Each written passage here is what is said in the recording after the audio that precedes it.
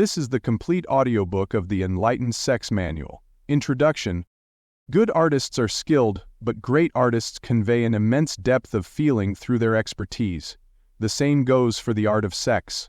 A good lover knows how to make the body sing, but a great lover, a superior lover, evokes a vast choir of bliss. A good orgasm is satisfying, but a great orgasm can be a revelation of your deepest being, unfolding the bright truth of who you are in ecstatic communion with your lover. Sex can be a way of magnifying love's light through every cell, shining beyond fear, melding your hearts in the infinite radiance of being. Sex can be enlightened, or not. Most of us bring our problems to bed with us, the tension from a stressful day, our past history of sexual failure, our need to be reassured that we are loved. As we bring light to every aspect of our sexuality, these kinds of difficulties are used to reflect our next place of opening, physically, emotionally, and spiritually. Every quandary is illuminated and unfolded by love's radiant presence. Every tussle is seen with wide-open eyes, embraced, accepted, and understood to be a potential doorway to the true desires of our soul.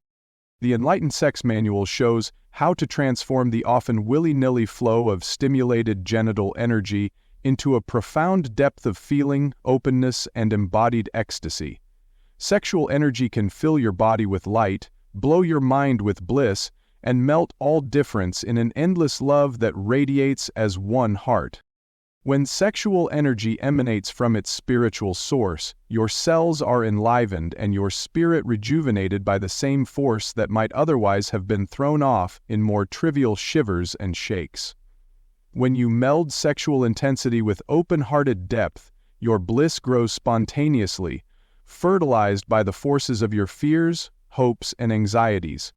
You can allow the light of your soul to shine through the sexual play of your body as long as you know how to deal with the habits that would otherwise prevent your enlightened loving.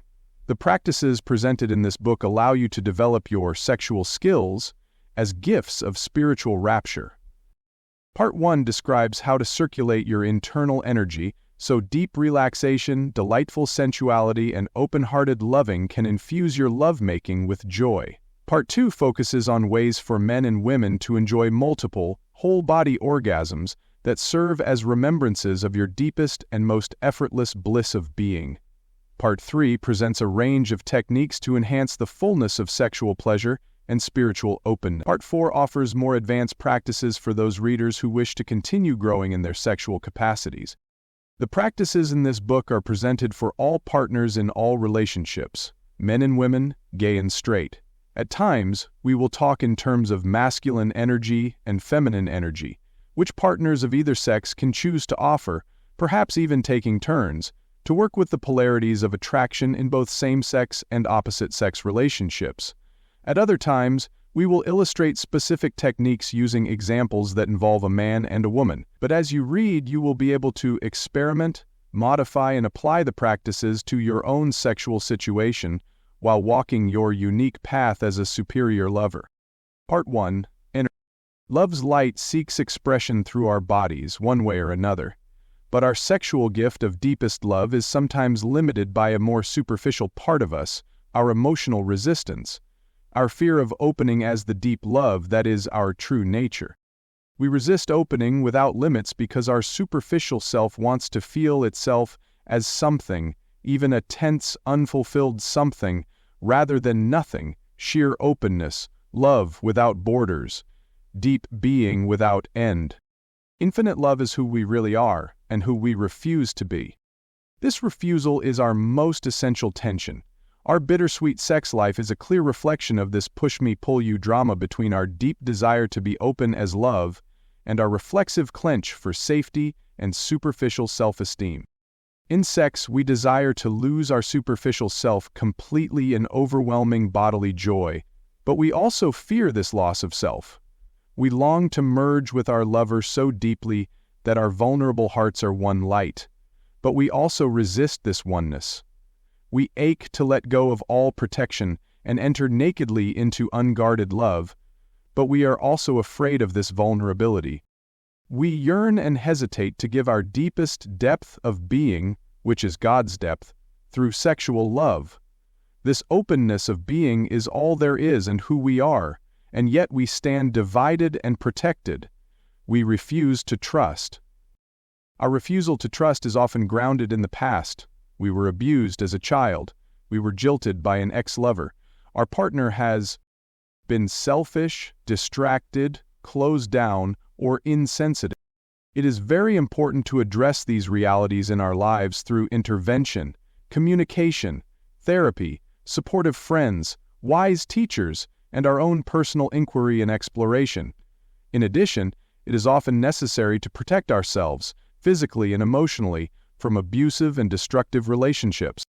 Even so, we eventually learn that emotional closure is our own action. We can be responsible for it. In any moment, we can choose to open or to close. Nothing outside of us has the power to limit our capacity to give and receive love.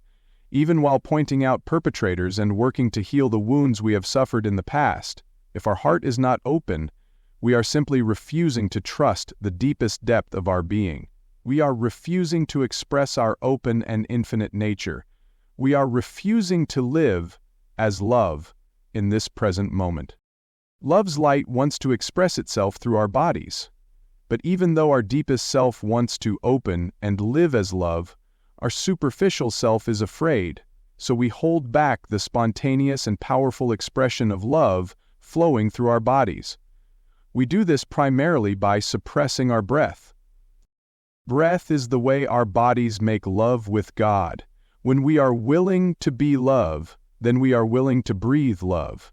When we are unwilling to be love, when we resist the spontaneous expression of our deep and natural openness of being, then we suppress our breath.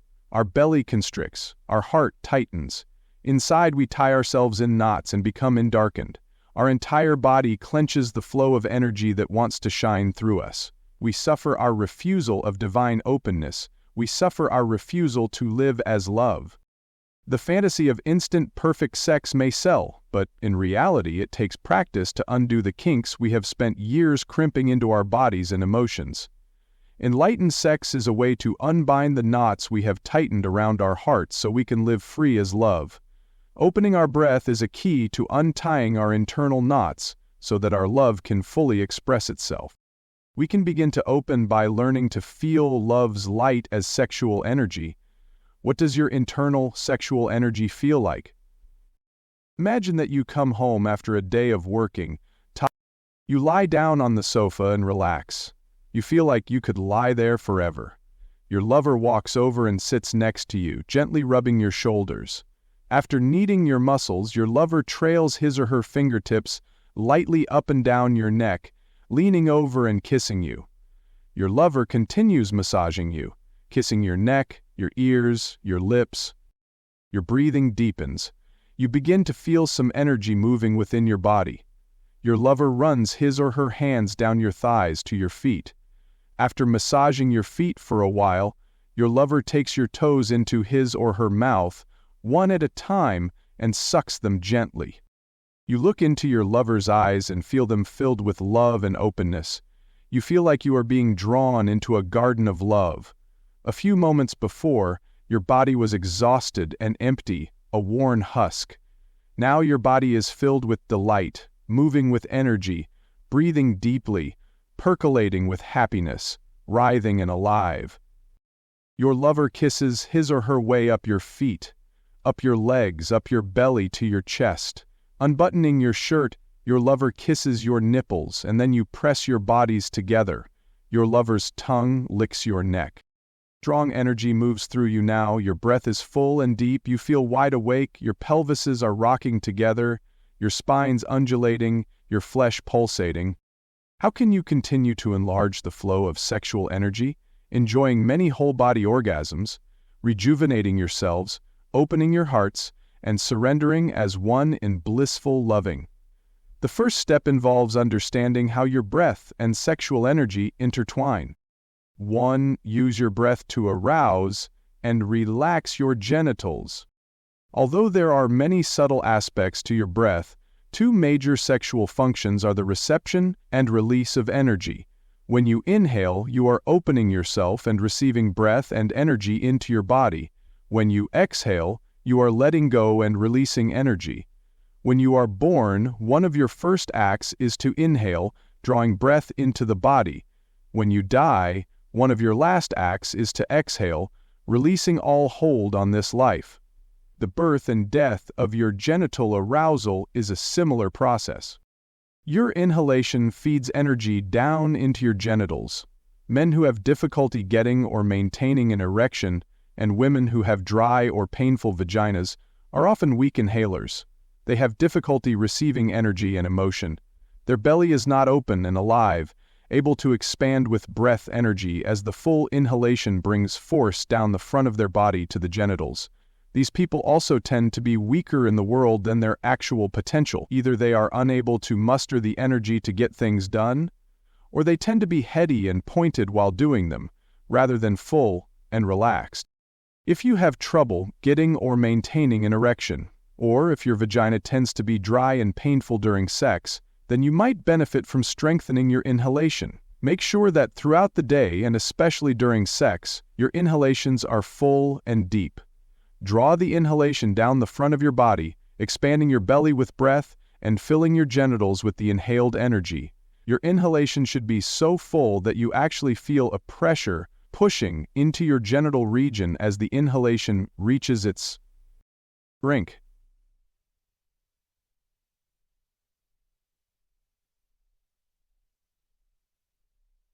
With each inhalation, feel as if you are priming the pump, filling the genitals and lower abdomen with energy. Your exhalation releases energy. Men and women who are hyper-energetic and tend toward frequent but superficial orgasms tend to be weak exhalers.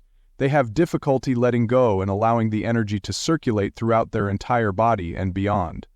They are all too ready to be filled with energy, and then, because they are unable to easily exhale the energy or circulate it, they become anxious about releasing it through other means. They tend to be easily angered, addicted to eating frenzies and orgasm-centered sex, and often look for other ways to blow off steam. Exhalation is a form of surrender. Emotionally, weak exhalers tend to be unsurrendered in the sexual occasion and thus unable to give and receive love with profound depth of feeling. If you have trouble postponing ejaculation or participating in sex with deep emotional surrender, then you will want to practice strengthening your exhalation. Allow your exhalations to be long, slow, and full, really letting go of all of your breath as if you were dying into bliss. As you exhale, release all hold on yourself so you feel you are giving yourself totally to the moment, to your partner, and to love. Surrender yourself more deeply with each full exhalation as you offer your gifts of energy and love to your partner. Release the breath from your whole body, including the lower part, so your belly and genitals feel fully released and given in love. To summarize, weak inhalation means weak genital arousal. Weak exhalation means weak ability to circulate energy. If you want to increase genital arousal, emphasize inhalation.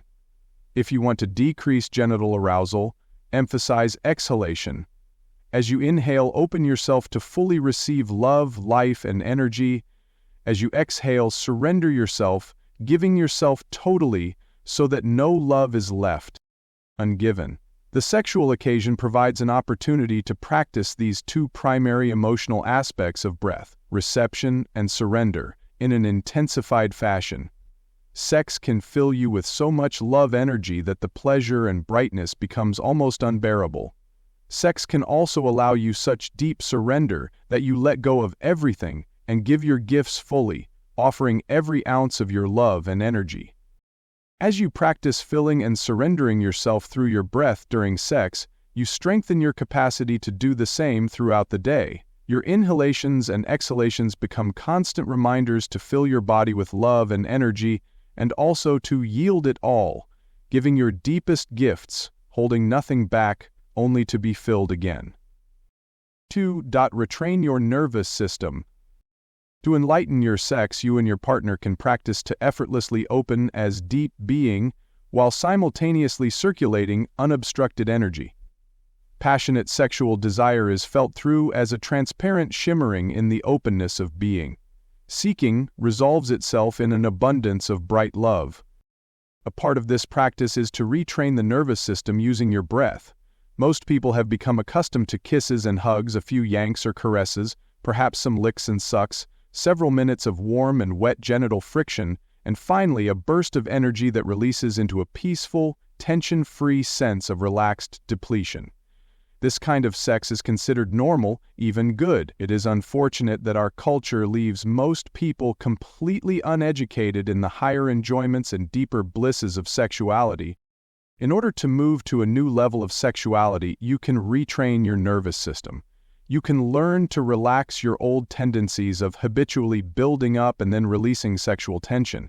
You can learn to use your breath to circulate unimpeded energy throughout your body and through every shade of your emotional spectrum all day. You can practice relaxing into the bliss of your deep being and then expressing it as love's light through the openness of your body. This entire process can be broken down into 6 steps. 1. Clear your nervous system of kinks. Imagine energy flowing through the internal circuitry of your body like water flowing through a hose. If the hose becomes kinked, the water flow is held back and only a trickle makes it through the obstruction. Meanwhile, water pressure builds up at the site of the kink, perhaps even springing leaks and squirting out senselessly. As an example, suppose your father was loud and cruelly abusive to you as a child. First, you were frightened and your vulnerable heart was deeply hurt. Second, you closed your heart, held your breath, and tensed your body to protect yourself from being hurt even more. Third, your body's energy ceased to flow freely in response to masculine energy, so your internal circuitry becomes blocked by an accumulation of fear, tension, and frustrated energy. You develop an emotional kink in response to loud masculine energy. Now, as an adult, whenever you experience the sharp, demanding aspect of masculine energy, for instance, your lover raises his or her voice and tells you what to do, your energy gets blocked. Your kink stops it from flowing, your heart closes, your breath tightens, and your body becomes tense. Meanwhile, pressure builds up behind the obstruction. You may feel angry, confined, hateful. Your internal hose of energy is about to burst. If you are in a more masculine moment, you may strike out at someone or punch a hole in the wall. If you are in a more feminine moment, you are more likely to turn your anger inward and strike in, abusing yourself through overeating, overspending, or neglecting your responsibilities. In addition to emotional kinks, you might have physical kinks. Perhaps through faulty exercise or inadequate breathing, you've developed rigidity in your belly. Your abdomen is no longer relaxed and open. Energy cannot flow through it.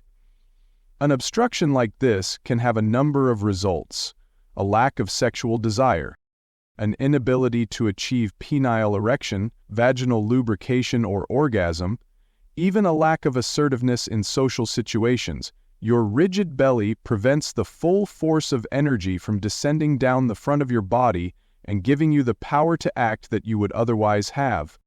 Besides emotional and physical kinks, mental kinks may also block your flow of energy. Perhaps you are obsessed day after day with certain sexual fantasies, being tied up and forced to have an orgasm, seducing your best friend's spouse, finding a lover who will never leave you. Or maybe you are stuck mulling over what someone said about you at work earlier in the day. These mental kinks may obstruct your flow of internal energy, especially as your energy flow increases during sex. While you are trying to enjoy sex, your magnified sexual energy may get caught in dead-end loops of thoughts, hopes, and imagery, unable to complete the circuit of fullness throughout your entire body. Parts of your body may feel numb, tense, or painful. Sexually, your power will be absent and your pleasure will be thin. Your presence and love energy will stay locked in your head, obstructed by the mental kink. So the first step is to unkink your emotional, physical, and mental obstructions. This can be done through many means. Because each person is unique, you must discover which methods work best for you. Usually a combination of techniques is most effective, and your daily practices may change over time as you grow and new stresses come and go from your life. For instance, you might visit a psychotherapist to resolve some mother issues that you can't seem to resolve on your own. In conjunction with this, you may use massage, hatha yoga, or tai chi to help open the channels of your body so your energy circulates more freely. Changing your diet may be important. Volunteer work and serving others is often a significant way to encourage a full flow of love through your body. Dancing and singing may be integral for keeping your inner channels of energy open. Through trial and error and the guidance of those you trust, discover which treatments and therapies most precisely address your current issues and help open the kinks that are limiting you now, emotionally, physically, or mentally. Choose the practices that meet your particular needs and help you to express your deepest gifts. It is an axiom of spiritual growth that your deepest gifts are often capped by your most stubborn obstructions. In addition to whatever other methods you choose to use, the sexual practices presented in this book may be an extremely effective means to open yourself so that you may know and express your deepest being. In the way of the superior lover, sexual energy is circulated through your body to clear out the kinks so your love can flow more freely. 2. Train your nervous system to circulate energy. Instead of pumping the genitals till they burst, learn to circulate energy throughout the natural circuitry of the whole body. It is as if you become one huge genital, rushing with orgasmic light and energy from toe to head. Your heart opens wider and wider so that the size of your loving expands to infinity, engulfing you and your partner in an open bliss of being that renders fear and desire obsolete. This practice involves learning to move energy through your natural internal circuitry, up the spine and down the front of the body, in a continuous circular flow. You learn to use intentional muscular locks at specific places throughout your body to serve this circulation. Complete step-by-step instructions for how to circulate your internal energy are presented in Part 4. Basic energy circulation. As energy builds in your genitals during sex, exhale and contract the floor of your pelvis, pulling upward slightly, as if you were trying to stop yourself from urinating. Feel or imagine your sexual energy moving up along the line of your spine into your head as you exhale. Then, as you inhale, draw the energy down the front of your body so that your belly expands as it fills with energy and breath. Draw the energy all the way down to your genitals and pelvic floor. As described in Part 4, at times it is better to inhale energy up your spine and exhale it down your front. In any case, your energy always circulates up your spine and down your front. Continue breathing energy in a circle this way, contracting and pulling upward at the pelvic floor, while exhaling energy up your spine, and then inhaling it down the front of your body to your belly and genitals. This circle of energy, up your spine and down the front of your body, is the way energy moves in a naturally open body. By practicing this way of breathing and moving energy both throughout the sexual play and randomly throughout the day, you will remove obstructions to the free flow of your energy, sexually and at other times. Please see Part 4 for complete instructions, as well as more advanced techniques for circulating your internal energy. With practice, your orgasms will explode upward through your body, filling you with intense bliss and light, melting all resistance so that love flows without limitation. Your tensions become liquefied and evaporated in this intensity of love and openness. Man or woman, gay or straight, your body learns to sustain long periods of orgasmic bliss that you would not have been able to handle before. Over time, you can learn to open as love and feel through the bliss even as its intensity exceeds anything you have experienced before. Ravished by pleasure, dissolved as openness, and brightened as the force of love, your usual obstructions are loosened in an effortless profundity of being, like clouds dissolving in the clear light of the sky. Spacious peace and unbounded love may shine through you, at least for a moment, so that your sexual embrace becomes a spiritual revelation. With regular practice, your daily life becomes transformed. Your body becomes healthier and more vital. Your mind becomes more keen, responsive, and deep. Your emotions flow alive and fluid without becoming heavy or stuck. By learning how to open yourself through the inevitable pains and pleasures of sexual play with your partner, you strengthen your capacity to stay open during the pleasures and difficulties of daily life.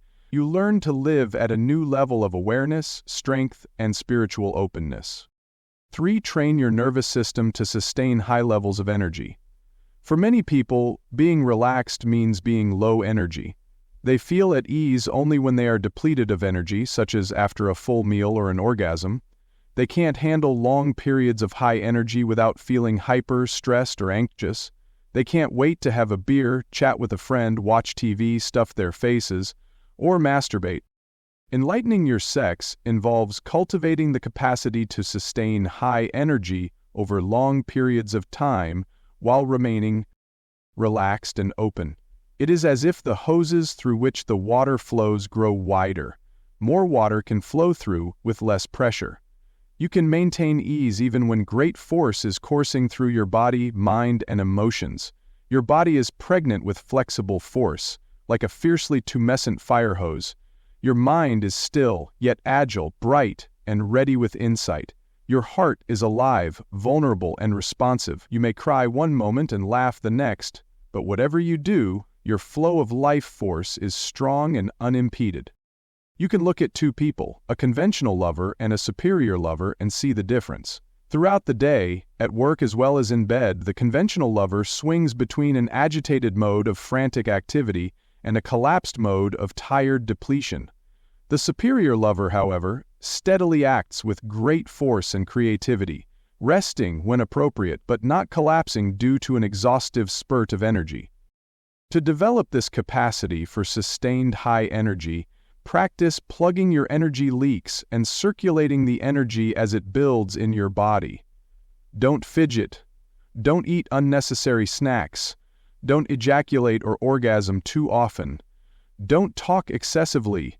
Don't watch TV or read newspapers, catalogs, books, and magazines simply due to habit. Don't grind your jaw or tap your pencil unconsciously. If you stop depleting your energies through these habitual means, you may first notice yourself getting anxious to some degree. This is because your body is being filled with more energy than it is used to handling.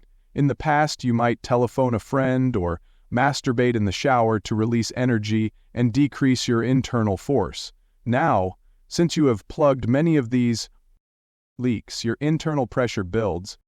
You can accommodate this growing internal force by helping it flow throughout the natural circuitry of your body.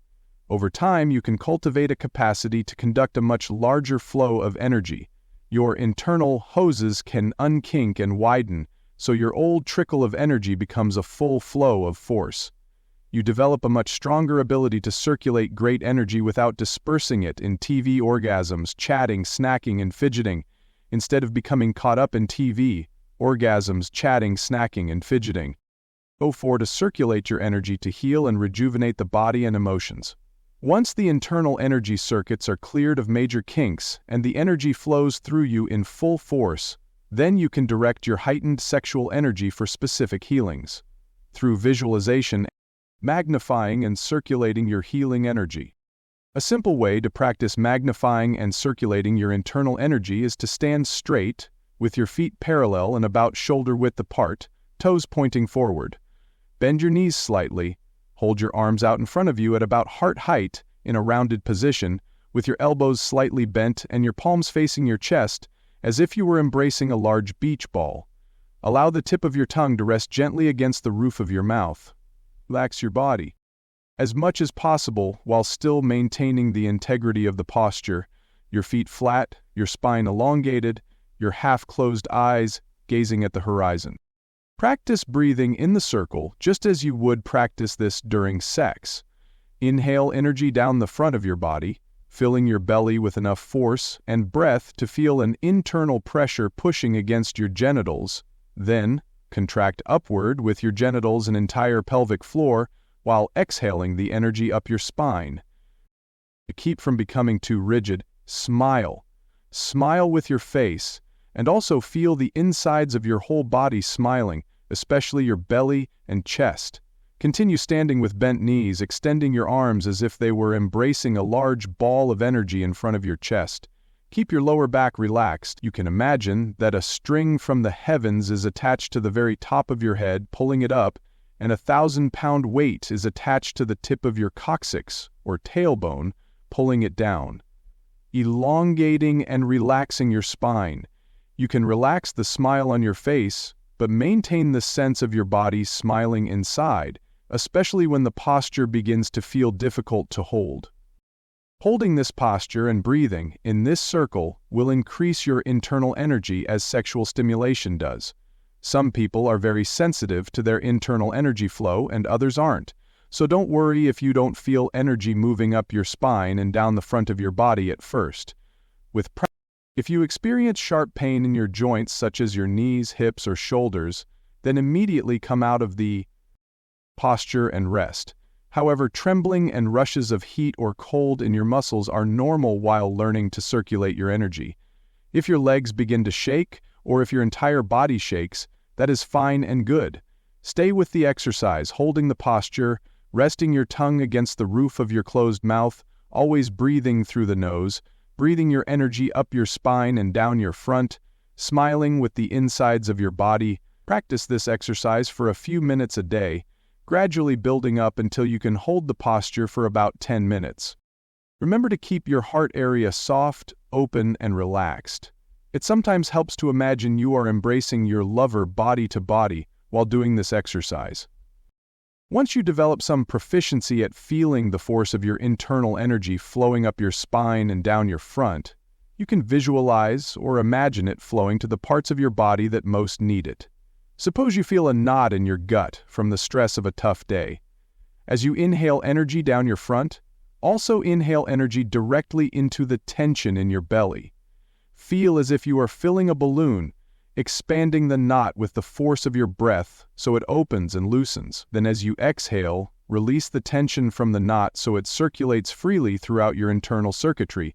Inhale fresh energy into the knot, then exhale tension and circulate the energy. Repeat this for several minutes. If the tension from the knot feels like it wants to be released out of your body, exhale it out of your hands and feet. In addition to bringing energy to various parts of your body, you can use this kind of standing posture to direct your heightened energy into emotional areas that require healing.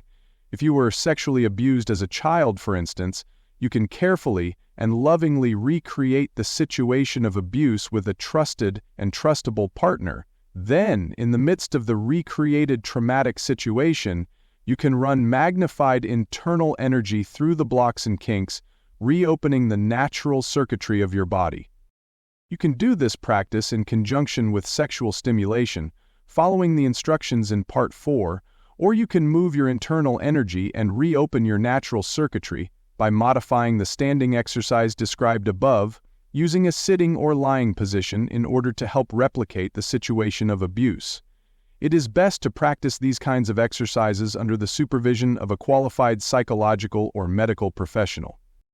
By learning to circulate magnified energy through your internal circuitry with compassion and love, you can carefully dredge through the emotional and physical obstructions formed by a wide range of past wounds and recurrent memories.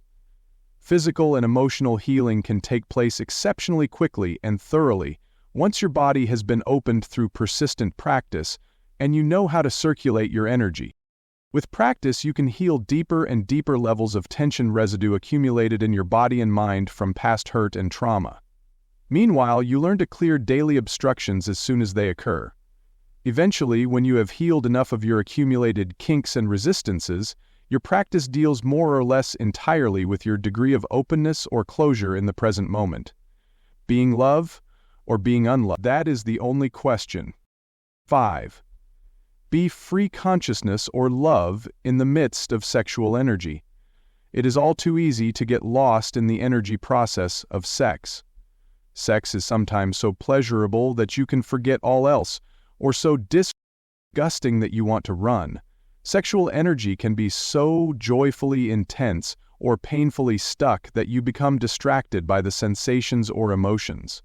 Sometimes sexual practice can seem so interesting or so boring that you become completely engrossed in perfecting or hating a sexual technique that you are using to try to fix yourself or your partner. But the primary purpose of enlightened sex is not to fix anything or anyone, nor is it to become absorbed in sensual pleasure, fleeting thoughts, or heavy emotions. The primary purpose of enlightened sex is to live as love, by recognizing and relaxing into the open, unlimited, aware depth of being that you are, whether you feel good or bad in the present moment. When you feel through all sensation, you feel into the open source of sensation. When you feel through all thoughts, you feel into the open space in which thoughts occur. When you feel through your sexual desire or aversion, you feel into the love that is living as you. This open, spacious, loving nature is your true nature. The way of the superior lover is about practicing being who you truly are. It is not about changing yourself, it is about recognizing who you are, deeply and really, who you already are, who you have always been, and who you will always be. It is about becoming stable in this recognition, so that all of your actions throughout the day and even during your dreams at night radiate spontaneously from this relaxed and natural openness of being, rather than from your stressful needs and fears. A great aid in stabilizing this recognition is opening the energy channels of your body, which can be done very effectively through the sexual practices we are describing. This healing process is not absolutely necessary, but most people do need to heal some internal obstructions in order to persist with adequate energy and attention in their practice of recognition. In other words, if you are frequently distracted by the pleasures or pains of sex, then you won't have the energy or attention to persist in recognizing who you are. Sexual wounds and desires are among the greatest sources of distraction, not just during sexual embrace, but throughout the day. Much of our emotional suffering is rooted in our sexual hopes and fears. If you don't clear these knots, they can absorb your energy and nag at your attention, day and night. Rather than practicing meditation, you will fantasize about Mr. Right, or your coworker's shapely ass. Rather than practicing love, you will cram your mouth with food and slather your taste buds with drink because your partner left you for another lover. Even the most advanced spiritual practitioners are often plagued by their unfinished sexual business and emotional kinks. Therefore, the first step for most people is to clarify their sexual desires and unkink the flow of energy trapped in their emotional wounds. But once that is done, and even while it is being done, the main point of practice is to free consciousness and live as love. The breathing exercises presented here and in Part 4 can be very healing and enlivening. They bring energy and natural openness to the body and emotions. But you can also get lost in these exercises, imagining that they are ultimately liberating. They are not. Even while practicing a breathing technique, you must feel the love that is moving the whole process. Feel love's openness of light, rippling as your sensations, thoughts, and emotions. Feel the love moving you to practice enlightened sex. This same love is moving your partner if you have one. Feel into your heart, your partner's heart, and feel every thought and sensation so fully that you suddenly find yourself opening as feeling itself. Don't become lost in an exercise so focused on the energy technique that you have nothing left over for the primary practice of being love, opening wide as conscious feeling. If you can't smile in the midst of your practice, you are taking it too seriously. If you can't feel the ultimate futility of energy practice, after all your body is going to die and rot in any case, then it is easy to become addicted to the process of perfecting your energies. You can't perfect your body, your sex, or your energy. They are all going to have their good days and bad days until finally they dissolve in death. But you can perfect your trust of love. You can stabilize your practice of feeling through the events and sensations of every moment so that nothing distracts you from who you really are. You simply remain as you are and always have been, conscious as your eternal and spacious nature, open as love, aware as the radiant being that you are. You can forget the truth of your unbounded being and forget that you have forgotten, or you can remember and practice recognizing this moment's essential openness. If you forget it and close down, then your attention begins wandering to relieve the stress of contracting your feeling. The pain of your own ongoing tension makes you look for a cure. You may begin to believe that something is missing from your life. You want to earn more money, find a better lover, or make your current partner love you more. Every moment becomes a moment of stressful need, and your attention is never free enough to feel through the doings of the moment and simply open as love's always present offering, Rather, life becomes one stress after another, and then it is time for bed, days and nights. Suddenly become years. Nothing makes any real difference, but the momentum is too strong to stop. Life slips by. However, in any moment you feel, through the doings, you are already aware of the open bliss of being which all your doings have been seeking. You still act, but you are no longer acting in order to become or to get. Instead, your doing radiates naturally from the core of your authentic being. Your doing expresses rather than seeks openness and love. Your sexing, for example, is a gift of love's light rather than a needy hope to be fulfilled. You and your partner engage in sex to practice magnifying love's brightness, to celebrate love with your whole body and full range of emotions, to practice being the unbounded consciousness you are, truly and deeply. 6. Love prevails. As your practice matures, during sex and throughout the day, love is expressed more and more fully and simply. Knots no longer bind you. Obstructions are felt through or dissolved. Energy flows without effort. You are free to devote your attention to the process of recognizing the openness of your being. You are willing to feel everything without recoiling into closure. You are free to give more love than you have ever given because you no longer need sex or your partner's attention to fulfill you. At this stage of practice, you no longer close down so easily. Even when your partner hurts you, whether purposefully or accidentally, you remain open. Your heart is continuously exposed. When you are hurt, you cry. When you are pleasurized, you moan. All the while your heart remains open, vulnerable, alive, expressive, tender, fearless, unguarded. This profound heart openness affects your lover and everyone around you. It affects your children, your friends, the space in the room, and ultimately, the whole world. You can still be hurt, you can still become sick, you still have good days and bad days, but it all occurs with an open heart. You don't add fear or stress to the world's fear and stress. Rather, the stressful momentum of the world is absorbed in your heart. You willingly suffer the unlove of others because to close yourself to them is no longer an option. You know the truth of love, and you live love in spite of how much you might hurt. You are simply openness itself, creatively expressing itself through every human means, including sex.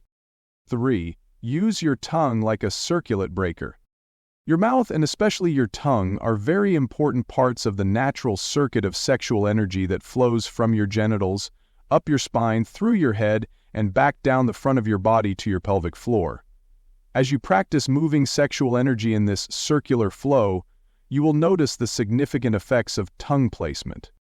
If you keep the tip of your tongue gently pressed against the roof of your mouth, your internal energy can flow through its complete circuit. Your tongue should remain in contact with the roof of your mouth through most of the sexual occasion and through most of the day. Then, your internal energy can flow from your head, back down through the front of your body, and through the entire circuit. If your mouth remains open or your tongue remains apart from the roof of your mouth, your internal circuit of energy is broken. Your energy gets stopped in your head and cannot flow down your front, so you cannot relax in the fullness of your personal power and easeful sexual vitality. Unable to continue flowing, the stopped-up energy will tend to fill your head with thoughts, fears, tensions, and fantasies. When your sexual energy cannot circulate fully, it will build up at different places in your body. Although your spine and various organs may suffer due to blocked and stagnant energy, most of the energy usually gets stuck in your head and/or genitals. If this happens, you will feel a chronic need to discharge tension through conventional genital orgasm and/or constant thinking. Without proper tongue placement and circulation of energy, you can become chained to an addictive build-up and release cycle of excessive thinking and orgasm. Because your natural internal circuitry is disrupted, your energy is unable to flow freely through your whole body. You become unable to relax your thoughts and sexual urges. They build up. You become obsessed by head and tail. Therefore, be very conscious of your tongue placement. While making love, Consciously place your tongue in different positions in your mouth. Feel how you change your overall energy flow by changing the location of your tongue.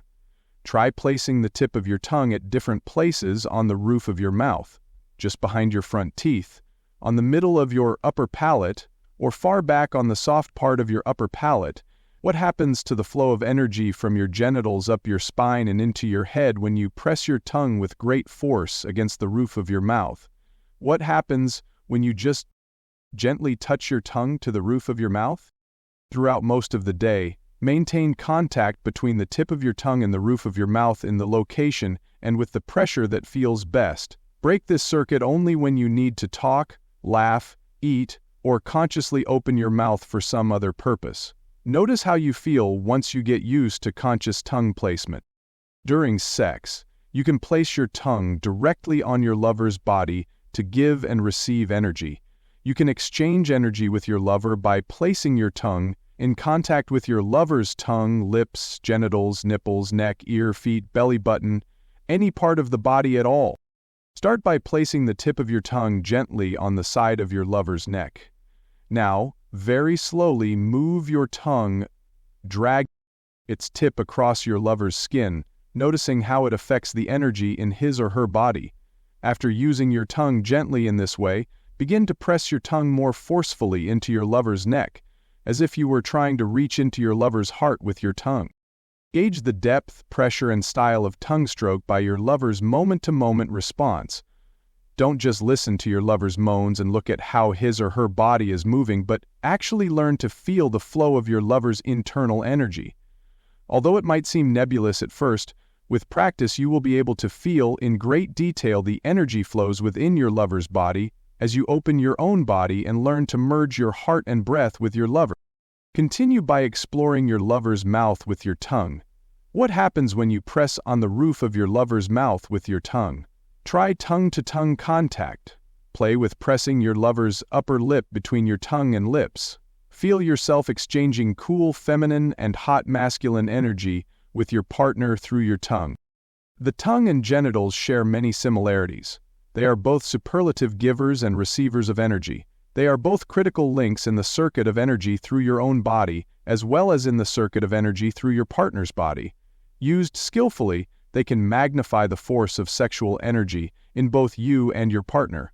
Used unskillfully, they can unwittingly misdirect energy, leaving you feeling depleted from lost energy or tense from blocked energy. In general, during sex, your tongue should be either pressed lightly against the roof of your own mouth to complete your inner energy circuit, or used consciously to move energy through your lover's body. The secret is to feel the effect, moment by moment, that your tongue is creating, both for yourself and for your lover. In this way, your tongue moves skillfully to create artful loving, rather than flopping about like the clumsy want of an eager dog. 4. Use your eyes to direct energy. Your eyes are strong regulators of energy. What you do with your eyes strongly influences where your energy goes.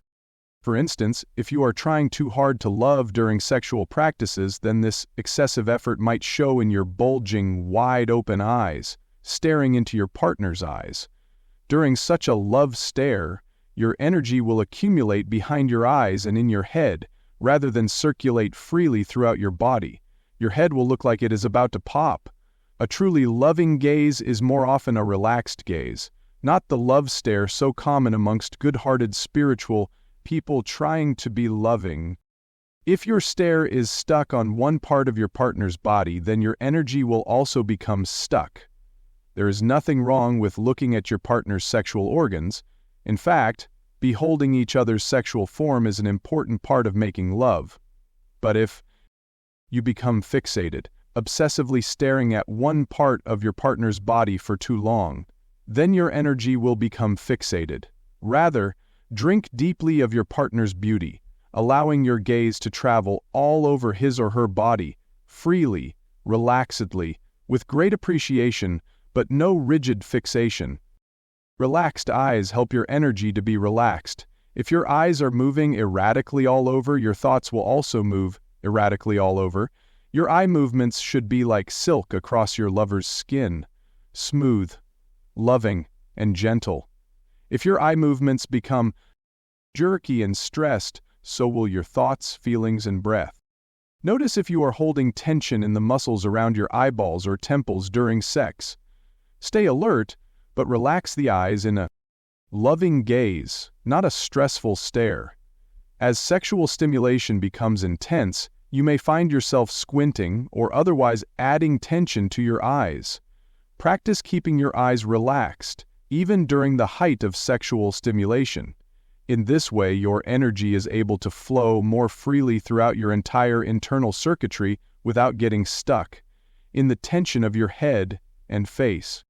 When you close your eyes, your energy will tend to go inward. Sometimes this is appropriate. Often, however, people close their eyes to get away from the relational demand of sexuality, as if they were masturbating by themselves. Closing your eyes may move you toward fantasy rather than the actuality of you and your lover.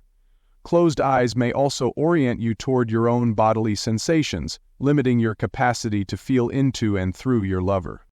Take care to use your eyes consciously. Just as you should keep the tongue relaxedly pressed against the roof of your mouth, unless you are consciously choosing to do otherwise, your eyes should remain open and relaxed, unless you are consciously choosing to use your eyes in some other specific fashion. A primary way to use your eyes while making love is to gaze deeply into your partner's eyes. Feel the love within your partner through his or her eyes. Even if your partner seems emotionally closed, do your best to feel the openness and love behind your partner's fear or tension. By seeing through your partner's layers of resistance, you can consciously connect to the love deep in your partner's heart and bring it more and more to the fore. As your loving penetrates your partner's depth and his or her resistances melt, your love meets your partner's. Your openness merges with his or her openness. Together, your loving becomes one. In moments like this, love is beholding love through the eyes of you and your partner. There is no difference, just one love, expressed through two bodies. This is enlightened sex. If you are ever moved to close your eyes temporarily during sex, you can still use your closed eyes correctly. Don't focus your vision as if you were looking at the backs of your eyelids. Instead, while your eyes are closed, focus your gaze at infinity. That is, while closed, your eyes should be looking far away, as if gazing deeply into a black night sky. A deep gaze will open your attention through the sensations of the moment, relax the tension of your mind, and foster a deep and free flow of energy through your body. Just as you use your eyes throughout the sexual occasion, use your eyes consciously during orgasm as well. As you come to orgasm, or as your partner does, keep your eyes relaxed and open. Continue gazing deeply into each other's eyes. Instead of closing your eyes, see and be seen in the midst of orgasm. Show your ecstasy and see your partner's. In the very throes of orgasm, give and receive love with your partner completely, through your whole body and through your open eyes, gazing deeply into your partner's. There is nothing to hide and no need to have a private orgasm behind closed eyes. Occasionally, you may want to close your eyes during orgasm, especially if you are just learning to feel the energies flowing in your body, but as a general rule, keep your eyes open, deeply but easefully gazing into your partner's eyes. Occasionally, during sex, allow your eyes to turn upward, as if you were looking at the center of your forehead. Your eyelids can be open or shut while your eyeballs are looking up. This upward gaze helps your energy move from your genitals up your spine, thus increasing the possibility of upward orgasms of long and deep bliss, rather than downward ones of quick release. As you look up with your eyes while contracting your pelvic floor and exhaling your energy upward along your spine, it is also quite possible that you will feel yourself leaving your body out through the top of your head. After this upward ecstasy, always complete the circle by inhaling the energy forcefully back down the front of your body, re-engaging full-bodied love play with your partner. Part 2. Orgasm. I first learned how to circulate my internal energy in a shopping mall when I was a young teenager. After this learning occurred, My relationships to sexuality, to women, and specifically to orgasm changed drastically. I was about 12 years old, an uncoordinated, toothpick-thin bookworm. One day my parents dropped my best friend and me off at the local mall, where we spent many of our after-school hours in the bookstore devouring everything we could find on psychic phenomena, esoteric religions, and spiritual practices from other cultures. On this particular bookstore visit, I began looking through some paperbacks about Tibetan lamas living in the Himalayas who had exceptional control over their bodies and minds. These Tibetan holy men would sit motionless in the snowy mountains with a wet sheet, which quickly froze, wrapped around their otherwise naked bodies. Then they would proceed to melt the frozen sheet by generating heat through the flow of their internal energy. They would spend years alone in caves, silently contemplating their true nature of pristine awareness. They would practice maintaining clear consciousness all night through their sleep and dreams. They were my heroes. As I was staring into one of these books, I felt the presence of someone standing nearby. Too nearby.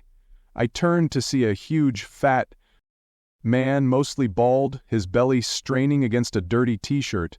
I immediately had visions of the child molesters and kidnappers my parents had warned me about. My heart started beating hard. "Do you like those kinds of books?" the child molester asked me. I swallowed. "Yes," I said, too frightened to run, too embarrassed to call for help. "I can see that you like them. Put your hand on my shoulder," he ordered me. By now, my best friend had put down his book and come over to where I stood facing this weird man, who seemed like an overweight 65-year-old bum. Definitely a pervert, I thought.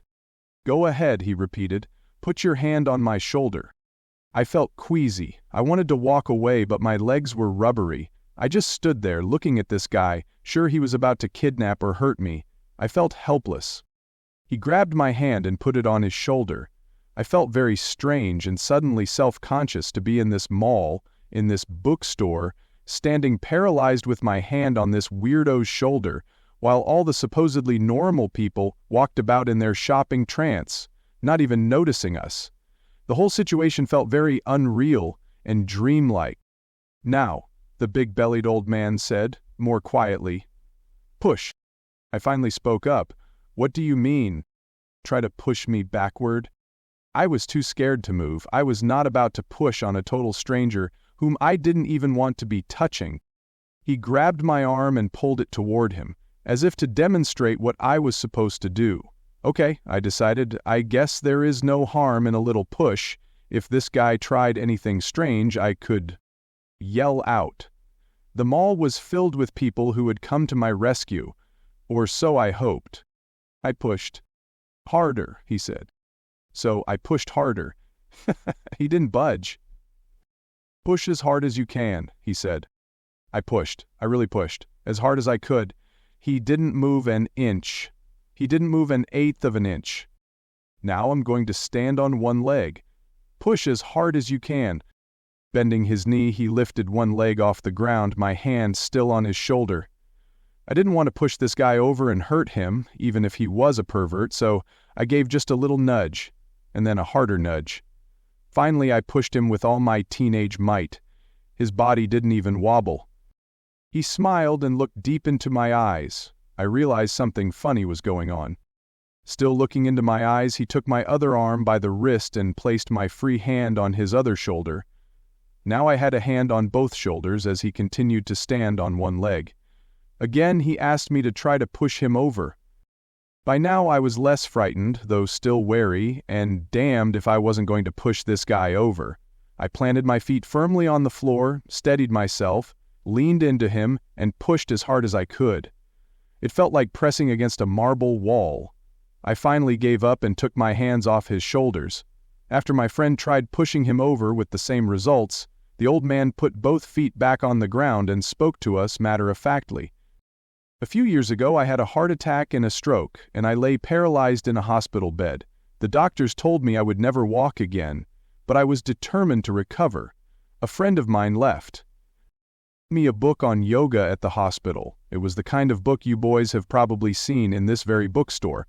I had the nurse open the book and show me the pictures of yoga postures inside. Even though I couldn't move, I would imagine myself doing the exercises in the book. All day, every day, instead of watching TV or worrying about my recovery, I visualized myself practicing these exercises. Lying paralyzed in that hospital bed, I didn't have much else to do. Eventually, after weeks of visualization, I could move an inch, then 2 inches. 6 months later, I was able to sit up by myself. Now, I can stand on one leg and you boys can't even push me over. It's all about knowing how to use your internal energy. You can do it too. Right there in the bookstore, he taught my friend and me some basic exercises to direct our internal energy. Within 10 minutes, I was able to move so much energy through my arm that my friend couldn't bend it, nor could I bend his. With a few more minutes of practice, we even gained a modicum of proficiency at the one-leg trick. It was all a matter of circulating internal energy correctly, something I had read about in books but had never seen or felt directly. Now this strange man, whom I had taken for a pervert, had shown us how to consciously direct our internal energy, for real, and it worked. He smiled as my friend and I practiced what he had taught us, testing our newfound skills. Then I looked up to thank him, but he was gone. Neither of us ever saw him again. The practices this man taught us became a part of my daily life, like brushing my teeth. In the few years following the bookstore experience, I learned to play with the flow of my own internal energy, telling my friends to try to push me over, balancing for long periods on one leg, practicing various breathing exercises while sitting alone in my room, and even trying to generate heat in my body like the Tibetans I had read about. Eventually, other aspects of adolescent life came to dominate my consciousness. Hormones started coursing through my body, and my mind became preoccupied with girls. Confusion ruled the day, and fantasy ruled the night. As a pimply teenager, I found women totally confusing. I had no idea why they did what they did. There were times when I was busy doing homework and my girlfriend pounced on me, pressing her wet mouth all over me, grabbing my crotch, humping my thigh, and moaning. Naively, I assumed she wanted sex. However, when I dropped what I was doing and returned her fervor, she suddenly seemed less interested. I would be throbbing and on fire, she would coolly walk away, angry and frustrated. I wondered why she jumped on me in the first place. I had no idea what was going on. Occasionally we would actually have sex.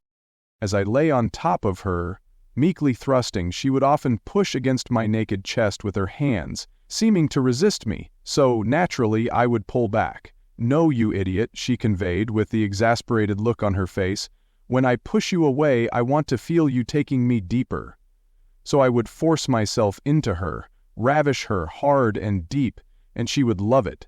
And then, a few seconds later, I would notice that she was not loving it anymore. What was I supposed to do? Harder? More gentle? Give her space? Overpower her? What did she want? If I was too careful, she'd complain that I needed to be more passionate and sexually aggressive. If I was too forceful, she'd complain that I wasn't sensitive enough. When I finally figured out what she wanted, I'd do it, and she'd hate it. When I gave up all hope and just had sex with her without trying, she would suddenly plead my name and convulse in waves of orgasm. I was totally lost. Masturbation was a lot easier than this. By myself, I could lie in bed at night and masturbate, fantasizing about a woman who gave me exactly what I wanted. I would imagine being with her, stroke myself, spurt, and go to sleep. Eventually, my girlfriend and I broke up. One night a few weeks later, after my family went to sleep, I made a selection from my cherished stash of girly magazines, lay on the bed, and began masturbating.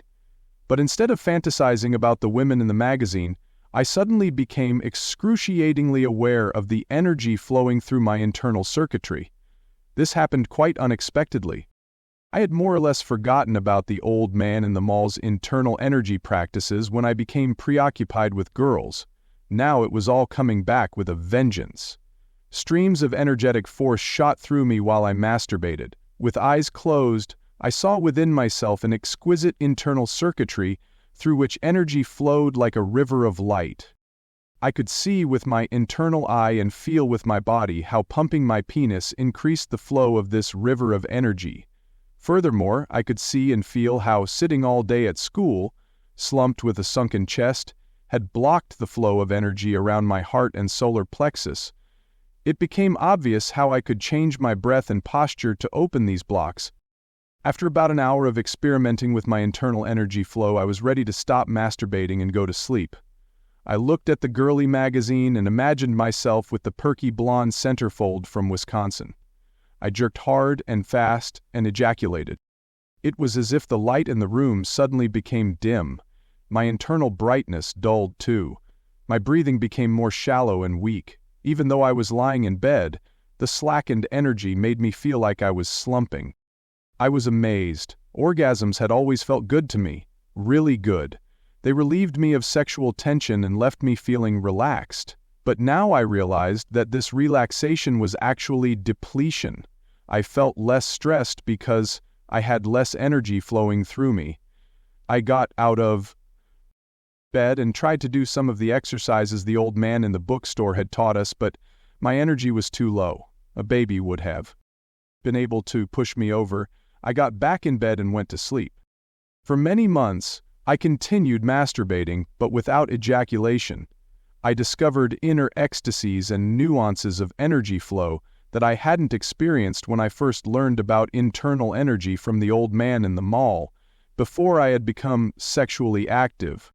Eventually I found a new girlfriend. I wasn't expecting it, but the first time we hugged I felt the energy flowing through her body as we embraced.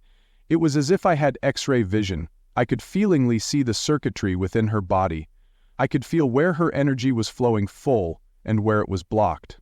As I hugged her, I changed my position and my breathing in order to help her energy flow more fully. I felt how our emotional closure also closed our energy, and how opening in love served to open our flow of energy. After our hug, she stepped back and I noticed her eyes were moist. We looked into each other's eyes and felt each other, vulnerable, opened, and astonished. Something that was previously confounding was now so obvious that I couldn't believe I had never seen it before. My girlfriends had always been sensitive to the internal flow of energy, to the bodily flow of love. Energetically, it was as if they could see and I was blind. Their shifting moods, upset, anger, lust, lack of interest, had in effect been a kind of test. Would I continue to be an energetically disadvantaged nerd, trying to reduce everything to words and mentalized communication, giving up when their emotional flows didn't fit into my mental boxes? Or would I feel their deep flows of energy, which spoke the heart's true desire, and dance with the push and pull of their moods, so we could both relax in love? Usually, because I didn't know any better, I had given up in exasperation. Now everything was falling into place. The old man in the bookstore had taught me that true power is not muscular but energetic. My friend could easily bend my arm when I used only my muscles to resist, but when I felt the energy flowing through my arm like an infinite rod of light, he could not move it. I realized that I had been using my mental muscles to try to figure out and change my girlfriend's moods, but their emotional flows of energy were much more powerful than my seemingly more muscular mind. My girlfriends bent me every time. Because I didn't know what to do, I took the easy way out and masturbated. But now, things had changed. A few evenings after our first hug, I was in my bedroom with my new girlfriend. She stood a few feet away from me, her eyes downcast. Instead of being my usual doltish self and asking her what was wrong, I very slowly moved closer to her, feeling her energy every inch of the way. For a moment I felt her energy close down, so I stopped moving.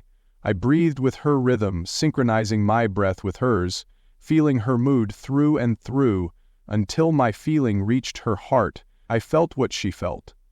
Her deep needs, previously so mysterious to me, were now as intimate as mine.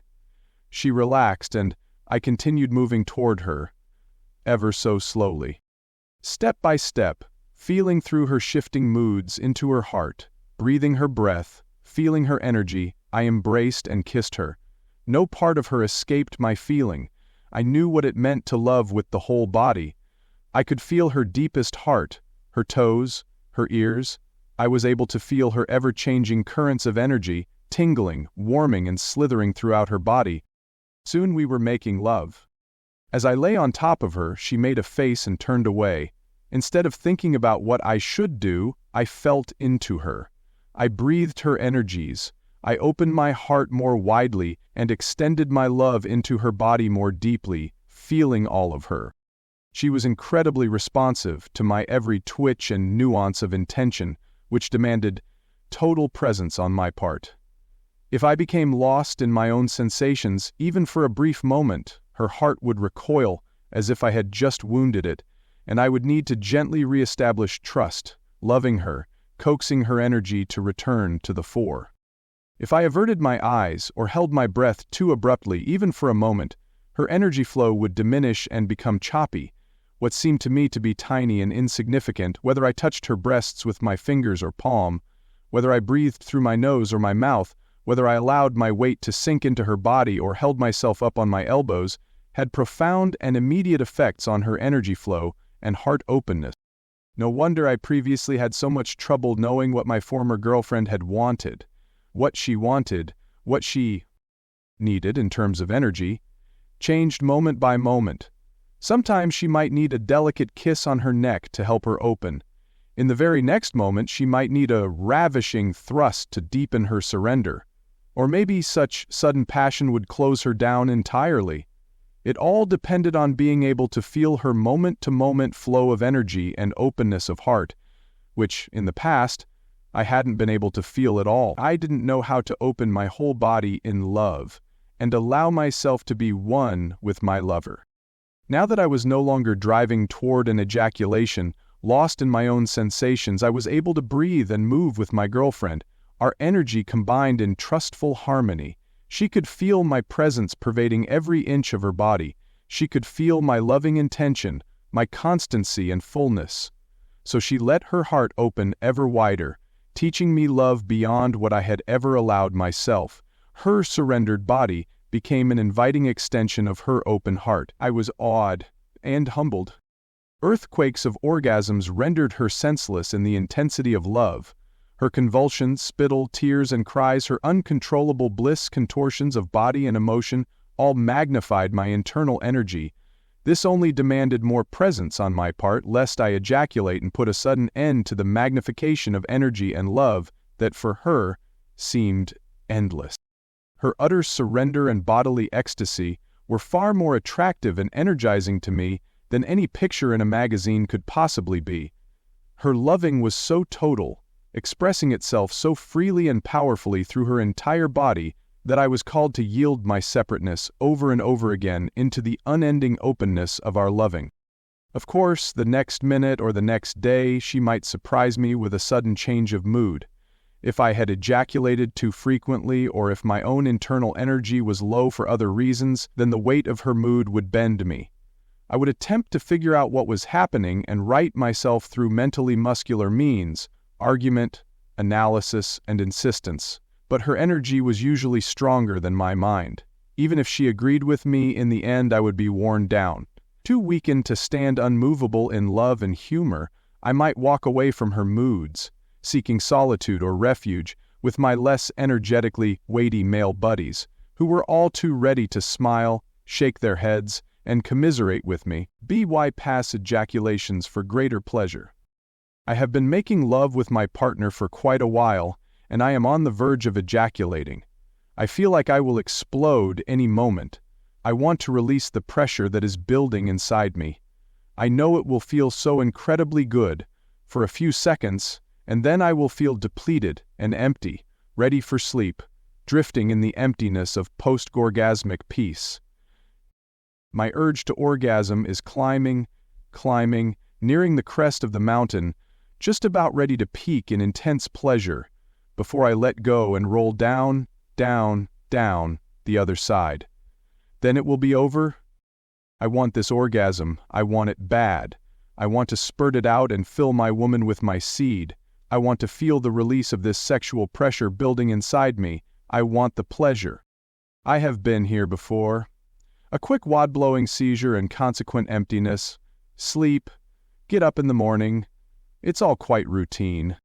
What do I really want? I ask deeply in my heart. Even more than this impending moment of release, what do I want, through and through? What have I always wanted? What do I want from my work, from my sexing, from my friends, from my family? What do I want altogether in my life, more than anything else? And ejaculation is not it. What I really want is a depth of openness far beyond the cycle of tension and release afforded by a genital spurt. I want to love so profoundly, relax so deeply, and abide so effortlessly in the freedom of open consciousness that I cease being afraid, unfulfilled, or separate at heart. My whole life revolves around this need. I am constantly seeking love, fulfillment, or freedom from stress and fear, yet everything I do to alleviate my suffering and increase my happiness seems only to prolong the shallow torture. As I grow older, I find myself settling for familiar comforts. Seeking profound fulfillment seems futile. Nothing I do, no event, ever gives me what I really want. And yet I remain riveted to the sequence of events, planned and unplanned, that unfold as my life, as if they are leading somewhere fundamentally different from this present moment, something final that will end my search. Ejaculation epitomizes this need. I am on the verge of coming, of real pleasure, and I can feel my attention being corralled by this possibility. I do not feel my partner lying vulnerably beneath me. I do not feel the dying, pain-racked souls eking out an existence in less fortunate places on this earth, people whose suffering I can hardly imagine. Instead, I am pumping my genitals in my partner's warm wetness, focusing entirely on my imminent ejaculative release. I especially do not feel the truth of my deep being, which is already, right now, just as it is, free, open, and unbound. My very nature is unlimited, undefined, unspeakably absolute. But instead of feeling free as this infinity, my attention is targeted on my impending squirt. All that came before me, and all that happens outside my bedroom, and all that is right here and now, the immense openness of this very moment, its simple suchness, the transparent effulgence that appears right now as my experience, all of this is ignored so I can focus on my ejaculation. I am a slave to genital need. Feeling this, recognizing how I am contracting attention and creating suffering in this otherwise open and free moment, I stop clinging. The spotlight of my attention, previously narrowed on the event of my impending ejaculation, widens into a broad flood of light, shining through the entire event. My lover, the bed, the room, the world, the past, and the future. In this wideness of space, the genital urge also widens so that my whole body is relaxed, opened out, and filled with flows of unkinked energy. I relax my belly and chest so my breath can flow unobstructed, with full force and great ease. I relax my jaw, face, and eyes so the whole front of my body is soft, round, alive, and vibrant, not stiff or tight.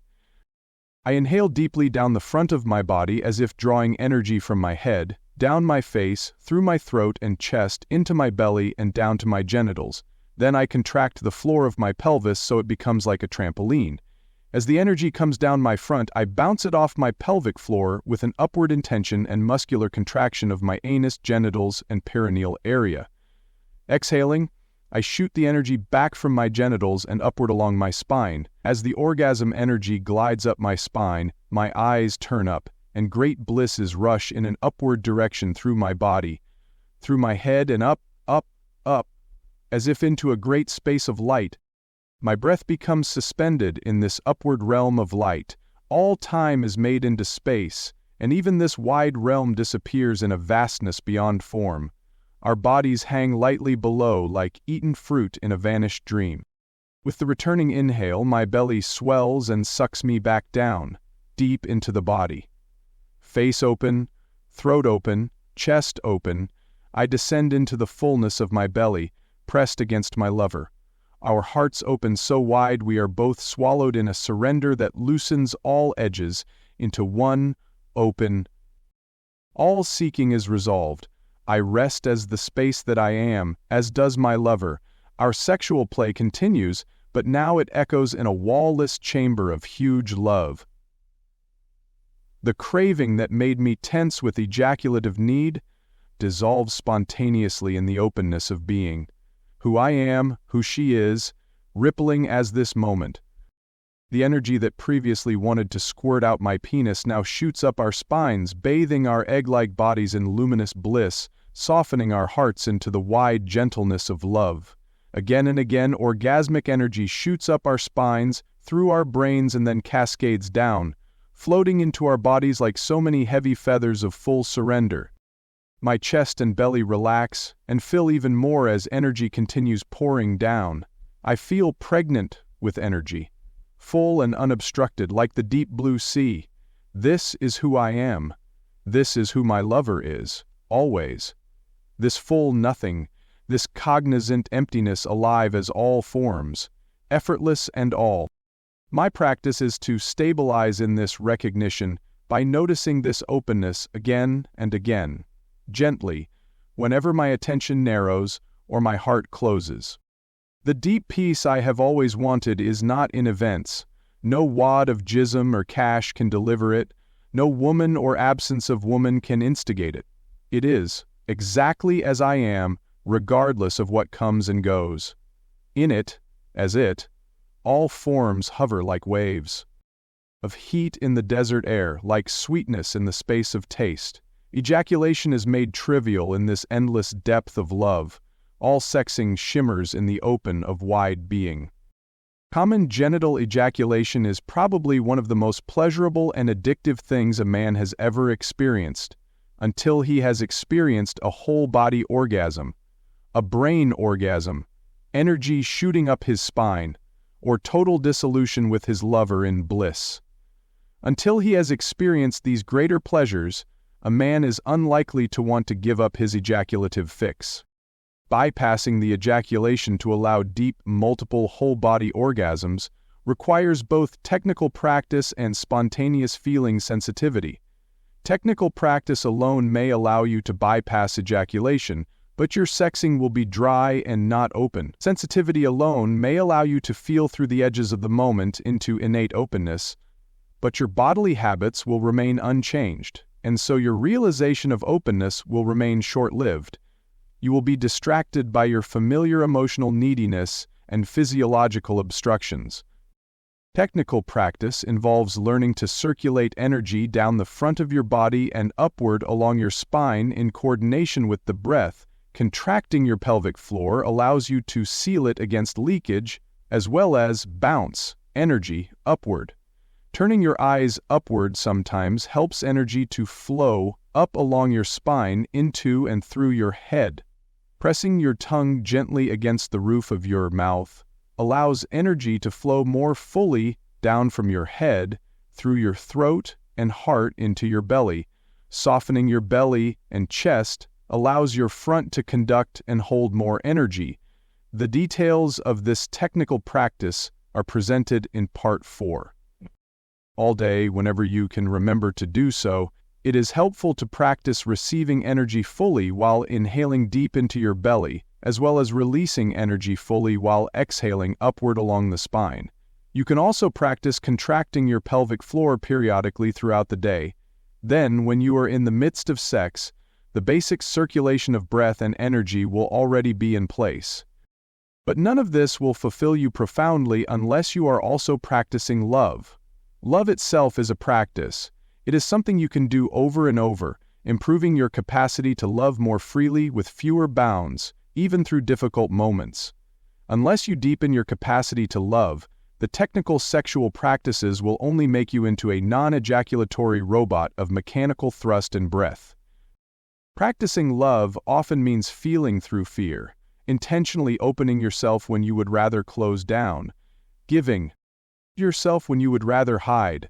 Love means recognizing yourself as the open fullness of this moment, regardless of its contents, trenchant thoughts, enchanting pleasures, heavy emotions, or gnawing pains, and surrendering all hold on the familiar act you call me. The natural momentum of your deep being is more and more to live as love. Yet it is all too easy to collapse from love and limit yourself to familiar cycles of mind, desire, emotion, and fear. It is easy to narrow the naturally compassionate wideness of this moment. If you are like most people, most of the time you are probably reducing love over and over in similar ways. Your genitals are about to burst from pleasure, so this moment of love becomes reduced to attention on a few square inches of pressure and juice. Your partner criticizes you, and so love collapses into hurt, closure, and anger. You try oh so hard to bypass ejaculation and end up diligently narrowing love into mechanical effort, forgetting to feel your partner, the room, and the entire world. Love is recognizing now that, without changing anything whatsoever, the openness of this moment is who you are. Love is practiced by noticing the transparent feel-through of this moment, by relaxing as the cognizant openness that you are, not by trying to force yourself to be more loving. Open love is your natural state, unless fear intervenes and stress follows. No amount of technical sexual practice will relieve you of this stress. Only the practice of love will cut the roots of fear and undermine your addiction to de-stressing through ejaculation. The superior lover is one who practices authentic loving in the form of his or her chosen lifestyle, rather than stopping short and building a comfortable cage of familiar habits inside the confines of fear. Enlightened sex involves technical exercises to retrain the body's energy, but primarily it is a matter of practicing love, feeling through the limits on love, and unguardedly being the vulnerable openness that is your true nature, over and over and over, during sex, with family, and at work, so the reflex of separation ceases to bind the heart to the familiar sense of stress that we call me. Only the unguarded heart, relaxed as the whole of this moment, is willing to feel as the openness that consumes birth and death. 6. Retrain the addiction to ejaculation.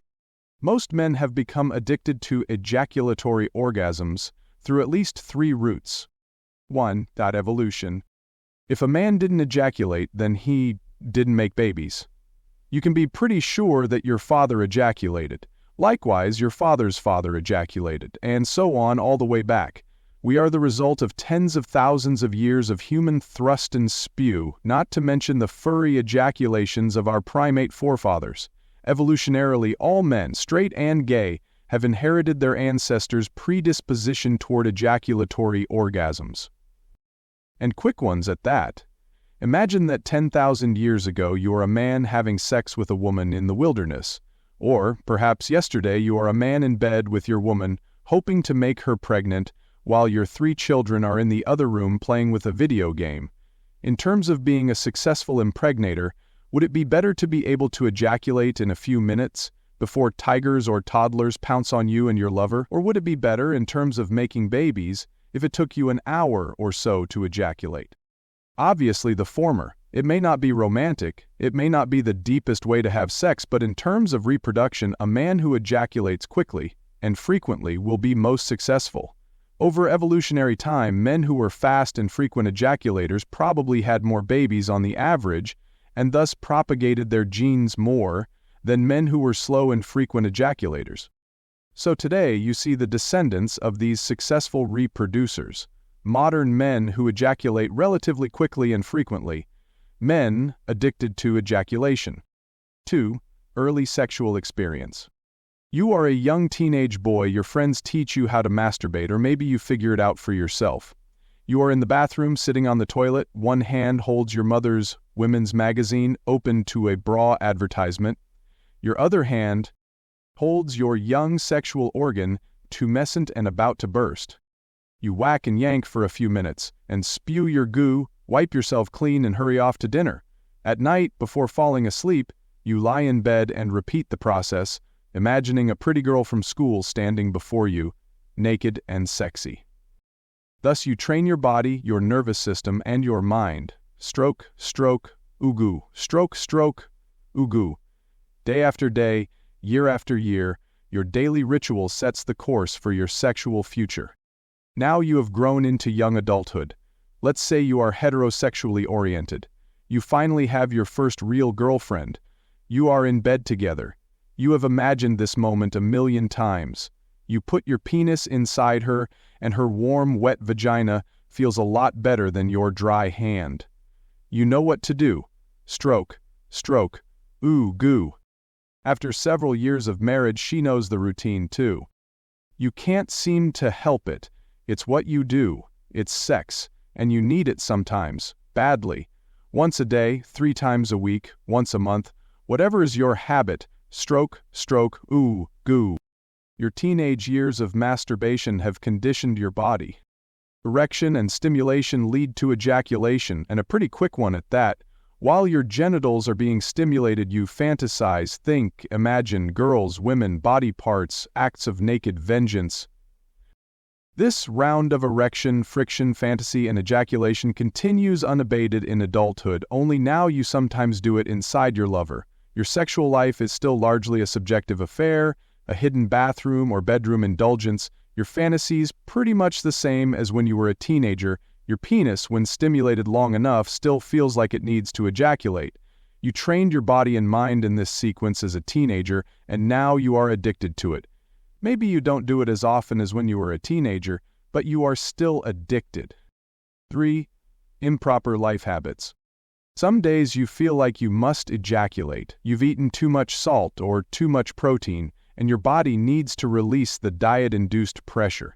Your breathing is shallow and tense, and stress builds up in your body, needing to be discharged. You've been thinking about the sexy coworker in the office next to yours, and the movement of sexual thoughts has slowly accumulated into the restlessness of a minor storm, soon to be a gale of need.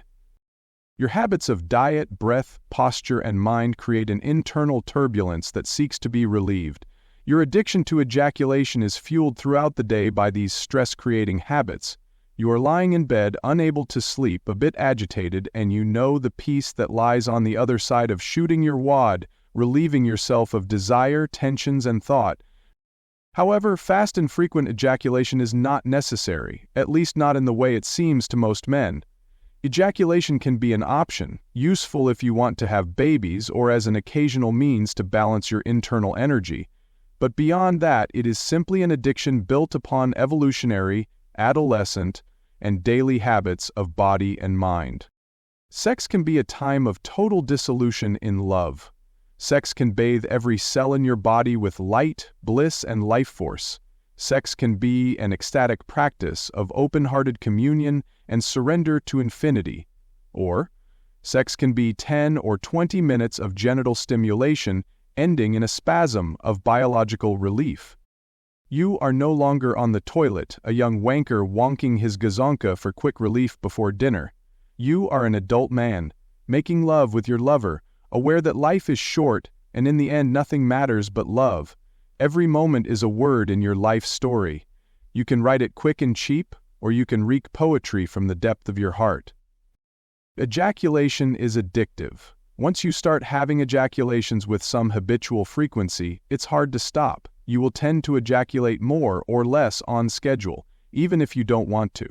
Even if you have practiced all the proper exercises for opening your internal energy channels and circulating your sexual energy, you can still become addicted to spilling your semen through sex or masturbation. You will come right to the point of ejaculation, and instead of bypassing it in a deeper realization of sexual energy, you will think, well, I might as well come this time.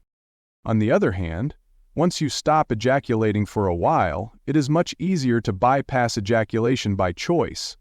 If you have had non-ejaculatory sex for several weeks, it is much easier to choose not to ejaculate.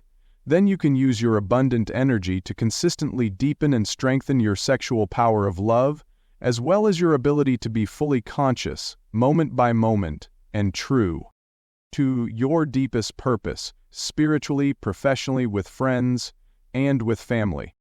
For most men, becoming a superior lover involves retraining the addiction to ejaculation. When sex becomes an ecstatic and intensely pleasurable art of spiritual communion in love, then your ejaculation is naturally regulated by your breath and heart, feeling, rather than by your old habits of solitary fantasy and accumulated stress. If you want a deep life, deepen your sexual energy. To know and express your deep being, it's best to curtail your spilling of attention into millimeter-deep puddles.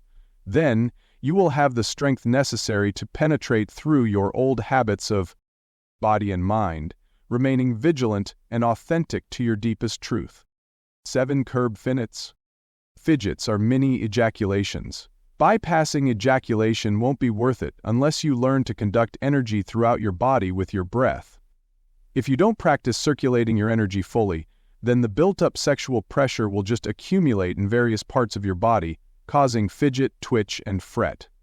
You will feel tense, perhaps you will tap your fingers, bite your nails, or grind your jaw. Your increasing sexual energy will inevitably be expelled in restless movement, as well as in random thinking. Thought itself is often a kind of fidget, an unnecessary and random movement of energy, frequently serving no purpose but the expression of tension. If you develop the capacity for non-ejaculatory orgasm without also advancing your ability to circulate internal energy, this energy will simply build up in your body and mind. Your incessant thinking will only increase, your head dribbling with spent fragments of mull and agitation. Your head may ache and throb too, with stuck energy of upward tension that you attempt to release via fidgeting and thinking. It is important, therefore, to cultivate your capacity for non-ejaculatory living, along with your capacity for non-ejaculatory orgasms. Practice relaxing the body consciously, especially when the symptoms of fidget and fuss begin to unconsciously puppeteer your extremities. Consciously breathe deeply and fully, allowing your belly and chest to be relaxed and open, your energy circulating in a deep current of ease, rather than in swirling cul-de-sac of choppy thoughts and jagged fray. Fidgets, both mental and physical, are the body's way of dispelling energy it can't circulate, exactly as ejaculations are. Both ejaculations and fidgets become addictive, so that you find it more and more difficult to stop the habit once the pattern has become ingrained.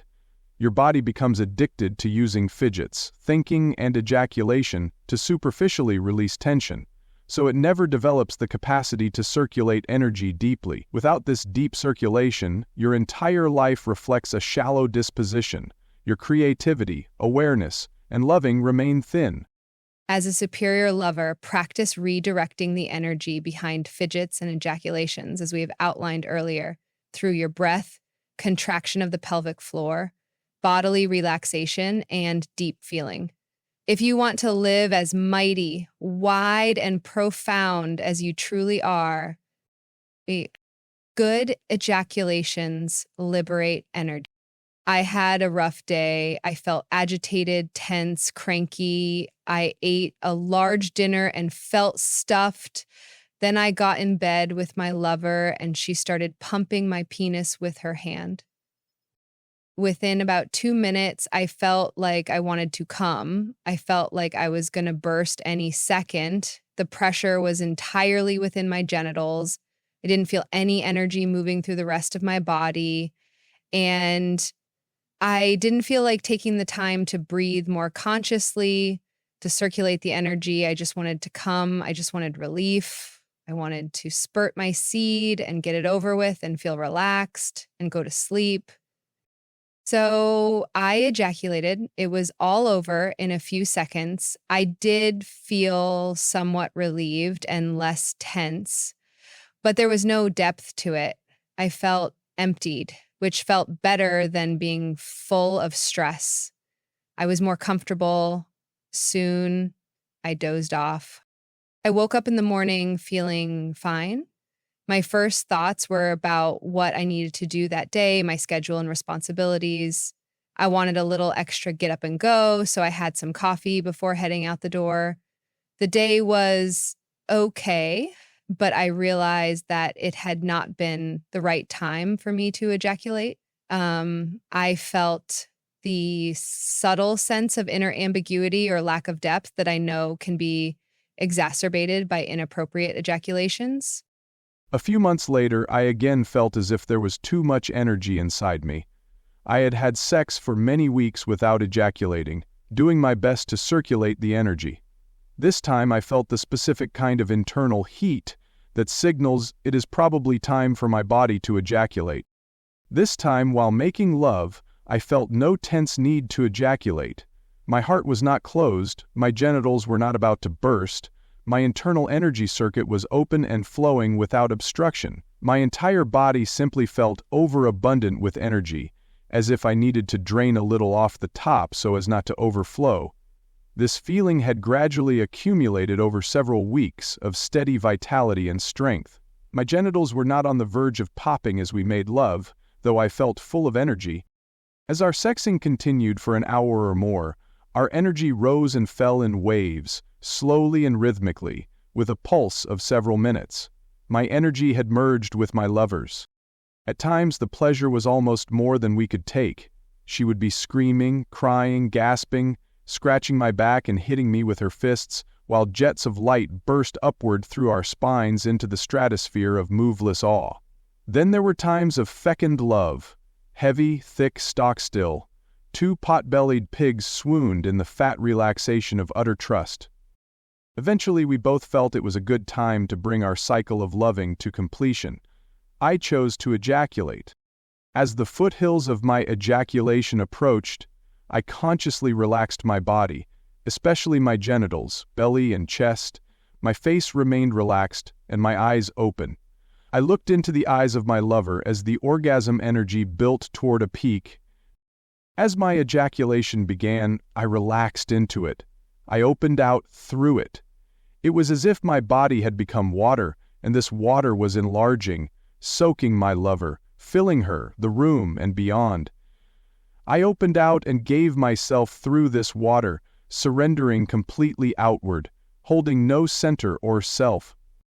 Totally relaxing my body, breathing fully, looking into my lover's eyes, feeling into and through her from my heart, I gave her my love, offering myself to her, through her to depths endless yawn. As I ejaculated, my whole body gave love like large water. My heart expanded to coincide with the water's expanding edge of love. A rush of oneness deliquesced my body in its giving. Nothing was depleted by the ejaculation. I experienced no weakness. We held each other and breathed thick love. The depth engendered through our sexual practice continued into the dark of night, even throughout our sleep. When morning came, the sounds and textures of waking life danced lightly in this depth. Our first impulses arose not in response to the schedule for the day, but from this well of being. As the day proceeded, our actions grew spontaneously from the smile deep in our belly, from the unencumbered curve of basic love. Ejaculating too frequently doesn't necessarily make you feel bad, just mediocre. When a man has a proper ejaculative orgasm, when he truly needs one, and when he can relax into it and through it, yielding himself into and as love, then he and his partner are filled with energy and love, rather than depleted. Ejaculating when you truly need to deepens your sleeping and waking. The river of your life flows with thick love and heart purpose, not thin coffee or scheduled need. Both you and your lover benefit from appropriate ejaculative orgasms, engaged at the right time and in the right way. Men and women alike have a tendency to tighten their bodies, hold their breath, and turn their attention inward, toward their own sensations during orgasm. Instead, try to relax, breathe, and open out while the energy surges. Continue to relax into and through your orgasm. Don't tighten into spasm then release. You may be habituated to holding your breath and tensing your body in order to explode into orgasm. Instead, open your breath and relax. Continuously open out through your orgasm, whether ejaculative or non-ejaculative. Let your openness and love be communicated throughout the entire orgasm. The moment of orgasm, like the moment of death, provides you a unique opportunity to discover the truth of your essential being. What remains when every shred of holding has been surrendered? Ease widely beyond form. Use the rush of orgasm to excavate all distance. If you are going to come, come like the stars in the endless sky, not like a balloon on a stick. To the untrained lover, ejaculation seems like an all-or-nothing affair. However, when you learn to relax rather than become tense during ejaculation, and when you learn to feel outward through sex rather than go into the cage of your own sensations, then you can develop complete regulatory control over how big your ejaculation is. From a few drops to a thimbleful, to a colossal geyser. In general, the amount of semen you release corresponds to the amount of energy you release. By regulating the size of your ejaculation, you can better balance yourself, releasing only the amount of energy you need to release in order to attain internal equilibrium. With practice, you will discover that you can explode huge gobs of semen and expend huge energy in doing so. Or you can seep a small sample, a quarter of a teaspoon or less, and not even lose your erection. Once a month or so, or whatever you discover to be your optimum frequency, you will be able to ejaculate just the amount you need in order to balance your internal energy. At first, this control will be deliberate. You will predetermine how much you should ejaculate to achieve internal balance without depletion. Eventually, however, your body's inherent intelligence will come to the fore. Without any mental intentionality, your body will know how much to ejaculate. When you practice relaxing your body and breathing fully as ejaculation approaches, your body's intelligence will automatically determine the correct amount to ejaculate in order to maintain fullness and achieve internal equilibrium. Your lover can probably feel the energy transmitted by your ejaculation. In fact, your lover may occasionally crave your ejaculation, since it transmits a certain quality of energy that non-ejaculatory orgasms don't convey, although non-ejaculatory orgasms transmit a quality of energy that is in general much more subtle, profound, and powerful than that of ejaculatory orgasms. If your lover wants to feel the energy transmitted through your ejaculation, the most direct way to receive this energy is through physical and energetic absorption of your semen through the lining of your lover's mouth, anus, or vagina, assuming, of course, that you have taken appropriate birth control into account. Even ejaculating onto the skin of your lover's body allows for more absorption of energy than if you were to ejaculate onto the bed sheets. By choosing the amount of each ejaculation wisely, and eventually letting your body develop the natural intelligence to do so, you will neither deplete yourself through excess release, nor suppress your body's natural liberation of surplus sexual energy. Your occasional ejaculation can become a way to optimize and balance your energy as well as your partner's. 9. Optimize ejaculations to maximize life's depth. Learn to become sensitive to the signs of energy in your body and mind. Unless you are ill, of advanced age, or coping with intense stress, you should generally feel replete with energy and yet relaxed. Your breath should be full and deep. Your entire body should feel filled with vital force and ease, especially the major energy centers of your genitals, belly, chest, and head. Impotence, frigidity, promiscuity, lack of motivation, workaholism, ulcers, heartburn, heart disturbances, shallow breath, and headaches can all be signs of blocked energy in these major energy centers. After you have opened your internal blocks and broken your addiction to frequent ejaculations, your body will discover its own natural equilibrium. If you are ejaculating too frequently, this equilibrium will be disturbed and you will feel tired, weak, depressed, unclear, and unmotivated. A man who ejaculates too frequently often finds himself addicted to stimulants such as coffee, cigarettes, or pornography. Even the stress of his career or profession may function something like a stimulant, compensating for his spent internal energy. A too frequent ejaculator may find himself unable to muster the energy to meet creative challenges and cut through the obstructions that arise in a creative life, so he may settle for a rote job, something he can do without really living fully. His financial, creative, and spiritual endeavors may be decent, but they will evidence far less expansiveness than he is truly capable of. If he has depleted his natural energy through excess ejaculation, he may find that all he can do at the end of a day is sit in front of a TV and zone out. Alternatively, a man who doesn't ejaculate frequently enough may become overly picky, angry, and obsessed. He may suppress his natural flow of energy in other ways too, becoming prone to fanaticism or zealotry, righteously devoting himself to a special diet, religious belief, or social cause.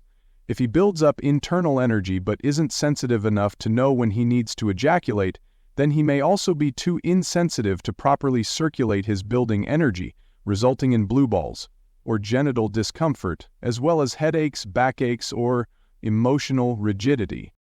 When you are ejaculating at your proper frequency, your energy is full yet smooth. Your mind is rested and calm yet alert and responsive. Your creativity flows freely, and you are able to meet difficult situations with fresh perspectives and great persistence. Your humor is quick and flexible, neither uptight nor excessively sarcastic. Your body flows with its full natural energy, and thus you tend toward optimum health for your age, constitution, and genetic characteristics. Most important, you have the energy to grow in awareness. Spiritual growth, the deepening capacity to love through all situations and feel the infinite here and now, depends on having enough free energy to apply to the spiritual process. If you are squirting out too much energy in ejaculations, you just won't have enough vigor to witness the expanse of the moment. Rather, you will get caught in its maze of transient forms. Hours will go by and suddenly you will realize you have been totally lost in a sequence of one detail after another, without even a moment of true humor or profound love to awaken your heart to deep surrender and clear recognition of natural and open being. Nothing you do, nothing you can do, makes any difference to your deepest being. This moment of experience evaporates. As quickly as you do it, your lifetime flies by. In your death, how important will you find the hours you have spent so seriously entangled in dramas of money, sex, family, and knowledge? It will all be gone. Even now, the moments that seemed so important yesterday or 10 years ago, the events that made you cry, scream, laugh, or rejoice, are now barely remembered in the present stream of assumed importance. And yet, life consists of actions taken in this present moment. Earn a living. Take out the garbage. Diaper your baby. Read a book. Spiritual growth involves being able to take these actions impeccably, while at the same time feeling through them as they arise in the midst of infinity. Then, you can have humor about your situation. You can live as love. As good or bad as this moment is, you can feel its transience, as well as the depth of primordial awareness in which this moment always abides. This recognition isn't a trick of thought or a philosophy to believe in. It is realized or not with your whole being in the smack of this moment. Either you are living as love or you are lost in the drama of your own story to one degree or another. One of the main effects of too frequent ejaculations is a very subtle spiritual dullness, in which the scope of your attention becomes whittled down to the routines of life. This can be very depressing indeed. Being lost in the plot of your life, its actual routines, does not and cannot truly fulfill you. No matter how good your life seems for the moment, you will also feel like you are missing something, unless you are feeling into this moment's true depth. Excessive ejaculation can dull you to the infinite depth of being in this and every moment. Cut off from your true inspiration, the love that is alive at your core, you can forget who you really are and get carried along on the river of things that you do. No longer sensitive with each breath to the deep divine, you may mistakenly look for spiritual depth and meaning in the surface adventure of your life, religious searches, social activism, family, career, relationships, drugs, rather than relaxing through your autobiographical saga into the ever-present openness of awareness and love, into who you really are. Excessive ejaculation is not the only cause of this dullness, of course. Moment-to-moment depth of awareness is easy to lose, even under conditions of optimal energy. Sexual misuse of energy is just one important factor that contributes to spiritual dullness. If you are an excessive ejaculator, you will rarely have the energy it takes to sustain the awareness you need in order to feel into the depth of this present moment and live as love, giving your deepest gifts. Instead, you will feel cut off from the effulgence of energy that is the nature of being itself, because all you can feel are the tasks in front of you. Since most men these days are excessive ejaculators, weakened and dulled in a subtle way, they are living lives of less depth than they are capable of. Most men can feel the lack in their lives, and they suffer it. Thus, the best measure for frequency of ejaculation is your depth of awareness, moment to moment. Are you able to love through the events of this moment, feeling into the openness of awareness? Or are you lost in the unending details of the day, riveted to events, defined by the narrow mechanics of your attention? The capacity to remain wide in love depends on a subtle recognition of the depth and openness of this moment, which, in turn, is sustained by practice. You'll have neither the energy nor the attention to give to this practice if you ejaculate too frequently or if your sexual energy is blocked in other ways. In the way of the superior lover, you have sex as often as you like, but you circulate your energy rather than needlessly spending it in excessive ejaculation. You allow your increased energy to loosen your internal blocks by practicing full breathing, loving, and feeling during sex and throughout the day. Don't assume that your energy or consciousness is limited. Rather, relax and intentionally open yourself out into the space around you. As if you were pressing love into your lover, practice pressing your consciousness into the room with your breath. Embrace the events of the moment with your open love. Through the events of this moment, receive energy into your heart as you would receive delight from your lover's body. Meld through any stress or sense of separation with a heart of trust, moment by moment, so that relaxed and easeful oneness is your constant practice and natural home. Then, when your body needs to, when you can feel that it would be healthy for you and not simply a spasm of addicted need, then and only then ejaculate, with as much love and open giving as you will allow yourself. In this manner, find the best frequency for your ejaculations, whether once a day or once a year. 10. Ejaculate when the body needs to. Non-ejaculatory, energy-circulating sex recharges your body with life force. Excess ejaculations weaken and deplete you. So how much is excessive? How frequently should you ejaculate? There is no single answer to this question since many factors influence your natural cycle of ejaculation. Your age, your diet, your lifestyle, the type of work you do, and even the weather all play an important part in determining how frequently you should engage in ejaculatory rather than non-ejaculatory sex. To determine how frequently you should ejaculate, you'll first need to erase the old habit patterns of your body so you can feel its authentic and natural rhythms of energy flow. In other words, you'll need to break your addiction to frequent ejaculations before you can trust your body's messages. To understand this better, let's look for a moment at the common addiction to caffeine. If you have been drinking coffee every day for years and then you suddenly stop, you might experience headaches, tiredness, and discomfort. Your body would seem to be telling you that it's bad to stop drinking coffee. But this would just be your addiction speaking. Your body has become habituated to caffeine, and it takes a while to get beyond this addiction. After about a week, though, your cravings for caffeine will diminish. It is only then, after you have broken your addiction, that you can feel what your body truly needs, and therefore determine when to drink coffee and how much is good for you. Otherwise, you will be confused by the false symptoms of craving driven by the momentum of your addiction. The same is true for your addiction to ejaculation. You must break your old habits before you can determine your best frequency for ejaculation. To break your addiction to ejaculation, you'll first need to practice the techniques of conducting energy through your body, up your spine, and down your front, as we have discussed. You'll need to practice breathing, relaxing, and loving fully during sex and throughout the day. Otherwise, the tension you develop from a day of partial breathing and constrained loving will want to be released in an ejaculative spasm.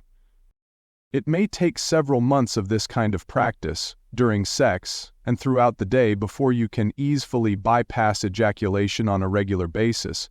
Once you reach this capacity, however, your inner energy quotient will increase day by day. Every time you have sex, circulating and magnifying your energy, rather than throwing it off, you will be increasing your internal energy. And even though your internal energy is growing daily, you will be able to remain full and relaxed, breathing energy throughout your complete internal circuitry while practicing love and open awareness. Age plays a large part in determining the most healthful frequency for ejaculation. Teenagers might ejaculate quite frequently without noticing a significant depletion of their overall energy and clarity. A man in his mid-20s might ejaculate once a week or more, and still maintain full energy and clarity. However, by the time a man reaches his late 30s, he will probably find it to his great benefit to ejaculate only about once a month. These are only rough estimations. Each man needs to experiment to discover his own natural ejaculatory cycle.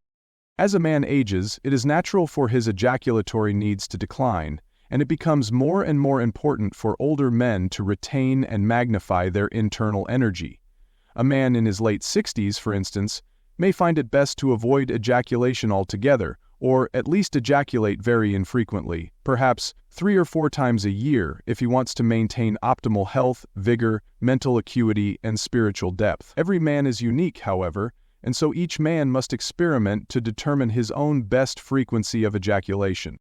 Diet and exercise often affect your circulation of internal energy and therefore influence your need to ejaculate.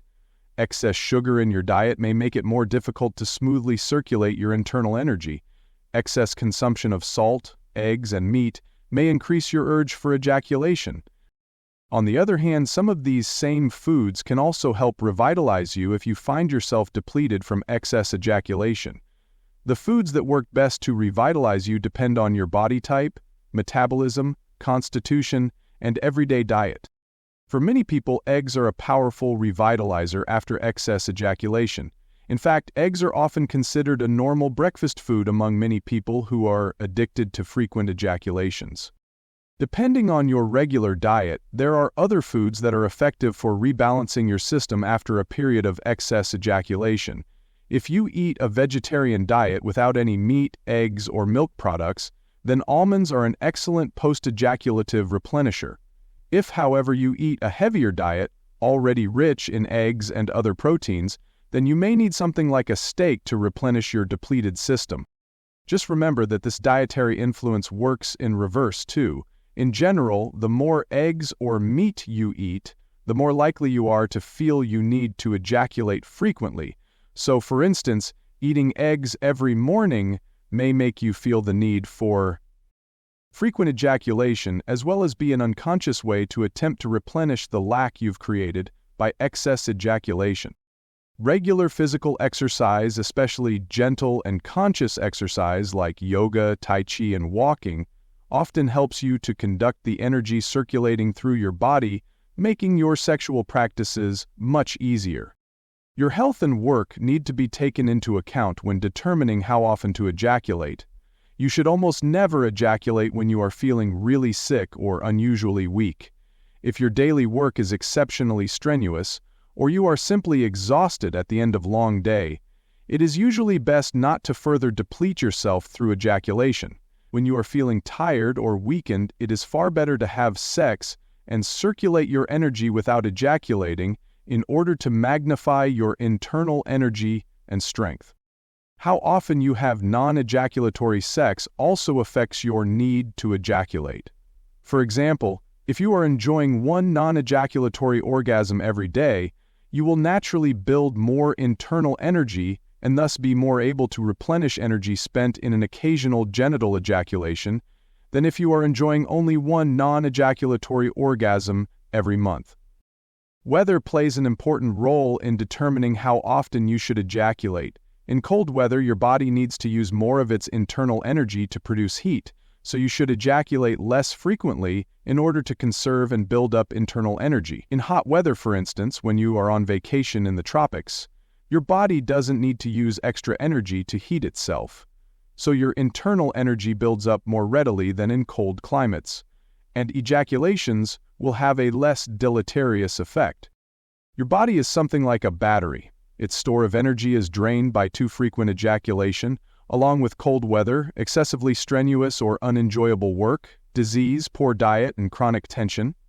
It is recharged with energy through non-ejaculative, energy-circulating sex, deep loving, appropriate diet, exercise, engaging in work you enjoy, and full and relaxed breathing. After you break your old ejaculation habit and learn how to have internal, non-ejaculatory orgasms, use the guidelines and effects described here to help you discover how often you truly need an ejaculatory orgasm in order to bring equilibrium and vitality to your body, mind, and spirit. 11. Understand the three types of women's orgasms. Whereas most men lose energy when they ejaculate, many women find that when they have orgasms their energy actually increases and flows more freely, helping their hearts to open more widely. However, just as men can learn to convert ejaculatory orgasms into internal rejuvenating orgasms, women can learn to bloom their orgasms into deeper and deeper openings of rejuvenating bliss. To cultivate enlightened sex, it is helpful to know of at least three types of women's orgasms: clitoral, vaginal, and cervical. Most women and men know only of the clitoral orgasm, which is a relatively superficial pleasure, a shard of trembling quickness. Without intimate knowledge of vaginal and cervical orgasms, many women remain unsatisfied, without ever knowing why. This dissatisfaction may extend far beyond the sexual occasion. A woman may feel something missing in her heart. She may feel an emptiness, a yearning that her man doesn't seem able to touch, try though he might. Without the deeper invasions of vaginal and cervical orgasms, a woman's body may never feel fully ravished by a man's love penetrating into the heart of her being. She may feel his attempts at love. She may feel his care and affection, but her depth awaits the bloom of fullness. In her unfulfilled longing, a woman may darkly dream of deep penetration by other men, bikers and pirates, horses and fantastic creatures, or perhaps an indefinable force that fucks her like no man ever has. And all of this because she has not been able to receive her partner's deepest penetration of ravishing love, whether lesbian or heterosexual, in her body and heart with full trust. For years, a woman may tolerate her lover's ineptitude or her own fear of opening completely. Over time, since it's better than nothing, she acquiesces to rote sex. She settles for some lip and tongue between her legs, a penis or dildo entering her for 10 minutes of thrust and seizure, her lover's hairy pubic bone perhaps grinding her nub relentlessly. But it is never enough. No matter how many clitoral orgasms she has, as her lover drifts off to sleep, she is left deeply untouched, knowing there is more to sex than this, yet not knowing how or what to do to get it. Eventually she may despair of ever getting it. She may begin to resent men, little men, stupid men, or she may fault her own poor self, convinced it is she, not her partner, who lacks sexual worth. Either way, bitching about her partner or depressed about her own lack, she shows the symptoms of an unravished feminine essence. Sometimes her sense of unravelment has nothing to do with orgasm. Sometimes it is solely a depth of heart that is missing. But sometimes the body yearns too, and clitoral orgasms often won't do it. For many women, vaginal and cervical orgasms are the necessary physical door to a more complete emotional and spiritual reception of love. Women vary widely in their orgasms. The so-called facts we discuss here, how long an orgasm takes, what it feels like, how it is created, are only very general approximations. Every woman is different. Some women come like rain. Other women never experience what they would call an orgasm and yet are perfectly healthy in body, profoundly open in heart, and deeply fulfilled in intimacy. Not all women need or even want orgasms. Furthermore, each woman differs from day to day and moment to moment in her orgasmic responsiveness. Much depends on mood, trust, and the special texture of loving created by the unique chemistry between lovers. Taking these caveats into account, as well as the fact that I am a man and thus in no position to convey the subtleties, or even the not-so-subtleties, of women's orgasms, please accept the approximations presented here as guidelines for your own exploration. 12. Enjoy clitoral orgasms. I lay on the bed while she sat on my belly. She began to move her hips so that her crotch rubbed up and down my torso. She was making love to my belly, humping my abdomen with wet abandon. Her movements grew faster and faster. As I looked up at her, she was a beautiful sight. Her long hair swung back and forth, sometimes covering her entire face before she flung her head upward to look at the ceiling, groaning and snarling, tossing her mane as if she were savoring the fresh meat before her. Her breast swung heavily, almost bursting with the fullness of sweet love. Occasionally, I would sit up and draw her nipples to my lips and teeth, before lying down again to take her wildness against me and watch her pleasure grow. She raised herself on her knees and focused her movements so as to maul her clitoris against the muscles of my belly again and again, back and forth. Her movements became smaller and more rapid. Her face squinched up, her eyes closed, her breath quickened.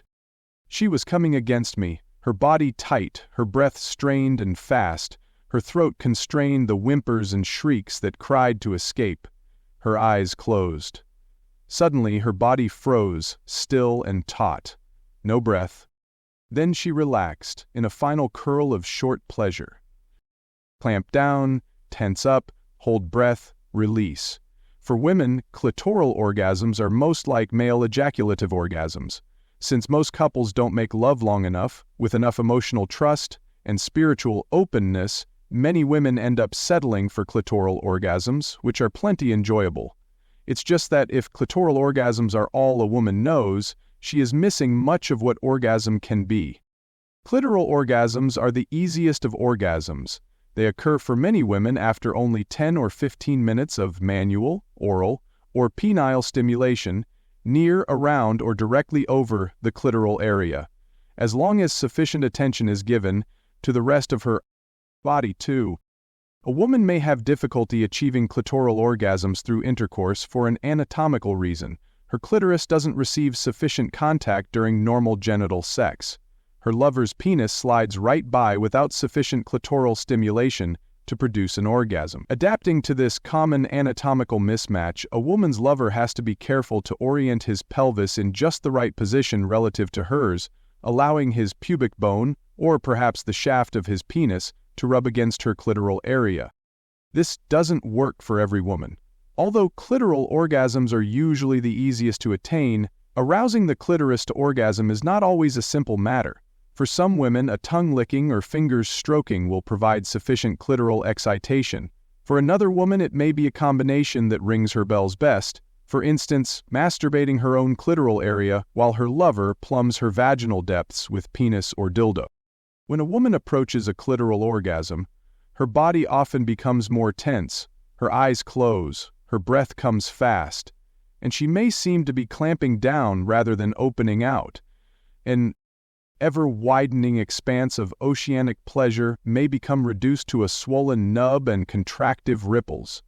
A woman may become emotionally disconnected from her partner in the moment of clitoral orgasm, enclosing herself in her own sensations, just as a man may do during ejaculation. You don't have to be very emotionally open or deeply in love to enjoy a clitoral orgasm. In fact, many women experience them best with vibrators, alone, focused only on their own pleasure and sensation.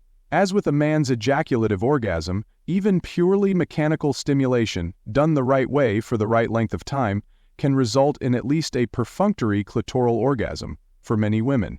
However, you do have to be relaxed enough or willing enough to experience such pleasure. If you are too closed down or resistant to allow intense pleasure to course through your body, no amount of stimulation will make you come. The clitoral orgasm itself tends to be short-lived and defined, several seconds of ripples and intense pleasure that may be repeated, since many women can experience clitoral orgasms multiple times during a single sexual occasion. In the range of potential orgasms, clitoral orgasms are relatively easy, quick, and superficial, not often the kind of orgasm during which women feel the earth shaking or the heart cracking open into a new freshness of love. And like most men's ejaculative orgasms, clitoral orgasms sometimes spend rather than enhance a woman's energy. Clitoral orgasms are an essential flower in the garden of many women's sexual pleasure, and they can also loosen the soil in which more fruitful tendrils of love may grow. The first orgasmic step for many women is learning to freely enjoy clitoral orgasms. It's important that women and their lovers don't stop there, though, since there is much more to come. 13. Delight in vaginal orgasms. We kissed and held each other in bed for a long time. I ran my hands up her thighs and grasped her ass. My fingers found their way to the crack between her legs and felt her wetness. I took my hand from behind her and moved it onto her pubic mound, cupping it firmly. She moaned and smiled. She squeezed her legs tightly together and then opened them, placing her hand on mine, pushing my fingers into her wetness. When she felt open and very juicy, I slowly slid 1, then 2 fingers into her vagina. I gently explored her velvety terrain, every part of her sex region, deep and shallow, to the left and right, front and back. After touching her throughout her softness and feeling her responses, I began to focus more on her G-spot, about 2 inches inside her vagina, at the front and center, just behind her pubic bone. Her G-spot felt spongy, a little bit ridged, differently textured than the rest of her vagina.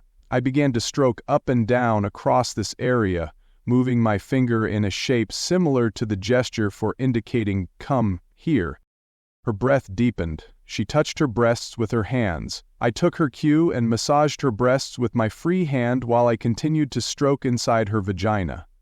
Occasionally I would enter her more deeply with my fingers, reaching to touch near her cervix, the opening to her uterus at the far end of her vagina.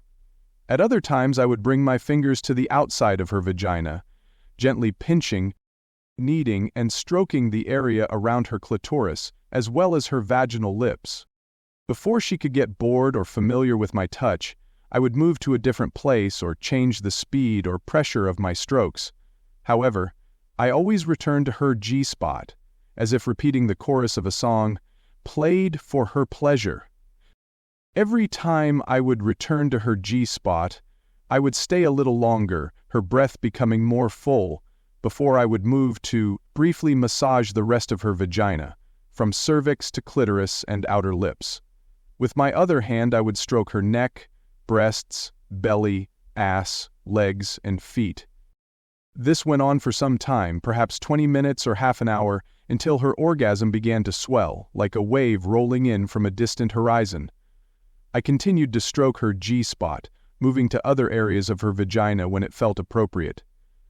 Her arms opened on the bed straight out to her sides, as if she were lying on a cross. Each of her fingers spread wide and long like rays of the sun, her back arched and her mouth opened. She seemed to be opening herself to receive pleasure and love more and more deeply in her body. She began to make sounds, long, deep, open sounds, sounds of surrender and relaxed joy. Her eyes were soft, vulnerable, and wide, mouth open, sounds open, eyes open, belly open, hands open. She looked into my eyes and unfolded her pleasure in the thick cream of our trust, while a single tear rolled down her face from the corner of her eye. Vaginal or G-spot orgasms are deeper than clitoral orgasms. They take longer to occur, sometimes 30 or 40 minutes, and they usually require stimulation of the G-spot, which may or may not happen with genital intercourse.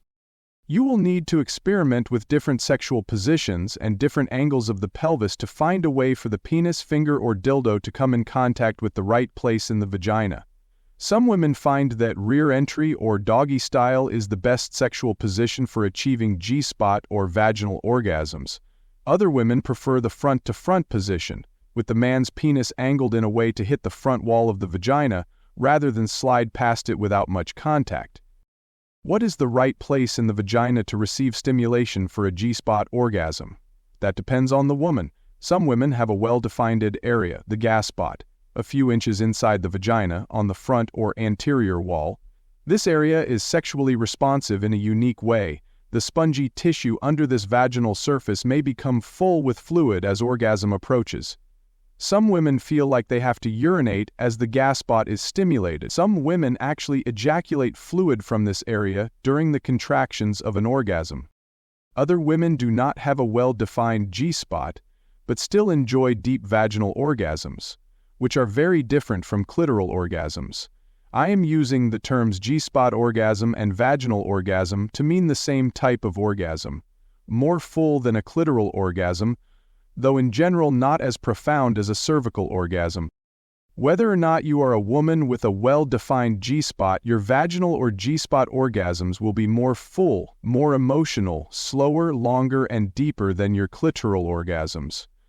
Your body and breath will open during a G-spot orgasm rather than close down and become tense, as often occurs during a clitoral orgasm. Vaginal or G-spot orgasms involve your deep reception of pleasure and love into your open and surrendered body, heart, and breath, followed by waves of uninhibited emotional and physical unfolding, whereas clitoral orgasms often involve a clamping down in short and intense pleasure.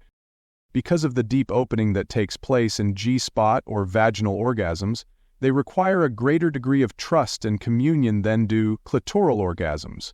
Most women can achieve clitoral orgasms through manual masturbation, using a vibrator, or being with a lover who knows how to stimulate the clitoral region with finger, tongue, or penis. But vaginal orgasms typically occur only with a partner a woman really trusts and with whom she is willing to open herself in deep reception and surrendered unfolding.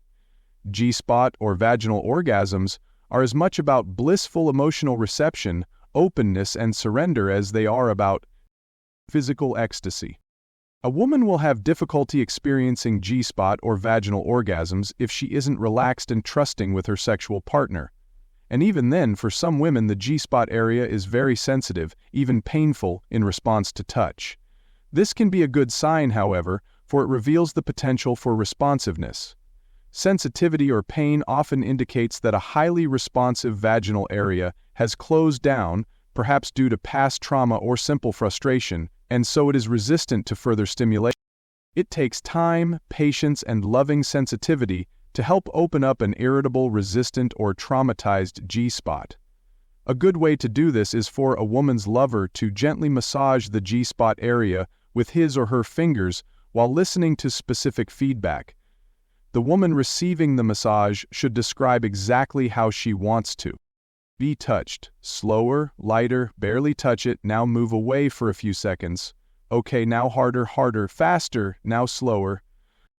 At first, some women will be able to handle only a few minutes of G-spot massage, but eventually it is best to work up to an hour or more. If you are receiving the massage, you may be surprised by the amount of emotional residue stored in your vaginal tissue.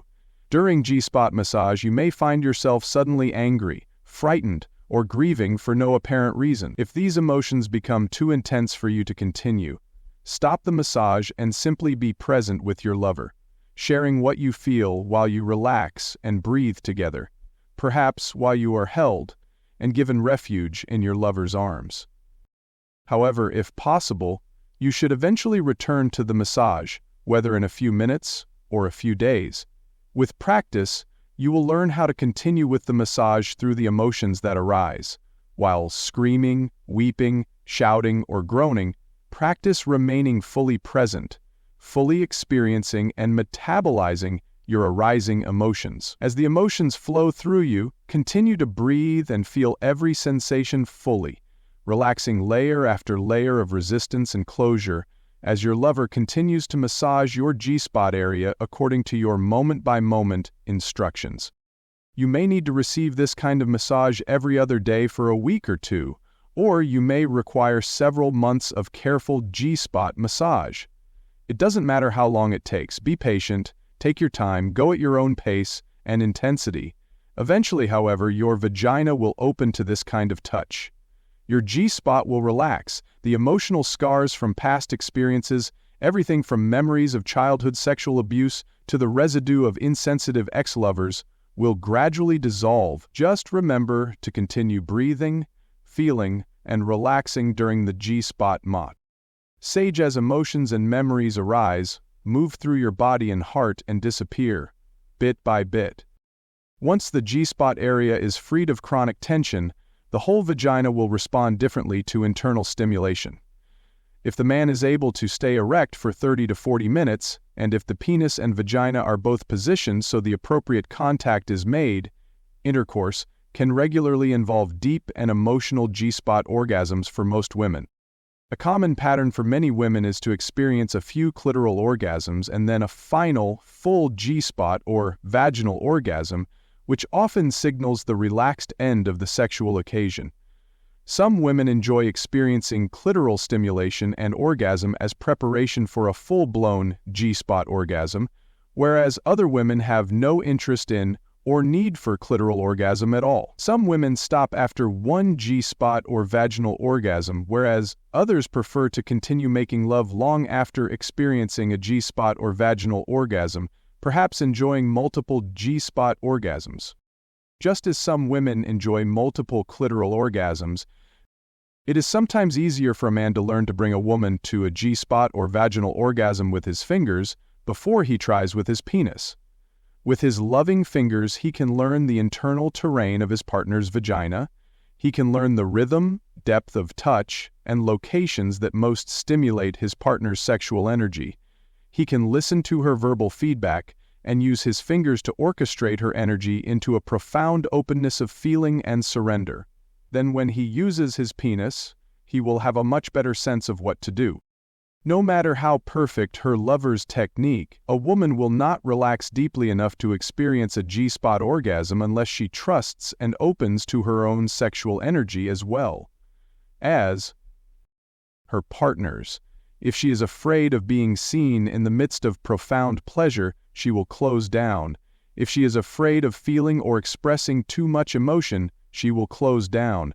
If her partner is insensitive and emotionally disconnected from her, she will hold herself back for lack of trust. If she feels her partner is weak in his masculine direction in life, for instance, his financial or spiritual purpose is unclear, she won't open to receive him completely. She will guard her feminine core in a subtle gesture of emotional independence, preventing a deep reception of love into her deepest parts, and constricting her own expression of unbridled pleasure, surrender, and love. For a really deep orgasm, a woman must trust her own sexual process, including bodily and vocal expressions of tremendous pleasure and the dark chaos of uncovered emotions, as well as her partner's integrity and his ability to embrace her pleasure and emotions. It is usually this fear of opening, rather than any purely physiological closure, that most limits a woman's profundity of orgasmic experience. Growing from clitoral to G-spot or vaginal orgasms is an important step for most women as they practice enlightened sex. 14. Surrender in the bliss of cervical orgasms. For almost a month, I massaged the inside of her vagina with my fingers 3 or 4 times a week. At first, I would caress her clitoral and G-spot areas, only occasionally going in deeper. But after some weeks of this, I began to focus on her cervical area. "Ouch, stop, that hurts," she exclaimed as I barely touched near her cervix. I slowly withdrew my fingers from her opening and massaged her thighs until her readiness spoke itself. "Okay, try again," she said. So I entered her, careful to feel her, careful not to impose my push on her vulnerable flesh or heart. I touched her gently, slowly, until she asked for more. Eventually, as she relaxed over the weeks, I began massaging the area around her cervix. I slid my fingers carefully inside her after kissing and touching and holding her, and administered my loving to her deep insides. It was as if years of resentment were coiled beneath her cervical landscape, years of fast men, shallow men, men of good intent but fearful hearts. As I touched her, week after week, the layers of incomplete loving made their way to the surface. She shouted, hated, closed down, and pushed me away with the unwinding coils of her frustrated tolerance, which had been wound tight from years of unfulfilling sexual infiltration.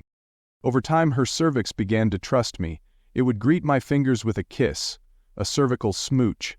I massaged the areas around it, near it, and also directly at the cervical opening. I was able to finally palpate her cervix with repeated loving, as if I were rhythmically pressing a button to her secret treasure, waiting patiently for her hidden chambers to open and reveal their wealth. And so she opened. After weeks of cautious de-stressing, she wanted me deep inside her, coaxing her cervix toward absolute surrender. I entered her with my finger and then my penis, stroking against her vaginal lips, across her clitoris, along her G-spot, but always and repeatedly meeting her cervix. Finally, her deep vagina, her cervix, her uterus, her whole lower abdomen begged for merger. Her cervix craved a oneness it had avoided for years. It had been jilted, and so it withdrew, numbing itself to love, transferring its responsive power to its more shallow clitoral cousin. but now her cervix was empowered beyond the wounds of heart and fears of mind. My lover, previously unable to surrender to her own power of love, found herself grasped by her cervix, drawn through the whole of her resistance, and opened wide into a magnificence of feminine immensity that unfolded her soul into unbounded awe. As I used my finger and penis to coax her cervix into absolute intensity, she opened out into a trust of God beyond her normal face of doubt. After an hour of loving, spontaneous, varied, and relentless imploring, she was sucked through the hourglass of her cervical doorway, spread out into the yawning "Oh my God" of nothing less than all, and made fresh as the heart beyond her hide of moods and needs. Her cervical orgasms revealed to her the basis of her trust, the open all of love, no fear, no closure, no need of promise and transient safety. The energy of ocean rolled her hips, the storm of love thundered her desire. As woman, no demand loomed larger than her love. She had known this all along. Every man and moment of her life only hampered or beckoned her immensity, and now, unprotected and cervically unfolded into the open of absolute fullness, her body echoed pleasure and abundance at every level. Peals and weeps, oaths and confessions of unspoken love filled the space of our coupling, her cervix dipping inward, sucking at the tip of my penis like a delicate bird of thirst, now growing into a great winged predator of fear. If I was holding back or less than true, she would feel me. Her surrender demanded my entirety. Her cervical orgasm rendered all meager attempted gestures moot. Beneath her tears and crazed surrender in love, a wideness beyond all body swallowed this moment's spread, gone in love, gone in huge sex, gone in the spacious O of pleasure. Naked and disappeared in her transparent waves of orgasmic endowment, we were alight as heavy love, her cervix opening out to brighten the moment's disappearance into the eternal deep. Many women have never experienced cervical orgasms. Those who have, never forget them. Women who have had one or two of these extraordinary, earth-shaking sexual revelations often refer to them as religious experiences. Other women who experience them regularly realize that cervical orgasms are beautiful occurrences of openness and deep surrender, but nothing to fret about. With practice, they can be enjoyed as frequently as desired with a trusted partner. Quite a few women, as their practice of surrender deepens, are able to open their hearts and bodies so fully in love that they experience cervical orgasms by themselves while dancing, singing, or sitting in meditation without any partner at all. Eventually, the lust for great orgasms begins to shift. Once you have willful access to any particular experience, whether cosmic orgasms, ice cream, or divine visions, you become less needy. You become less obsessed with obtaining the experience. You may still enjoy it, or you may be bored with it, but either way, it's just an experience. It may be a beautiful experience, but it doesn't change your life in any fundamental way. The experience comes and goes, but unless you make use of it properly, you continue on as you were before. Fundamental change occurs when you grow to a new level of love, bodily fullness, or stability as open awareness. No experience can actually cause such growth, although certain experiences can provide you with a glimpse, an immersion, a reminder. Then it is up to you to practice being love, receiving pleasure deeply into your body, offering love's bright and open surrender over and over again, as you become more stable in feeling and relaxing as your natural, unbounded deep being. Becoming obsessed with repeating any experience, such as cervical orgasms or eating or meditative bliss, tends to degrade you. You become so fixed, narrow, and addicted that you often become less loving in the pursuit of your chosen obsession. So it is important to remain loose and unfettered in each moment of practice, rather than bound to the goal of achieving a specific experience. Whatever is your present experience, you can recognize the spaciousness that allows it to be. You are this spaciousness, this awareness, this luminous and open love. Deeper love and more spacious awareness is the best lesson you can get from any experience. Cervical orgasm is no exception. It is often one of the most profound physical, emotional, and sometimes even spiritual experiences of a woman's life, by which she gauges all future sexual experience. But in itself, it is merely an initiation into an openness that could pervade her everyday life. That is, the cervical orgasm could be used as a way of remembering the possibility of love, fullness, and openness inherent in every moment. Once you experience a cervical orgasm, you may still enjoy clitoral orgasms, but they don't really compare with the depth and fullness you now know is possible. Even G-spot or vaginal orgasms don't provide the heart-rending, body-blissing surrender into unbounded light and fullness afforded by cervical orgasms. The revelation of a cervical orgasm tends to recontextualize the entire sexual act. Sex is no longer about genital pleasure or even emotional connection with your partner. Enlightened sex is about profound surrender and dissolution in bright oneness. The sexual occasion shifts away from the pointed pursuit of pleasure or even intimacy toward the relaxed practice of blissful openness, ultimately to the degree of effortless, effulgent, and unbounded love, a love that transfigures the entire body and heart. And this transfiguration affects both partners equally, if they are willing to actively receive such open light deep within their unguarded bodies and heart. Cervical orgasms often require 45 minutes or even an hour of sexual stimulation. Clitoral orgasms and G-spot stimulation may be used as a warm-up, but most of the stimulation should occur deep inside the vagina, near the cervix. Some women find this area of the vagina either without feeling or painful to the touch.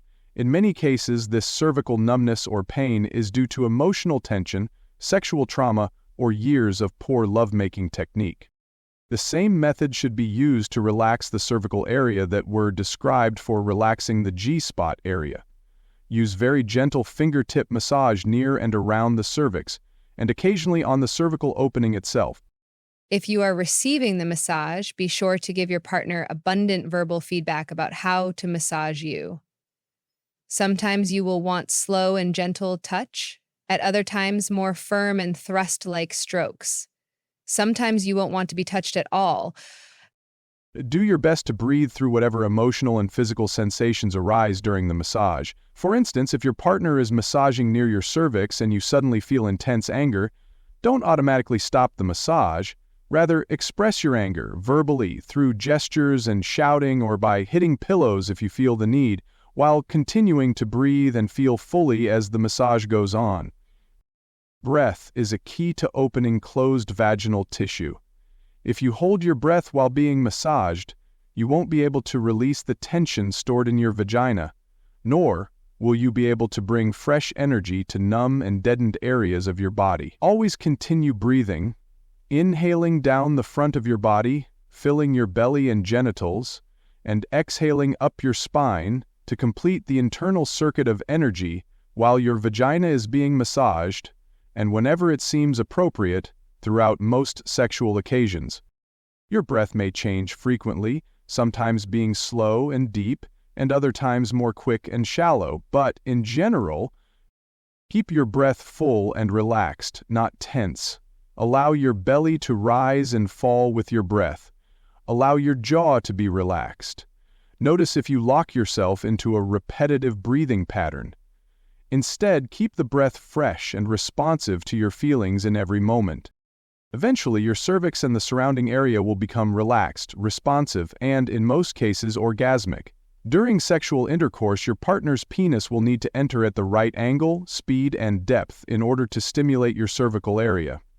Since no one position or style works for everyone, you should experiment and find the ways that work best for you. Once your cervical area has been relaxed through massage, then deep, firm, and gentle thrusts of the penis or a dildo over a period of 45 minutes to an hour will often result in a cervical orgasm. However, it takes more than mechanical stimulation to enjoy a cervical orgasm. Cervical orgasms are even more dependent on emotional trust than G-spot orgasms. Cervical orgasms are coincident with your deepest surrender. Yield yourself utterly into love, trusting love without any resistance, actively receiving the invasion of love deeply into your body, giving yourself without restraint to your partner, and, more important, giving yourself without inhibition as love. As your body opens in total trust, the force of love moves through you unimpeded. Your emotional surrender opens your body and soul to a huge power of love and life that flows through you and fills you and overflows in orgasmic plenitude. It is quite natural to shed tears during and after a cervical orgasm, even if you don't particularly feel the need to weep. Is it joy? Is it love? The openness sweeps through you and whisks away all mind, leaving only a deep well of expanding fullness. The sense of being a separate self is inundated with an indescribably bright oneness, a luminous openness of devotional surrender, as if your only sense of self were infinite love, opened outward to receive all, your body widening to include and be filled by the cosmos. The effects of such an experience can reverberate through you for days. Your body flows with a delicious and powerful force of life. Your heart feels radiantly open, sensitive, and alive. Any sense of lack or emptiness in your life is replaced by the knowledge of love, the intuitive certainty of love, the cellular relaxation in love's glow. In this way, cervical orgasms are baptisms of true surrender. They are bodily reminders of the profundity of your natural openness if only you would choose to remember love, widen your awareness, relax your body, give yourself completely, and receive the available force of life deeply, down to your toes, with every breath. To remain this open through the ups and downs of the day takes real practice. It is so easy to close in the face of difficulty, a busy schedule, and unloving relations at work or home. Cervical orgasms provide a deep yes in the midst of all the no's of life. They can help you remember that life is about receiving and giving unbounded love. Anything less than remembering, breathing, and practicing this openness creates numbness and pain in the vagina, heart, and soul. 15. Choose when to orgasm. She began coming while straddling me. Her body heaved and glistened. I felt her waves of love echo through my body, soothing my masculine go and push, dropping me into the open of love. Then she lay flat on top of me, still coming and coming, her breasts and belly a soft membrane of merger. I could not believe her beauty. It was not an eye, lip, or curve that carried her beauty so much as the offering of her orgasm itself. Her pleasure was so vulnerable, her love so vast, her trust so graceful, I was overwhelmed. What could I do but yield myself in reverence, belly to belly and thigh to thigh? My body was made transparent in the power of her love. I felt the hurried nothing of my daily toil thinned by her thick feminine glory. I was disappeared into her, consumed in her large love, only to find myself as ever, love without move or need, pervading her every cell and soul as she surrendered ever more deeply. As I permeated her heart forever, her orgasm loosed love more loudly, and, again, what was left of me was drawn into, through, and beyond the inconceivable beauty of her fearless vulnerability and open love. Her orgasm was a flower, drawing me more deeply into her fragrance, until I was gone in shudders and soft petals, rested as the love that is our very color. Another time she was coming yet seemed totally closed off. Her breath was tense, her jaw tight, her brow knitted. She rubbed her nub against me needily, like a bear scratching an itch against the bark of an unwitting tree. Afterwards she simply stopped. She was done and tired. No depth had been revealed, no openness unfolded. Her coil unwound against my friction, and now it was over. Her heart remained alone as before, and our separateness stung the moment. Sometimes a woman's orgasm fills her and her lover with energy. At other times, though, a woman's orgasm may deplete and weaken her, just as a man's ejaculative orgasm often does. With practice, a woman can learn to distinguish, at the onset, orgasms that are going to magnify her energy and open her heart from those that are going to deplete and close her. When she feels an energy-depleting orgasm on the horizon, she can breathe her about-to-orgasm energy throughout her internal circuitry, up her spine and down her front in blessed fullness, bypassing the kind of orgasm that might weaken her. She can enjoy as many of these energy-magnifying, love-opening orgasms as she likes. These rejuvenating orgasms may be clitoral, vaginal, or cervical, or a combination, varying from woman to woman and moment to moment.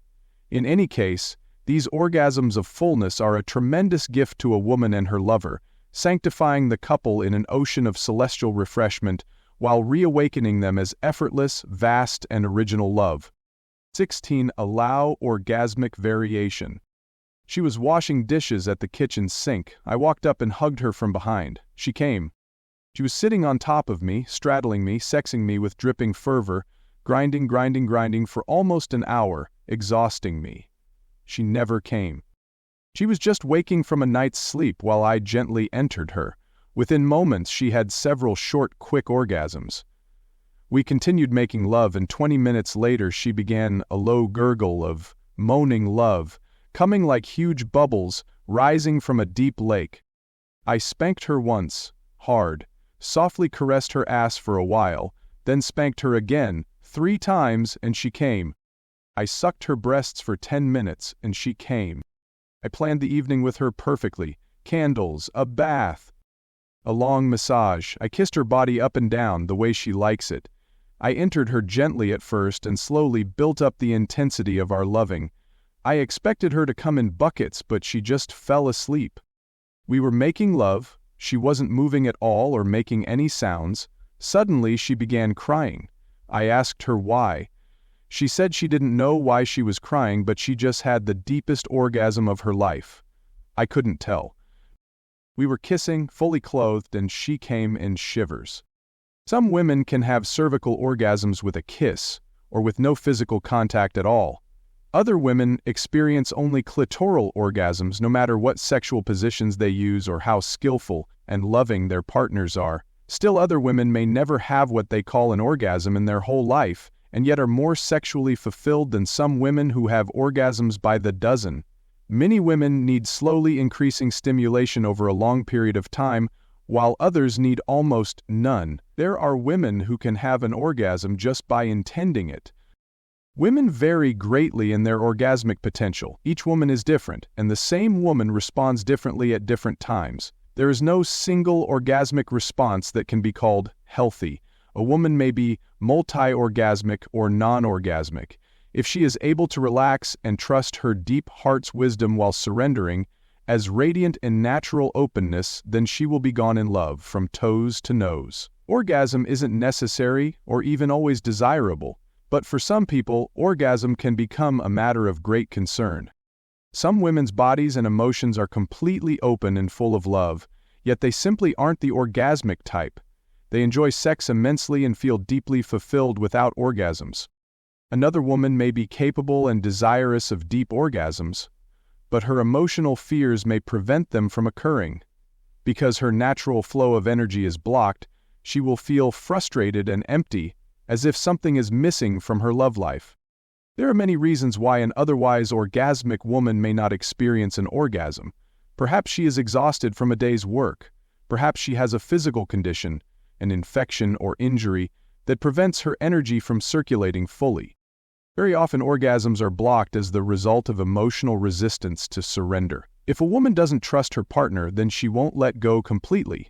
What makes a man or masculine partner trustable, sexually speaking? It is his strength and openness of consciousness and feeling. It is his capacity to remain fully present, aware, loving, passionate, sensitive, fierce, playful, and spontaneous, while also assuredly bringing the sexual embrace toward ever new ground and deeper communion. If a man gets lost in his own sensations, a woman can't trust him. If a man is bulldozing toward an ejaculation, a woman can't trust him. If a man is afraid to take the sexual lead, or if he leads without remaining exquisitely sensitive to her needs, a woman can't trust him. She won't be able to let go completely and allow unbridled energy to rip through her corpuscles and sinews, opening her to God knows where. On the other hand, a man may be very trustable and still his partner may be afraid to open. She may automatically resist masculine sexual energy because she was abused, sexually or emotionally, by masculine energy as a child, perhaps by a father, brother, or acquaintance. Alternatively, her mother may have seemed weak, manipulative, or unhappy, not an ideal example of genuine feminine power. Consequently, as an adult, she may not trust, and may even reject, her own deep feminine strength, the oceanic immensity of her love, and her untamed passion and fury, preferring instead to cling to her own masculine style of strength, control, and self-protection. If she lacks trust in either father or mother energy, she may remain emotionally protective and closed. She may fearfully limit her capacity to receive masculine love deeply into her open body and heart, or she may mistrust the enormous power of her own feminine wisdom and energy. Either way, she will prevent her natural, orgasmic fullness. Active reception is an essential but often resisted gesture of sexuality. The masculine partner must learn to open and receive the energy, dark and light, wild and nurturing, of the feminine partner. Likewise, the feminine partner must consciously choose and actively open to receive deep masculine love, penetration, into her deepest heart and body if she is to dissolve in the fullness of love's obliteration. If the feminine partner is unconsciously protecting her heart from receiving deep and penetrative masculine love, then she will be unable to relax. She will hold herself subtly separate from her partner's love and from openness itself. This emotional contraction or fear of surrender prevents deeper orgasms. It sometimes prevents orgasms altogether. And it certainly prevents sexual heart fulfillment, whether a woman has orgasms or not. To allow full sexual pleasure to course through you, to allow yourself to be overwhelmed by unbearable pleasure, you must first trust pleasure itself, which means embracing both the masculine and feminine aspects of sexuality. Fear of loss of control, fear of openness, fear of masculine penetration, fear of feminine immensity, all these forms of fear and more can prevent the fullness of your orgasmic response to love. Therefore, to really relax into your native orgasmic potential, practice clearing the possible obstructions in your body, breath, and emotions so you are able to fully surrender as your natural flow of energy and openness. The way of the superior lover is to love, actively. Enlightened sex uses creative and skillful means of breath, surrender, and energy to dissolve obstructions to your loving. Then you can relax more and more as natural openness and love. Eventually, or in any moment of full practice, you spontaneously live, open as love, breathe as love, and move as love itself. In the face of this natural enormity of love, whether you orgasm or not hardly matters. Part 3. Variations. I remember one of the many times I received instruction from a woman about the different ways to stimulate sexual energy. I was about 16 years old, sitting in my mother's station wagon with my girlfriend. I had picked her up after school and we had driven to the beach. We sat in the car, watched the ocean, accidentally touched arms a few times. The silence was excruciating. Over the last several months, we had had sex a few times and made out a few more times, but it was weeks since we had seen each other. Finally, we were together, alone, in a car. After great deliberation, I reached over and held her hand in mine. I could hear her breathe a single deep breath, a sigh, really. I felt better, yes. Holding her hand was the right thing to do. I had no idea what to do next. She must have felt my eager dumbness. She said, "Can I show you something I really like?" "Sure," I said, relieved that maybe I would now know what to do with her. She sat back in the car seat as if preparing herself for some huge, overwhelming treat. I thought maybe she was about to reveal a mysterious fondling technique that the girls talked about with great longing while they smoked cigarettes in the high school bathroom. I was still in the driver's seat of the parked car, holding her hand. She looked into my eyes and raised her eyebrows as if to say, "Are you ready?" She brought her right hand to hover over the inside of her left wrist. Then, ever so slowly and gently, she began stroking the entire length of the inside of her forearm, her fingertips barely touching her skin. From the inside of her wrist to the crook of her elbow, up and down, very, very slowly, she caressed herself. Her eyes closed, her pelvis started rocking. I felt useless. Stroking her own arm, she was eliciting more pleasure from herself than I had ever seemed able to arouse with all my manly ministrations, on top of her, beneath her, or behind her. She took my free hand in hers and guided it to her forearm. She glided my fingertips slowly over the softness of the inside of her arm, up and down, barely touching her silken flesh. When I got the hang of it, she released my hand. I was on my own. I continued stroking her arm. She seemed to sink further back into the passenger seat, licking her lips, rocking her pelvis, moaning from her belly. On the one hand, I felt greatly relieved. This was easy. I could do this. If this was all it took to drive her crazy with pleasure, my days of confusion were over. On the other hand, I felt more befuddled than ever. How the heck would I have ever figured out that I was supposed to stroke the inside of her forearm to turn her on? What if she had never told me her secret?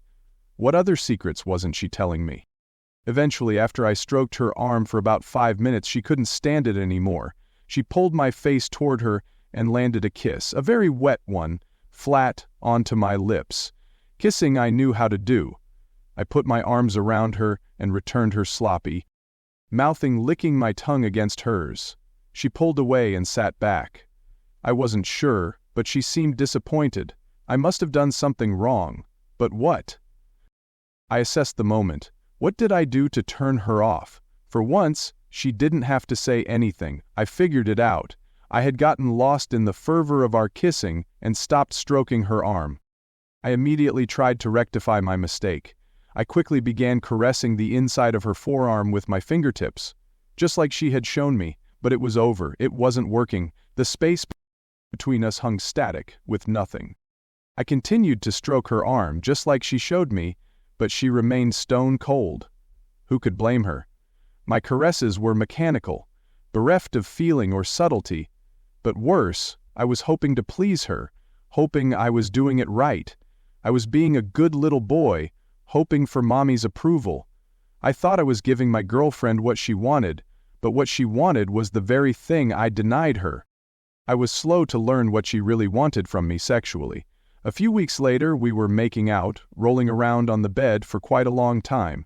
Finally, feverish and panting, with wet lips and slut eyes, she asked, "What do you want me to do?" "Whatever you want to do," I answered her. "I will do anything you want, anything," she answered, hungry and hot-breathed. "Well, I want you to do what you want to do," I answered. "Anything, I'll do anything, I want to please you," she pleaded, licking me all over, rubbing herself against me, waiting for my word of desire. "Just be yourself. That's what pleases me," I answered, sure that she would appreciate my acceptance of her. Instead, she rolled away, went to the bathroom, and slammed the door shut. Both in the car and in the bed, she wanted to feel me knowing her, taking her to a new place of openness and pleasure. She wanted to transfer the lead to me, so she could let go of being in charge and fully surrender in the pleasure of love. But in the car, I got lost in the energy of her kiss, and she could no longer trust my consciousness, sensitivity, or bearing. And when she asked for my command, in bed I threw the choice of direction back on her, making her decide for herself what she wanted. But this was exactly not what she wanted. Growing up, I was raised to treat boys and girls, men and women, equally. To me, that meant treating them the same. I simply had no idea that in intimacy, sameness is not sexy. It was a while until I learned that magnetic sexual polarity is based on the attractive play between masculine and feminine forces, which are equal in power, but also very different. Sex is the play of their differences, their push and pull, their interpenetration, union, and pleasurable unity.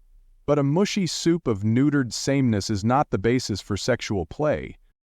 The masculine in each person sees the big picture and remembers its real purpose, and thus is able to direct where things are going. The feminine in each person is the force of life itself, moving through the body, the earth, the sea, and the wind. Revealing itself through sensual flow, it is the energetic force of nature and aliveness. My girlfriend had wanted to relax in her feminine, surrendering to love, allowing love's wild light to dance her body wide open, enjoying the delicious flow of energy moving between our hearts. Sometimes she grew tired of being in her masculine, always directing me. Sometimes she wanted me to take the rudder, so she could flow freely as the wind and waves, undulating in sensual pleasure, not having to concern herself with what to tell me to do next. Sometimes she wanted to be ravished, to let go and trust that I would lead us beyond our limitations into a bliss of loving that exceeded anything she could tell me to do. Sometimes her feminine power had the opportunity to manifest most fully when I took the lead, allowing her the freedom to radiate love absolutely through every cell, without having to compromise her shine because I wasn't conscious enough to take us deeper in sexual loving. Technique is nothing without the play between the forces of trustable masculine consciousness and untamed feminine energy. Whether gay or straight, unless two partners are willing to play in the differences between masculine and feminine, sexual polarity and attraction will disappear, even if they love each other. Enlightened sex involves magnifying the attractive differences and distances between these two powers, so they slingshot through one another in a blissful interpenetration, the fuck of eternal unity recognizing itself. Either partner can play either side of the polarity in same-sex and opposite-sex relationships. A woman may enjoy playing the masculine, a man may enjoy playing the feminine. Partners can alternate polarities every few minutes, or play one style of polarity most of the time, but if there isn't an attractive masculine-feminine difference between partners at times, then sexual polarity eventually becomes neutralized, and the various techniques for stimulation and pleasure become reduced to friendly, feel-good massage therapy. For some people, this is enough. However, for most men and women, neutered stimulation is fine on occasion, but not a substitute for full-blown sexual polarity in love. Most people want to be sexually aroused, ravished, and undone in the resplendent bliss of, oh my God, whose effulgence is sourced in the love play of unbridled masculine and feminine forces. The masculine playing partner cultivates the capacity to give the gift of trustable, all-pervading presence, so his or her partner feels deeply entered, sensitively known, and blissfully ravished by the directional love force of consciousness. The feminine partner cultivates the capacity to give the gift of untamed expressions of pleasure and devotional heart yearning, so his or her partner feels irresistibly attracted beyond separate self into the radiant bliss of real love. If the masculine partner's presence wavers, then the feminine partner loses trust, guards herself emotionally, and can't enjoy the bliss of opening her body and heart fully as the offering of feminine love. If the feminine partner's radiance diminishes so that body and heart close, ripples of pleasure decrease and emotional expression becomes muted, then the masculine partner is stuck in the realm of head and tail, bereft of full-bodied, heart-given sensual energy, unattracted beyond his own self-controlled detachment or selfish stimulation. Knowing a wide range of techniques for stimulation helps to expand the ways you play your masculine and feminine forces in intimacy. While stimulating sexual energy, practice to remain present with your partner, connected in love, allowing pleasure to flow freely throughout your whole body as well as your partner's.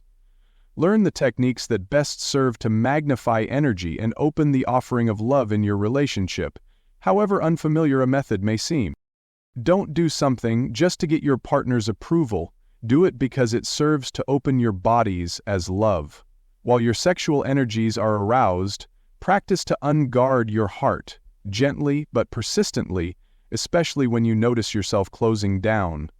In erotic play, learn to enjoy the force of masculine presence and the power of feminine radiance, and always combine whatever variations you learn with compassion, sensitivity, creativity, and spontaneity. 17. Stimulate the sex paths. Although the genitals are often called the sexual organs, enlightened sex requires the whole body.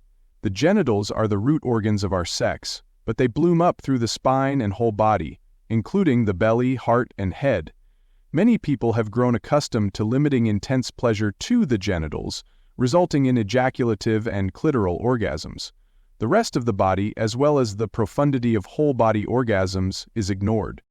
The superior lover knows how to stimulate the sexual pathways throughout the body. These pathways are slightly different from person to person, and over time each person's needs change. The best way to discover these pathways is through experimentation. When you nibble your lover's earlobes, what happens to the rest of his body? Which parts of your lover's body seem to move with energy when you pull her hair or kiss her neck? What happens when your lover bends his or her legs and you hold your lover's feet in your hands while you make love? Be careful not to get into a rigid habit of always stimulating the same parts of your lover's body in the same way just because it seemed to work before. Pay particular attention to the ears, lips, neck, nipples, belly, anus, perineum, hands, feet, and spine. Use rough and gentle touch, sharp and soft pinches, wet and dry friction, tickles, scratches, steady pressure, and sudden blows to awaken and circulate your lover's energy. Through creative and skillful means, coax your lover's energy to flow so fully that his or her heart opens as spacious surrender, offering love, shining without boundaries. This is enlightened sex. Genital contact may get the sexual energy moving, but unless you are also skillful at helping it circulate throughout the whole body, the energy will just build up and deplete itself in localized blips of ratchety release. 18. Bite, slap, and pinch to move stagnant energy. During sex, the body's energy may become stagnant, heavy, or stuck. Biting, slapping, and pinching can be used to stimulate energy in the nervous system and rouse a listless or sluggish body into more energetic ecstasy. Sometimes a little bit of pain, skillfully and lovingly administered, can greatly increase pleasure. Use these means freely, with real love and careful sensitivity. These techniques are simply aspects of creative sexual loving and should be used equally by men and women. To begin with, choose a single technique to practice with your partner, for example, biting. While making love, bite or nibble your partner gently on the neck or wherever you choose. Then ask for verbal feedback. Would your partner like your bite to be harder or softer, more teeth or more lips? Work toward discovering how, when, and where to apply a bite. You can't just gnaw randomly and get the desired result. You must carefully feel your partner's energy, and when you feel that it needs a boost, provide just the right bite, at the right time, in the right place. Then your partner can practice biting you. Make sure to give feedback to let your partner know how his or her biting is affecting you. At first, it is best to use words to give this feedback. Once you both understand each other's signals, sometimes a pleasurable moan or a sharp yelp, ouch, is enough. In any case, make sure that the pain is good pain, in the sense that it deepens and quickens the energy flowing through your body. Erotic slapping can be more difficult to learn, because slapping is often associated with anger and the desire to hurt someone. Many people inhibit their impulse to smack a lover during sex. Remember, there is a big difference between hitting someone in a way that deepens the ecstasy and hitting someone because you are angry and need to strike out. What we are exploring is cuffing someone in a way that jolts both of you to a new level of sexual participation, openness, and love. Eventually, you may find that an occasional and lovingly administered gentle slap to the face, not to mention the ass or thigh, can surprisingly open the sexing to a new level of abandon and passion. Both men and women can learn to gently cuff each other, at first being very careful and waiting for feedback before trying again. This kind of smacking or spanking is an act of love, an erotic expression of passion, and a means to move energy to a new place. It is not about trying to hurt your lover, although the smack may indeed be somewhat painful, or at least startling. However, the pain can quickly be assimilated into greater passion, pleasure, and bodily energy if the smack is appropriately and skillfully given and received. For biting, slapping, or pinching to work well, timing is very important. You must feel the energy moving or stagnating in your partner before you can know when and how to assist the energy. Sometimes a smack to the buttocks will unlock energy. At other times, pinching a leg, scratching the back, or nibbling your partner's neck can be the skillful means. Feel your partner's blocks. Where is the rigidity? Where is the energy flow limited? which parts of your partner's body are expressing passion fully and which parts are inexpressive, dull, or lifelessly passive. Your partner can feel and discover the answers to these questions in you too. Carefully administered bites, slaps, and pinches can be skillful means to unblock and magnify energy in the parts of the body that need to be awakened. A sudden bite, slap, or pinch can also arouse greater passion and emotional expression in a partner who is drifting, mechanical, or lodged in torpor. By learning to feel your partner's energy with great sensitivity, you will know intuitively when and how to open and move it. 19. Move energy through the lips, nipples, and genitals. The lips, nipples, and genitals are connected through an internal circuitry of energy. By lovingly and delicately using touch to stimulate and relax each of these three areas, you can increase the circulation of love force through your partner's whole body. Don't focus on one of these areas too long, but feel all three simultaneously, regulating the energy flow between lips, nipples, and genitals by using hard and soft touch, biting, pinching, rubbing, skimming, tickling, licking, and kissing. When making love with your partner, stop moving. Lie motionless with your genitals interlocked with your lover's, your fingers on one of your lover's nipples and your lips hovering near your lover's lips. Feel all three of these areas as if they were connected to one another by an invisible line of energy.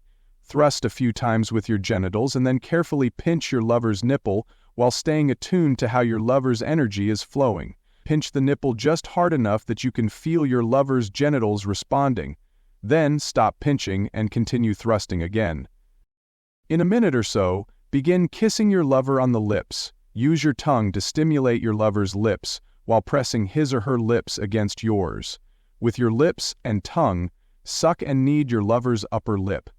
As you do this, feel a direct connection from your lover's lip to his or her genitals through your lover's nipple.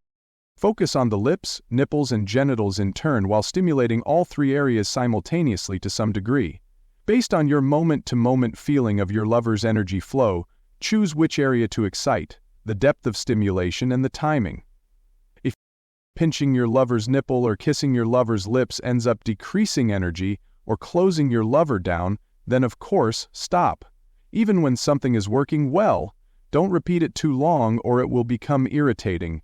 Varying the location, depth, and intensity of stimulation, bring your lover's body to greater and greater degrees of ecstasy until your lover can barely handle it. Then, when your lover's energy is very full, bring your chest and belly against his or hers. Firmly press your body against your lover's, your chest and belly relaxed and soft. Breathe as if you are breathing your lover's breath in synchrony and with great sensitivity.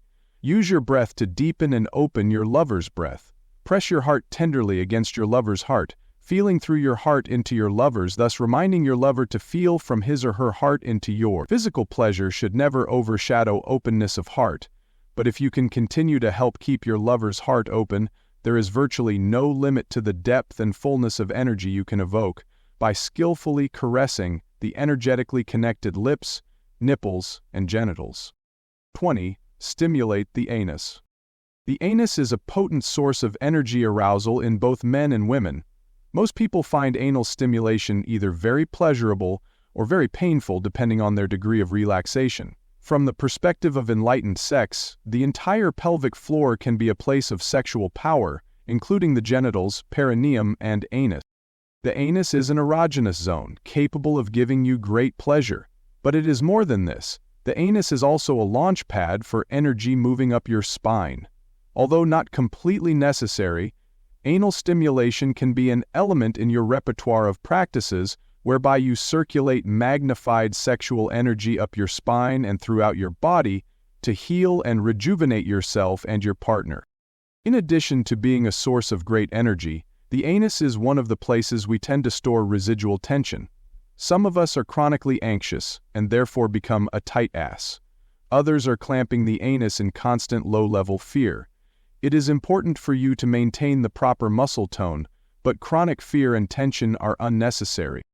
The amount of fear and tension you are suppressing below awareness in your daily life is easy to discover. This tension is stored in key areas of the body such as your jaw, your solar plexus, and your anus. A finger up the anus will give you a quick reading as to whether you are, unconsciously, holding on to fear and anxiety there. Everybody has different hygiene standards, but it is prudent to wash with soap and water before and after engaging in any kind of anal stimulation. Furthermore, remember to wash whatever is inserted in the anus before putting it in the vagina. It doesn't matter who goes first, but you and your partner can practice stimulating each other's anus one at a time. Start by using your finger. Lubricate your finger and your partner's anus with saliva, vaginal fluids, or personal lubricant you can purchase at a pharmacy or sex shop. Gently massage the outer surface of your partner's anus with your finger. When the anus relaxes, insert the tip of your finger into the anus about half an inch. At this point, vibrate your finger slightly to help relax the anus. You can also massage the outer ring of the anus.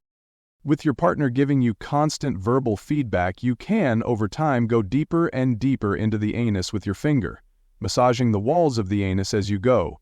Listen to your partner, stopping when he or she says to stop.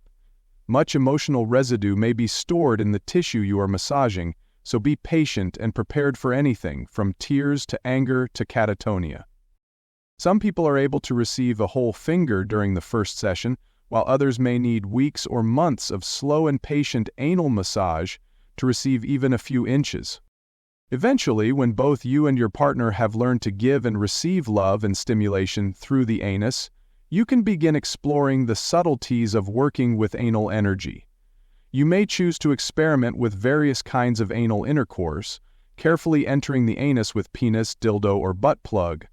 In addition to anal intercourse, you can experiment with anal stimulation, with your finger, for instance, during genital intercourse. The purpose of anal stimulation is to help relax the body, release emotional tension, and stimulate the energy of the pelvic floor.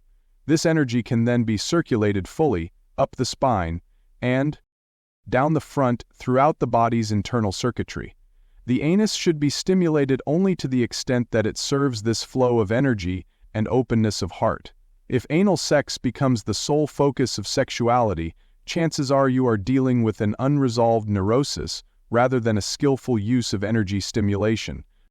For some people, anal stimulation will play only a small and very occasional part in their overall sexing. For others, anal stimulation will be a more frequent part of sexual play and practice. Measure the frequency and style of anal stimulation by its efficacy in opening internal energy knots, relaxing the entire body and moving energy from the pelvic floor up the spine and throughout the whole body. Most importantly, measure anal sex by its capacity to prepare you and your partner to surrender more deeply in love, a love without boundaries. 21. Do the feet. Your feet influence your whole body. When your feet are tired, the rest of you feels tired. When your feet are massaged, your whole body feels massaged. When your feet are touched with erotic love, the rest of you also flows with such love. But massage can be a regular part of your sexual play. By massaging your lover's feet, you will help his or her whole body relax and open.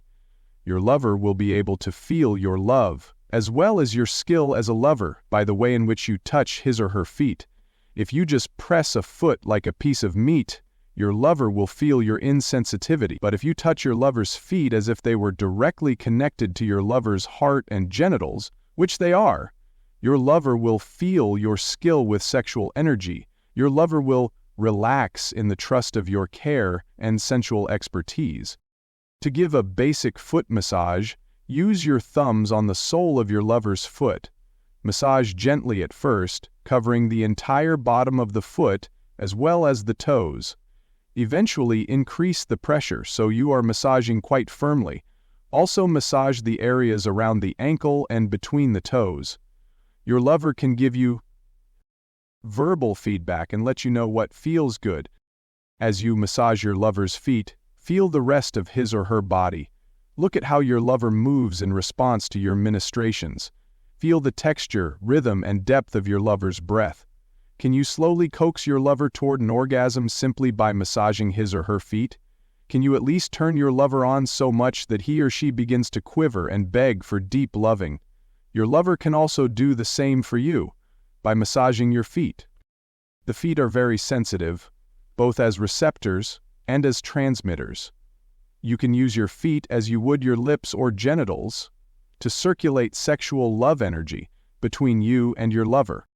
Try treating each other's feet as full-fledged sexual organs. Suck the toes, licking in between them. Gently nibble and bite the entire foot. Touch your lover's nipples with your feet. Let your lover masturbate with your foot, touching it to her clitoris or his penis, or perhaps inserting your toes into her vagina, or wrapping both of your feet around his erection. You can also actively masturbate your partner this way, with one or both feet. Always feel the effects of your foot play. Don't impose some weird sexual play on your lover just because you think it's a neat idea. The feet can be fully incorporated into your sexual play, but only if you remain sensitive to the effects on you and your lover.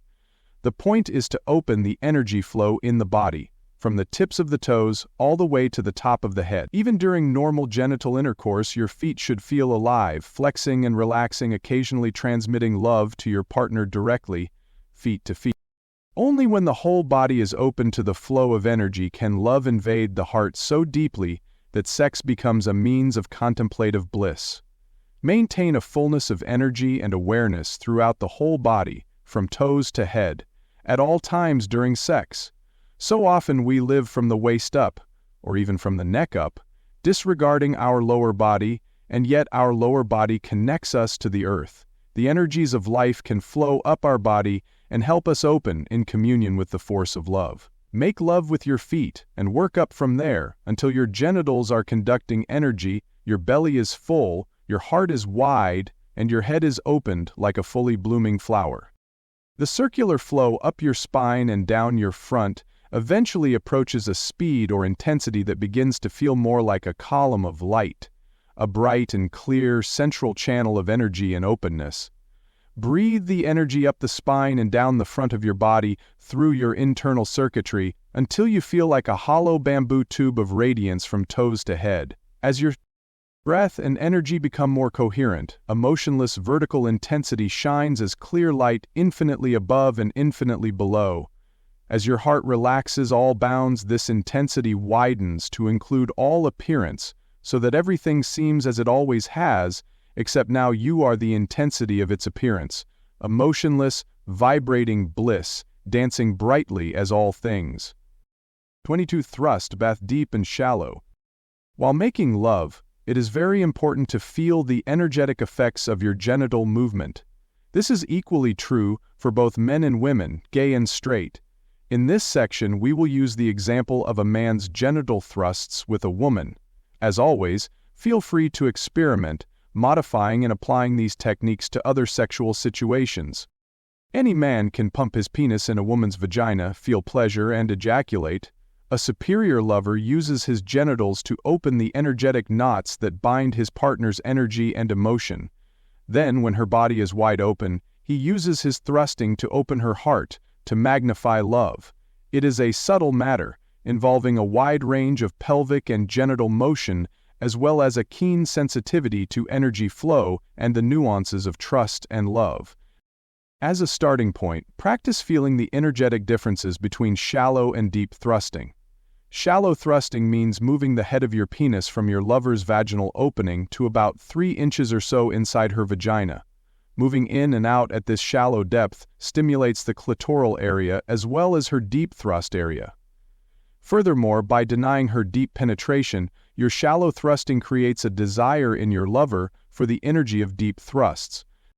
Deep thrusting means entering your lover as deeply as possible. For most men, this means that the head of the penis thrusts near her cervix.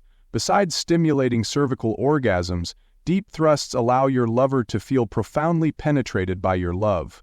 This deep penetration of love, physically, emotionally, and spiritually, is the essence of the masculine sexual gift. If and when your lover is ready, you can enter her so deeply that she has no choice but to receive you utterly, surrendering and opening without limit as love. Try different combinations of shallow and deep thrusts while making love. In general, especially near the beginning of a lovemaking occasion, Shallow thrusts should outnumber deep thrusts. A good rule to follow while you are developing sensitivity is to use about 9 shallow thrusts followed by 1 deep thrust. Once you can actually feel the currents of energy flowing between you and your partner, frequency and depth of thrusting become obvious and spontaneous matters. While you are thrusting shallow, feel as if you are priming your lover's pump. Her desire to receive you deeply increases as she is stimulated superficially but denied deep penetration.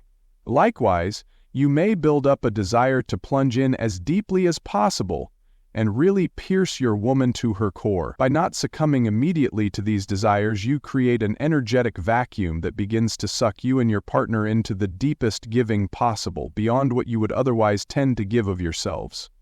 This combination of many shallow and a few deep thrusts also creates a physical vacuum inside your lover's vagina, producing a unique sensation alternating between suction or yearning during shallow thrusts and fullness or merger during deep thrusts.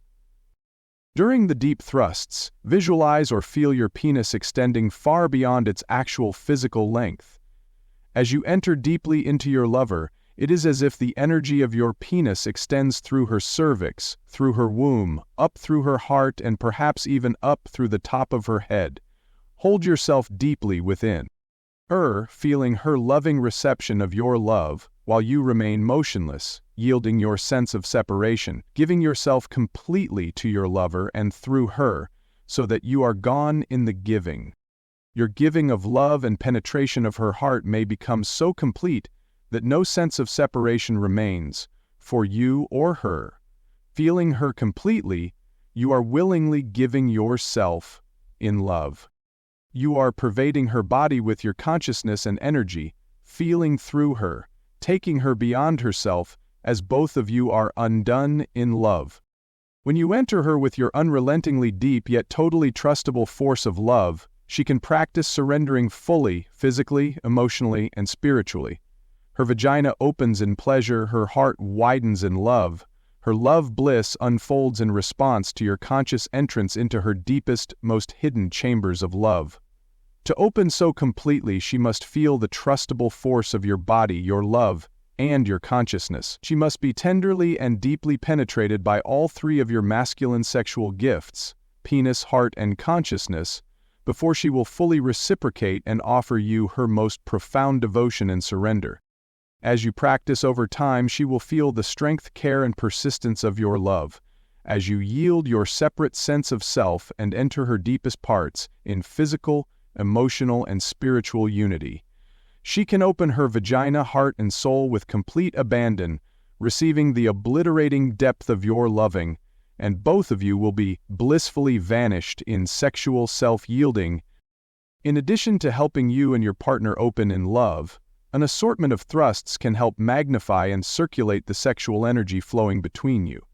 A variety of thrusts may include shallow and deep thrusts, but also churning, twisting, rotating, and vibrating styles of thrusting, as well as thrusts directed toward specific areas of her vagina.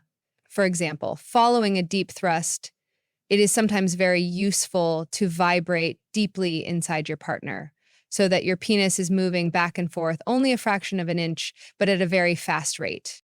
In order to determine what types of thrusts to use, feel your partner's energy. Is it rising deliciously up her spine, causing her back to arch? Is it descending fully down her front so her vagina is pulsing with power, squeezing, sucking, and churning? Or is there a deficiency of downward energy, robbing her vagina of life so that it feels slack and passive? Is there too much energy stuck in her head, causing her face to be tense and her legs to be empty? Is her pelvis moving smoothly with the flow of energy, or does it seem rigid, ratchety, or stuck? Are her belly and chest tight and resistive, or do they feel soft, open, and receptive, welcoming your body to melt into hers? Use whatever thrusts serve to open your lover more deeply, as well as to stimulate and circulate full life energy throughout her entire body and your own. To choose the appropriate style of thrusting for the moment, consider your lover's capacity to receive love.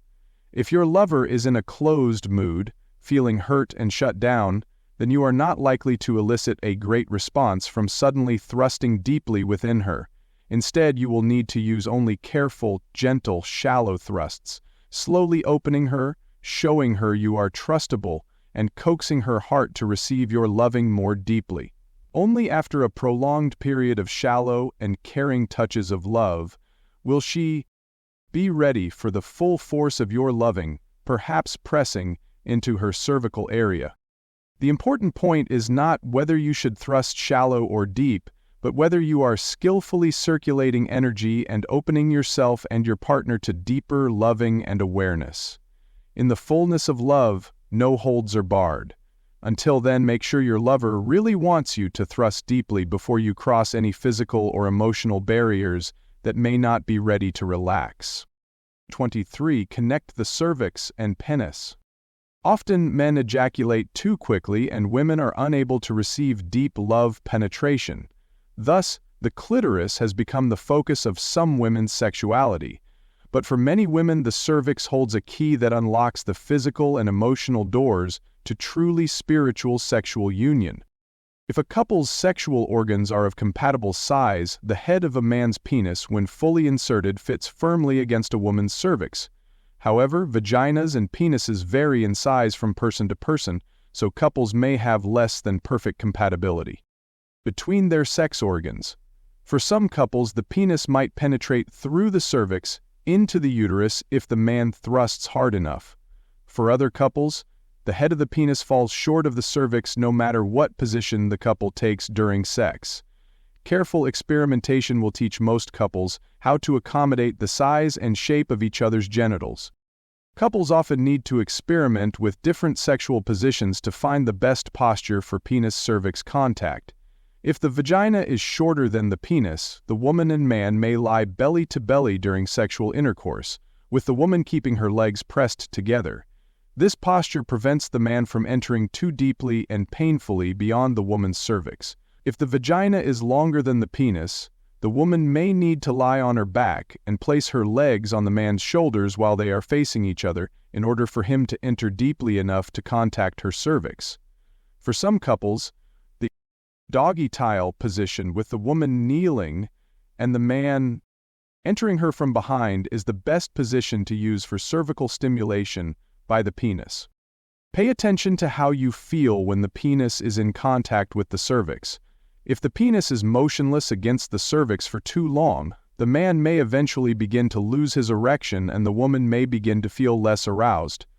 This is due not only to the lack of movement, but also to the equilibrating effect of the energy flowing between the cervix and the head of the penis. Separate the penis and the cervix just a bit, and feel the shift in energy. Practice feeling the difference between cervical contact and more shallow genital contact. Build up a force of sexual energy by using shallow thrusting. Take care that the penis does not contact the cervix. When both partners are filled with sexual energy, then slowly but firmly move so that the head of the penis contacts the cervix. At first, do this with your eyes closed so you can more easily feel the effects. Eventually, keep your eyes open, gazing deeply into your partner's eyes. Either partner can vibrate so the head of the penis and the cervix quiver against each other, increasing the flow of energy between partners. The hot masculine energy from the penis is received through the woman's cervix and moves up the woman's spine, while her cooling feminine energy is received through the penis and moves up the man's spine. Then, before you feel depleted or bored, separate the penis and the cervix and continue with shallow thrusting, remembering to circulate energy through your complete internal circuitry, up the spine and down the front. Couples can experiment with different styles of contact between penis and cervix: forceful, gentle, sharp, slow, repeated, bumping, vibrations, just staying in place, or even penetrating through the cervix. Of course, any kind of cervical contact must be done with great care and sensitivity. At first, the woman should guide the man with her words. Remember that a woman's cervical area often stores the residue of old sexual and emotional traumas and stress, and therefore it may be quite painful for her when her cervix is penetrated, or even gently touched by the tip of the penis. These old emotional stresses can be released, as previously described, before couples freely engage the energetic circulation and deep transmission of love through uninhibited penis-cervix union. 24. Vibrate quickly to increase and smooth out energy. Many people limit their sexual motion to a few styles and speeds. Some of the more popular include gentle, fast and furious, aggressive, orgasmic, and calm. Although there are infinite numbers of potential motions during sex, one motion bears emphasizing. This is the vibrating motion. Vibrating does not mean thrusting really fast. It is actually more like a bodily buzzing, like a vibrator. Imagine putting your hand on the hood of your car while the engine is running. This is what it feels like to vibrate during sex. It takes time to learn how to vibrate your body. It is something like the motion of shivering, though you do it consciously during the heat of sexual embrace. Practice shivering with the muscles of your buttocks. This creates a vibrating motion in your pelvis. This vibrating motion smooths out your energy and your lover's, magnifying but also dispersing the energy. Rather than a building up sensation, vibrating serves to enlarge and smooth out sexual energy. Vibrating should be used periodically during lovemaking, whenever the energy becomes too intense or one-pointed. If you are a man, practice vibrating your pelvis against and your penis inside your lover. Vibrating usually works best when the head of your penis is against your lover's cervical area, but it is also useful when your penis is more shallowly placed, perhaps only a few inches into your lover's vagina. If you are a woman, practice vibrating your pelvis while your lover is inside you, thus surrounding his penis with vibrations. As long as he knows how to circulate his energy, your vibrations will serve to smooth out his energy if he has become too goal-oriented and one-pointed. Men and women can also vibrate their whole bodies against one another, especially the belly and chest. If you feel that your lover is holding his or her breath or is too tense, simply stop your thrusting motions and lie firmly against your partner, belly to belly. Vibrate your open chest and soft belly against your partner's.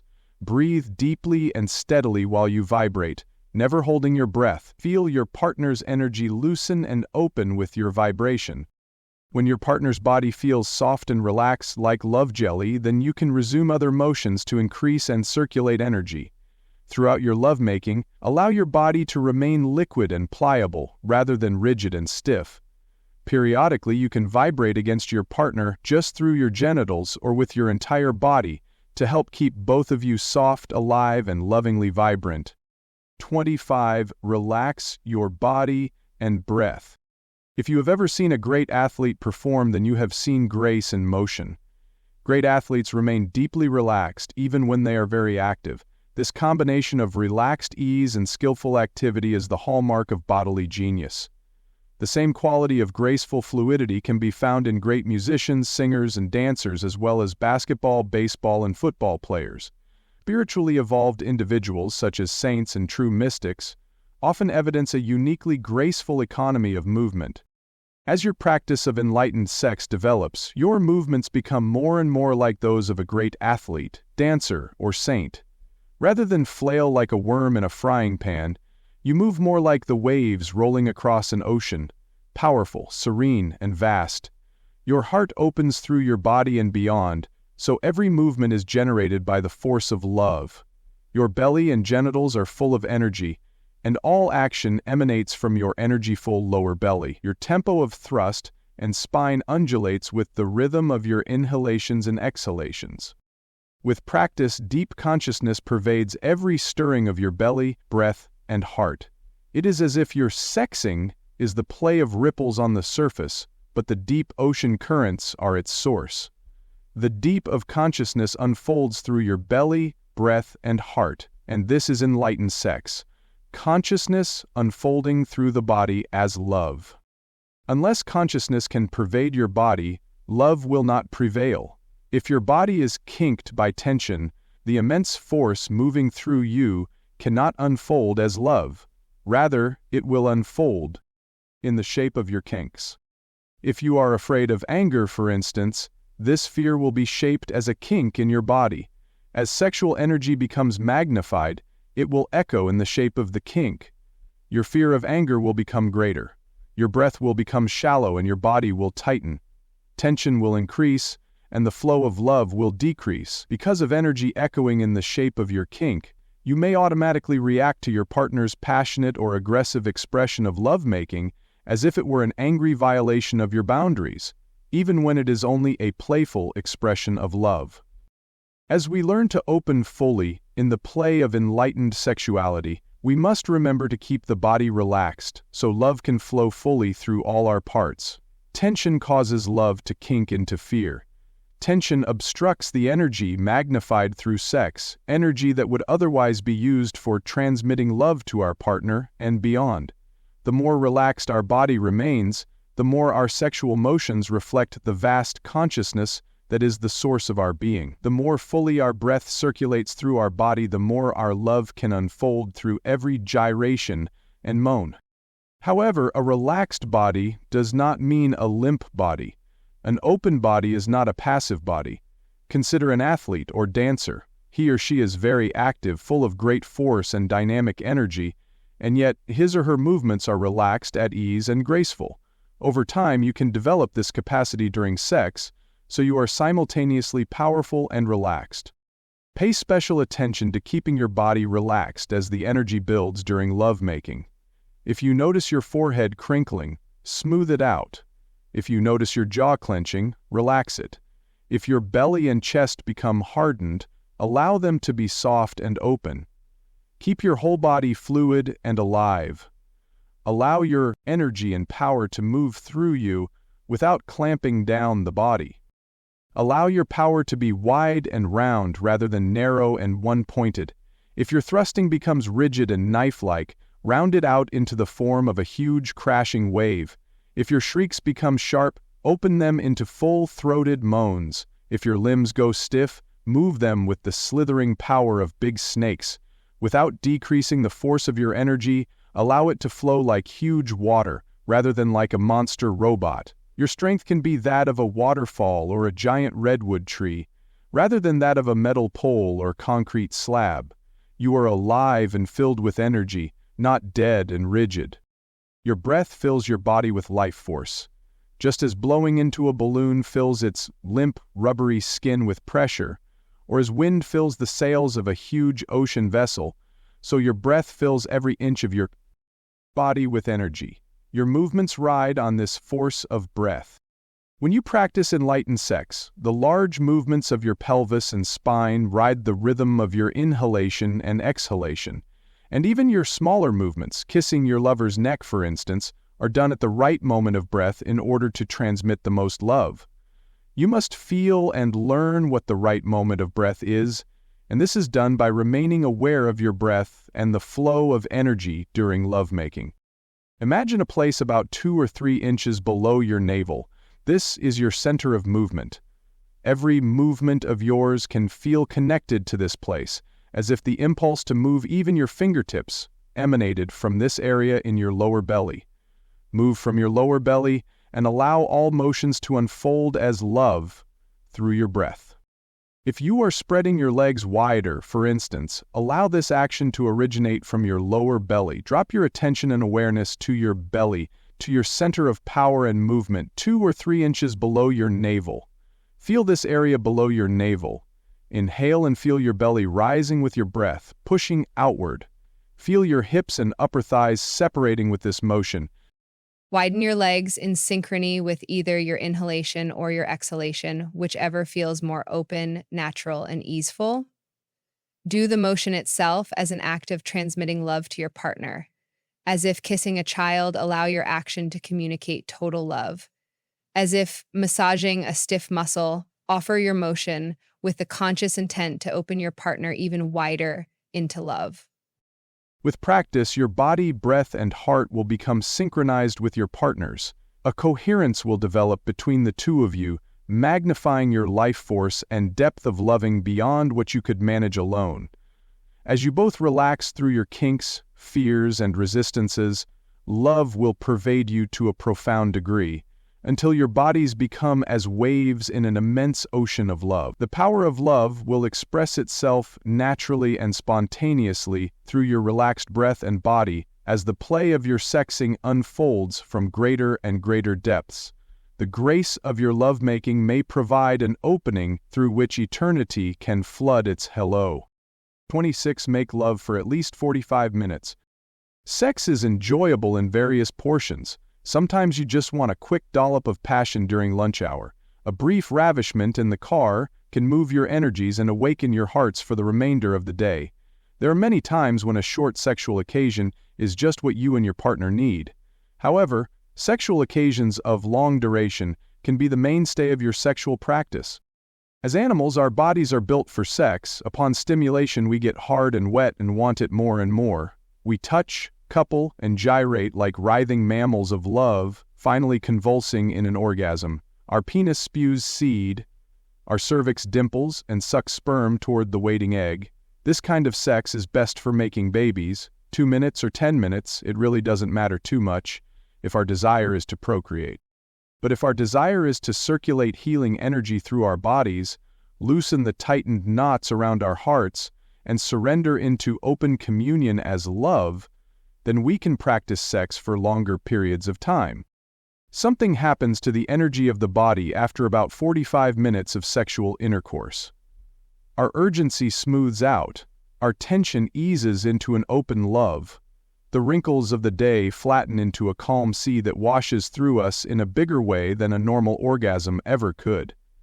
For many people, the fullest sexual potential starts after about 45 minutes of active loving. For women especially, the sexual occasion is one of gradual heating to the boiling point. Deep cervical orgasms, for instance, typically don't emerge until after 45 minutes or more of sex. And for many men, the urge to ejaculate is strongest after 2 to 10 minutes of sex. If a man can continue making love without ejaculating for 45 minutes, his body reaches a plateau of energy. He can then more easily sustain a high intensity of lovemaking for a long time, enjoying multiple, whole-body orgasms without ejaculating. The knots of tension that obstruct energy and block the heart are usually not opened by a short sexual session. These knots often require the steady and persistent circulation of energy that only a longer session affords. These very knots can sometimes keep us from long and leisurely sexual practice. Our sexual energy builds in our body as we make love. Then the knots act like dams, blocking our internal energy flow, forcing us to spill out our energy in ejaculations, hoots, hollers, and convulsions of tension and release. If instead of overflowing we steadily practice to open the dams of our tension, then the knots can open. Our deep heart energy can flow throughout our body. Relaxing as love's bright flow, our body is unbound from the force of fear that tied the knots to begin with. Every time we experience fear or hurt during the day, we tie our internal knots a little tighter. Unless we are very conscious and learn to breathe and circulate energy throughout the day, we end up accumulating a remarkable storehouse of tension within our body. The stock market takes a plunge, and the fear of loss ties a knot within. Our child is late from school, and fear ties another knot around our heart. Our lover threatens to leave or insists on marriage, and another knot of fear tightens through our gut and chest. Fear, along with the anger, worry, and grief that result from fear, is stored in every knot. Mediocre lovers find it easier to spurt and shimmy away sexual energy than to open their internal knots, which would allow their energy to circulate in a much more profound and blissful depth. They can't sustain the practice of circulating love's energy through their knots. Why? Because to circulate love's energy, they would have to loosen their knots and in doing so release the fear stored within them, which often creates panic, nausea, or even moments of relived trauma. Mediocre lovers are afraid of letting go and feeling. They are afraid of feeling hurt, rejected, abandoned, taken advantage of, and ripped off. They are even afraid of feeling loved. To circulate energy freely throughout the body and heart requires that we feel, embrace, and open, loving our fears, moment to moment. Surrender is the texture of loving even while afraid. Long sexual occasions are not simply a means to greater physical pleasure, although certainly the fathomless ecstasies that arise deep into a long session of loving far surpass the surface flash of an early orgasm. Beyond sheer enjoyment, sexual occasions of 45 minutes or more are often necessary for opening the body and heart to the fullest potential of human love and intimate communion. Otherwise, the knots in our body and heart detour our loving into brief excursions of shallow pleasures. As a practice for a month, try having at least one occasion per week of continuous sexual intercourse that lasts 45 minutes or longer. Vary the depth, style, and position of sexing to allow the body to remain relaxed and open. Use the breathing techniques and upward tension of your pelvic floor, discussed earlier and explored fully in Part 4, to circulate the energy and bypass ejaculative or weakening orgasms. Be wary of misinterpreting symptoms. Sometimes vaginal soreness or a lost erection are signs of emotional knots being tweaked. Don't assume that the only solution to discomfort or lack of interest is to stop having sex. Instead, continue making love with sensitivity and care while circulating energy through your fears and tensions. Do your best to make love while any and all emotions are fully felt and expressed. Don't be afraid to verbally express the strangest emotions. You might find yourself shouting, "I hate you," "kill me," "fuck you," or any number of emotionally charged and seemingly negative expressions. Feel fully whatever you are feeling, and continue having sex, loving whatever emotions arise, while also feeling your partner's heart. Circulate your energy through any knots of tension you encounter, until the knot is loosened or thoroughly untied. Make sure that you and your partner have a way of communicating "stop" in the event that you reach a limit you are not yet ready to breathe and love through. Eventually, after weeks or months of long lovemaking sessions in which you are practicing sex through all the knots you encounter, your body will be much more emotionally open. Your sexual energy will flow more fully and freely, without getting stuck in kinks. This free energy and emotional openness will help you to remain more fully conscious of your true depth of being, rather than be stopped short by the knots of your thoughts, fears, and desires. As you learn to rest more easily in your true depth of being, spiritual profundity will replace sexual tension. An endless ease of being will grow more obvious, even in the midst of passionate loving. Unbound from chronic tension, your energy and consciousness are more available for continual practice. You are able to love all emotions that come and go, feeling through your kinks to your partner's heart more swiftly and consistently. Sex becomes an ongoing, conscious, whole-bodied participation in a profound ease and openness of being, in trusting communion with your lover, even while your body and emotions go through their twists and turns. Your practice thrives in the midst of tangles. The glow of your sexual embers is no longer caught in the jumble of your kinks, but luxuriates brightly through them, a white-hot love without bounds. Your knots are made transparent, as are your edges. You and your lover are melded as one heart and then vanished to everywhere at light speed. Part 4: Sexual Energy Exercises. Spontaneous openness and skillful practice go hand in hand to unfold joy in the way of enlightened sex. This section presents specific exercises to restore the natural flow of energy through the circuitry of your body, so love can have its way. These exercises are universal in the sense that they have been discovered and rediscovered for thousands of years around the world, in China, Tibet, Japan, India, Europe, and the Americas. To make them effective, you must discover, and in every moment rediscover, these exercises for yourself. Practice them afresh, on the basis of your own revelation. Make these exercises your own. The exercises work, but you have to do them, especially when your superficial habits of kink and closure attempt to reassert their hold on your deep loving. It's important to play with these exercises, sensitively fine-tuning them to untie your specific knots and unbind the natural flow of your sexual energy.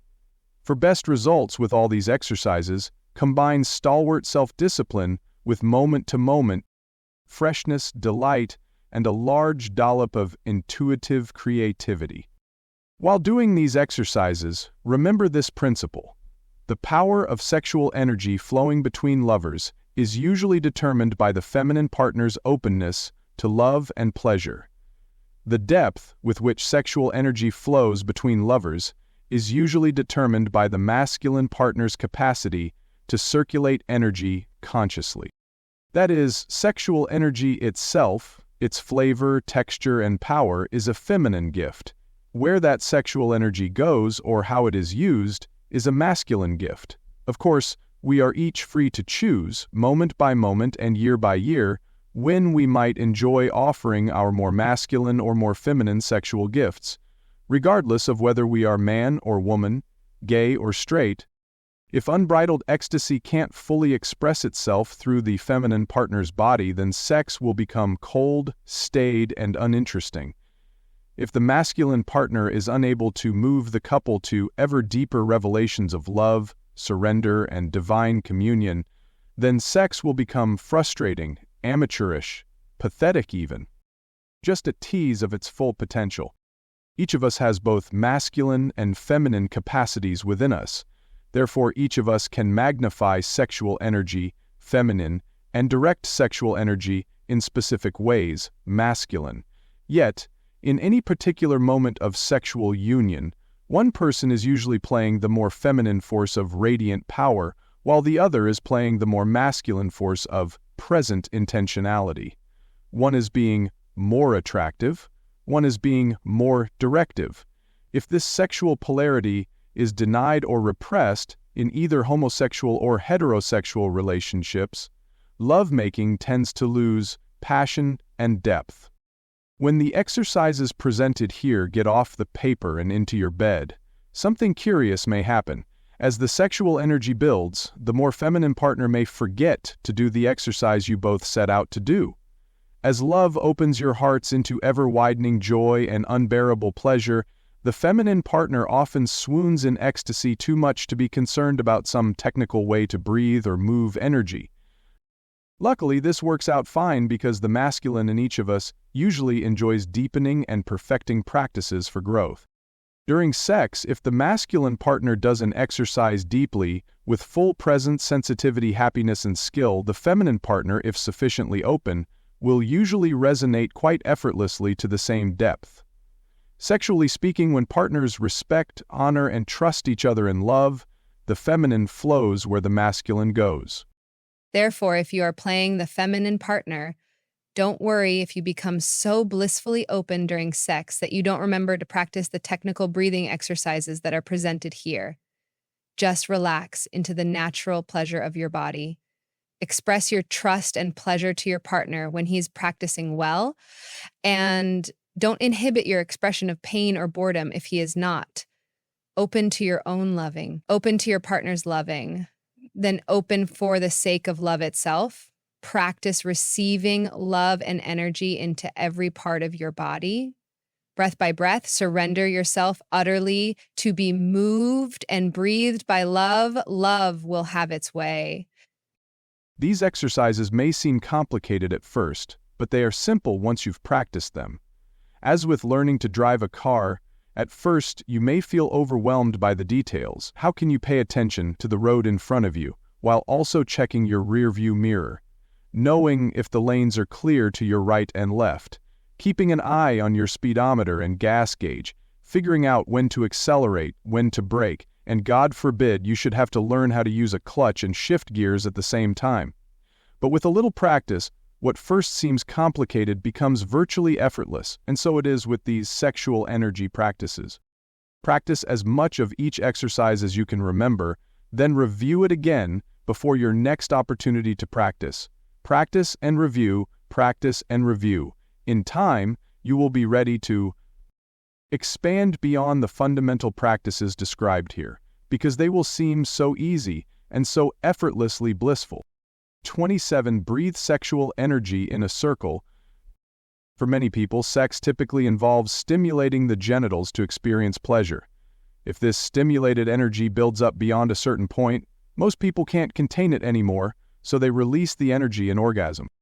This is a very primitive and undeveloped form of sex, although it is the one with which most people are familiar.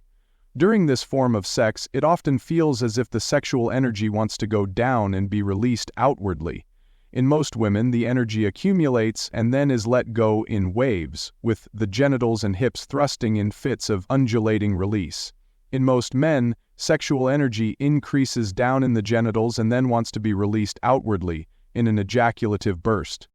To move beyond this rudimentary heave of stimulation and release, you can learn to dissolve internal blocks, sustain much higher levels of pleasure than ever before, and circulate sexual energy in a way that gives the whole body an orgasm that fills rather than depletes your energy reserves. The first step in learning to do this involves allowing your internal sexual energy to circulate freely. As described in Part 1, when your natural internal circuitry is open, a main conduit of your energy moves in a circle, up the back of the body and down the front.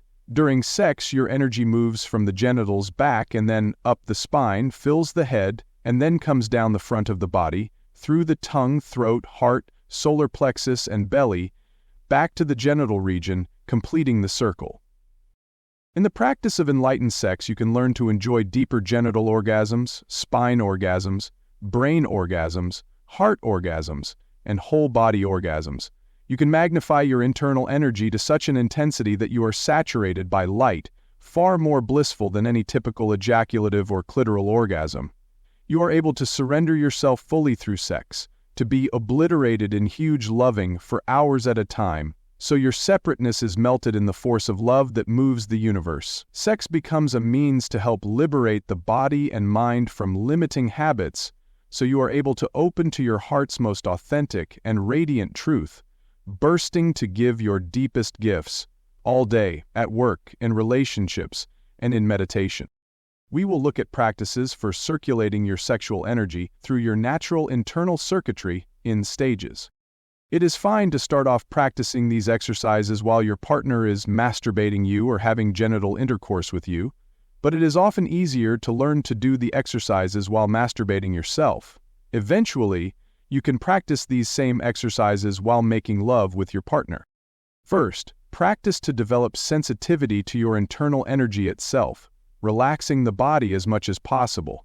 Tension in the body will decrease the flow of energy and mask the subtle currents of flow and movement that you need to feel in order to artfully circulate sexual energy. Breathe full and deep.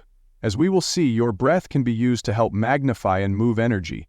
At the beginning, though, just practice keeping the breath full while you masturbate so you don't obstruct the energy in your body.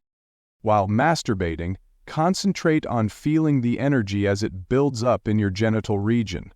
Where does this sexual energy come from? Where is this energy stored? Can you feel the texture of this energy and in which direction it is moving? Is it sharp, hot, cool, pulsating, or constant? Does it fill your abdomen or just your genitals? As you approach orgasm, you may feel the energy trying to flow out your genitals in an orgasmic spasm of release. Instead of allowing this pleasurable release of energy down and out your genital region, you will practice to reverse this flow from your genitals back and up the spine. So, for now, do not masturbate to the point of orgasm. Don't worry if you can't feel the subtleties of your internal sexual energy flow. Some people are more sensitive than others to the details of the flow of their internal energy. They are able to discriminate tingles from currents, upward from downward. Other people are only aware of being sexually turned on or turned off. With practice, everyone can become more sensitive to the flow of internal sexual energy. In the meantime, don't worry if you're not able to feel the subtle details of your internal energy flow. The exercises will still work. 28. Brief general energy up. While masturbating or having sex with your partner, feel the energy build in the lower region of the body. When you feel a lot of sexual energy in the genital region, but still long before you would normally have an orgasm, contract your pelvic floor, including the genitals, perineum, and anus, and pull upward. The perineum is the area between your anus and genitals. Tense or squeeze the muscles of the genitals, perineum, and anus, as if you were trying to stop your urine flow. This upward contraction of your pelvic floor is known in yogic terms as mula bandha. In medical or therapeutic terms, it is known by many names, including PC or Kegel exercises. This contraction is not simply a squeeze but also involves an upward tension of the entire floor of the pelvis. If you are a man, this might feel like pulling your testicles up toward your body. If you are a woman, this might feel like squeezing an egg from the opening of your vagina up toward your cervix, or like an elevator moving up. There are two basic ways to practice this upward contraction. One way is to contract the pelvic floor and hold the contraction for 15 to 30 seconds while continuing to breathe normally. The other way is to contract and release the pelvic floor in rapid rhythmic pulsations while breathing normally. Practicing both of these methods will help you train yourself quickly. You may practice for several minutes at a time, 3 or 4 times a day, as well as during sexual sessions. Rest if you feel tired. Don't overdo it. During sexual stimulation, practice this upward pull of the pelvic floor, either as one long hold or as a cycle of quick contractions and releases, especially as your energy builds toward orgasm. Over time, as you develop sensitivity to the sexual energy flowing through your body, you can begin directing energy up your spine. Others feel the energy as a physical sensation, like heat, rushes of movement, a tingling thrill, or bubbles in champagne rising up the spine. While you contract your pelvic floor, breathe through the nose as you feel the energy moving from your genitals backward and then up along your spine, rising with the gentle force of exhalation. Sometimes practice exhaling up the spine. Other times practice inhaling up the spine. Become sensitive to what works best for you and when. At all times, though, your energy moves in a circle up your spine and down your front, regardless of how you coordinate this circulation with your breath. With practice in breathing up the spine and contracting your pelvic floor just before you orgasm, you may be able to feel orgasm energy shooting up your spine and radiantly exploding through your head rather than being released out your genitals. A brain orgasm that has risen through your whole body is much more pleasurable and rejuvenating than an orgasm that takes place solely in your genitals. During a brain orgasm, it feels as if sexual energy rushes up your spine and explodes as light in the middle of your head. Then it pours down throughout your being as a healing rain of pervasive love. Sometimes during a brain orgasm, the energy will shoot out the top of your head, so you are light only, before descending back down into the body, saturating every cell with the vibrancy of bliss. In addition to practicing the upward contraction of the pelvic floor while breathing up the spine during masturbation and sex, you can practice this exercise throughout the day to assist your natural energy flow up your spine, through your head, and down your front in a circle. You can practice while walking down the street, while resting in bed, or while sitting at your office desk. Nobody needs to know. 29. Breathe. Energy down the front. The natural and most healthy way for your internal energy to flow is in a circular path, up your spine and then down the front of your body. When this flow is reversed, you will feel energy moving up the front of your body. This reversed up the front flow of energy might manifest in many ways. When you become angry, your face may redden, your eyes may bulge out, and your head may feel like it is about to explode. At times you may become nervous and find yourself chat-tatting away, seemingly unable to stop. On occasion you may become worried about something, mulling and cogitating, perhaps even unable to maintain an erection, or become vaginally lubricated and relaxed. Energy flowing up your front may also manifest as digestive problems, tension in the jaw, and headaches. When your energy flows in the natural way, down the front of your body, then your head relaxes and your belly and genital region fill with energy, increasing your sexual vitality and strengthening your personal power throughout the day. Your personal power is your capacity to act creatively, in spite of the challenges that may face you in life and relationship. True personal power is the force of love. It is your capacity to bring love into a world or relationship that may be characterized in the moment by fear or resistance. To enlarge your sexual capacity and personal power, practice drawing energy down the front of your body throughout the day. While sitting, standing, walking, or lying down, It is often easiest to begin this practice while lying on your back with your hands resting on your belly, your knees bent, and your feet flat on the floor. For most people, it is best to draw energy down the front of the body while inhaling through the nose. You may want to experiment by drawing energy down your front while exhaling in order to determine which way works best for you. While inhaling, feel as if energy is being drawn down the front of your body from the top of your head down into your belly and genitals. Your belly can expand with every inhale, as if you are becoming pregnant with energy. Then your belly can contract gently inward as you exhale energy up your spine. Unless otherwise indicated, keep your mouth closed and the tip of your tongue pressed gently against the roof of your mouth as you inhale and exhale through your nose. Your tongue provides a bridge across which energy can flow from your head down through the front of your body, throat, heart, solar plexus, belly, and genitals. As your belly expands and you inhale energy down the front of your body, feel as if your genitals and lower abdomen receive and accumulate energy. It is as if you are recharging a battery in your lower body. Eventually, after several weeks of practice, you may be able to arouse your genitals or revitalize your personal power simply by consciously inhaling energy fully down the front of your body. You can also help your partner strengthen his or her practice of inhaling energy down the front of the body. Start with your partner lying on his or her back with knees bent and feet flat on the floor. Put your hand on your partner's belly just below the navel so that your palm is flat against the flesh. By vibrating your hand slightly or moving it in a circular motion on the lower belly, help your partner soften and relax the belly. Then, with your hand still gently massaging or vibrating your partner's belly, guide him or her to inhale and draw breath and energy down the front and into the belly.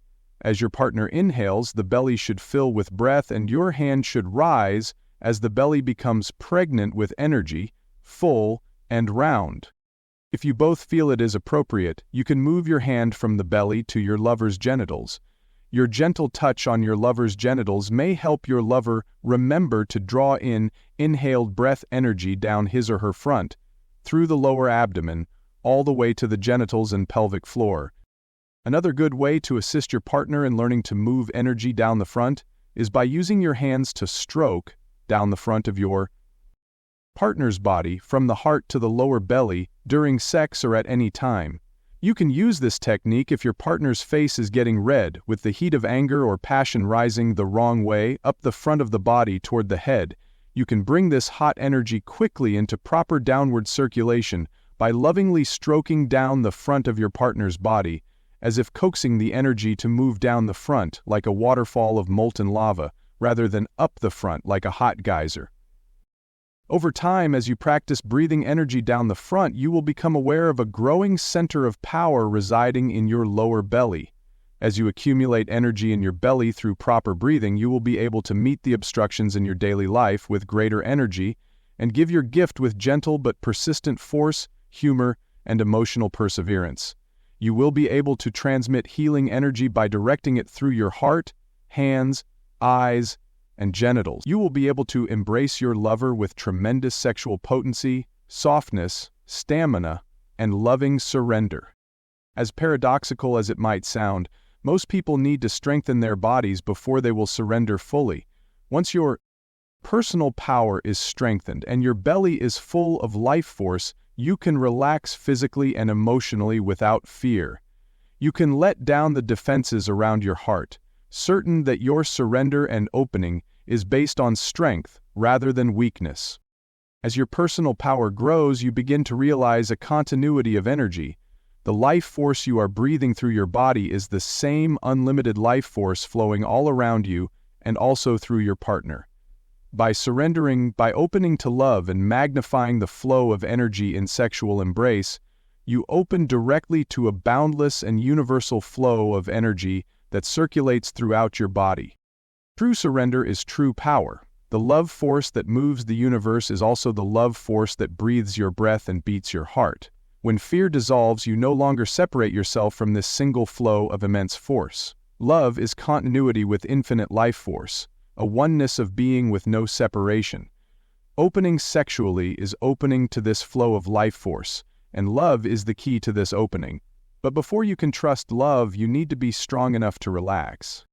Besides increasing sexual energy and personal power, thus enabling you to surrender in love more deeply, breathing energy down the front of your body brings equilibrium to agitated thoughts and emotions. Your face, jaw, heart, and belly open and relax in the natural downward flow of energy. Unnecessary chatter slows down, anger is cooled, and tension is eased. When you practice opening the entire circuit of internal energy, breathing energy up the spine and down the front, you will naturally create a proper balance for a life of vitality and relaxation, incarnated love and transcendental bliss, both sexually and in everyday life.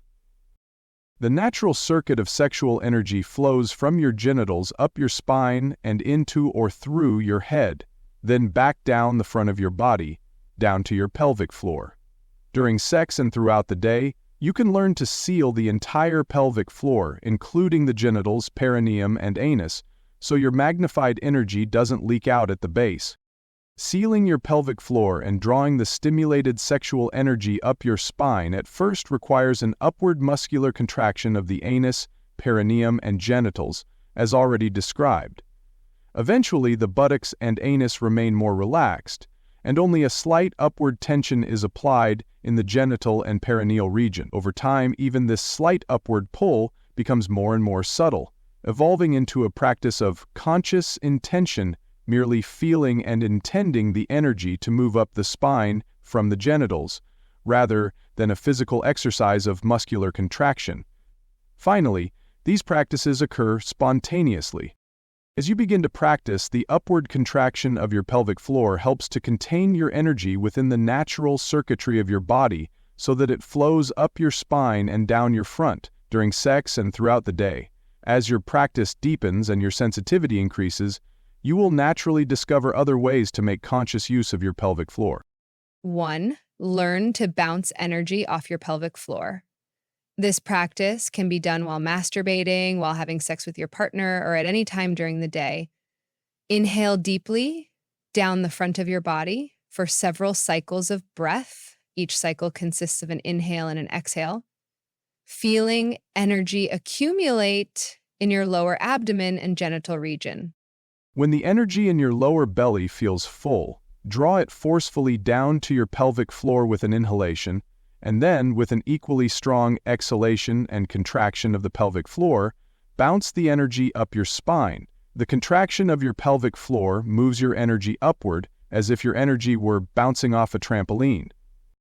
At first, you should feel a movement of energy up your spine and perhaps a pleasant sensation of gentle pressure in your head. Eventually, the upwardly shooting energy may explode in colors inside your head, or it may even shoot out the top of your head in a rise of bliss before descending into your body as a sublime pressure of love. During these practices, your head may open and feel as if it's turned inside out. Simply relax, breathe fully, and offer love through your entire body, even during unusual experiences such as this. 2. When you are proficient at moving energy in your own body, practice bouncing energy from your pelvic floor up your partner's spine. While having sex, draw several slow and full inhalations down the front of your body to accumulate energy in your lower belly and genital region. Then, with a strong exhalation, contract your pelvic floor and, with intention and visualization, bounce the energy through your genitals upward through your partner's spine. After the energy shoots up your partner's spine, remember to inhale the descending energy back down your partner's front. In this way, you complete the entire circle of energy in your partner's body. You may do this exercise by visualizing the energy moving from your own genital region up your partner's spine, or perhaps you will actually feel the energy moving down your own front, bouncing off your pelvic floor and up through your partner. 4. Now, while you become more sensitive to the flow of internal energy, simply intend the energy to move up your partner's spine in coordination with your breath and the trampoline-like contraction of your pelvic floor. This practice can be engaged while having sex or while embracing your partner fully clothed. At first, your partner may not feel much of your energy, but as the strength of your capacity to transmit energy increases, your partner will be able to feel the ascending energy very strongly. Your partner may swoon in this upward flow of energy, closing his or her eyes, making sounds of bliss, and even experiencing orgasms in the genitals, heart, and head, whether or not you are actually having sex. It all depends on the strength of your energy transmission and your partner's capacity to receive energy. Practice with patience, as it may take months or weeks to develop sufficient proficiency. At first, either you or your partner should practice this exercise while the other receives the results. Eventually, you and your partner may choose to practice this exercise by simultaneously breathing energy up each other's spine and breathing energy down each other's front.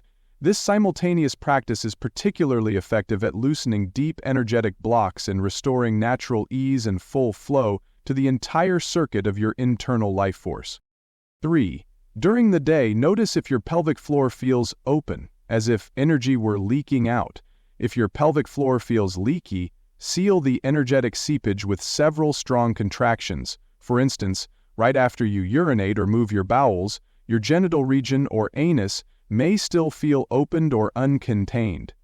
If so, after using the toilet, perform several strong upward contractions of your pelvic floor. Inhale fully, contract your pelvic floor, hold your breath for a moment, release the contraction, and then exhale.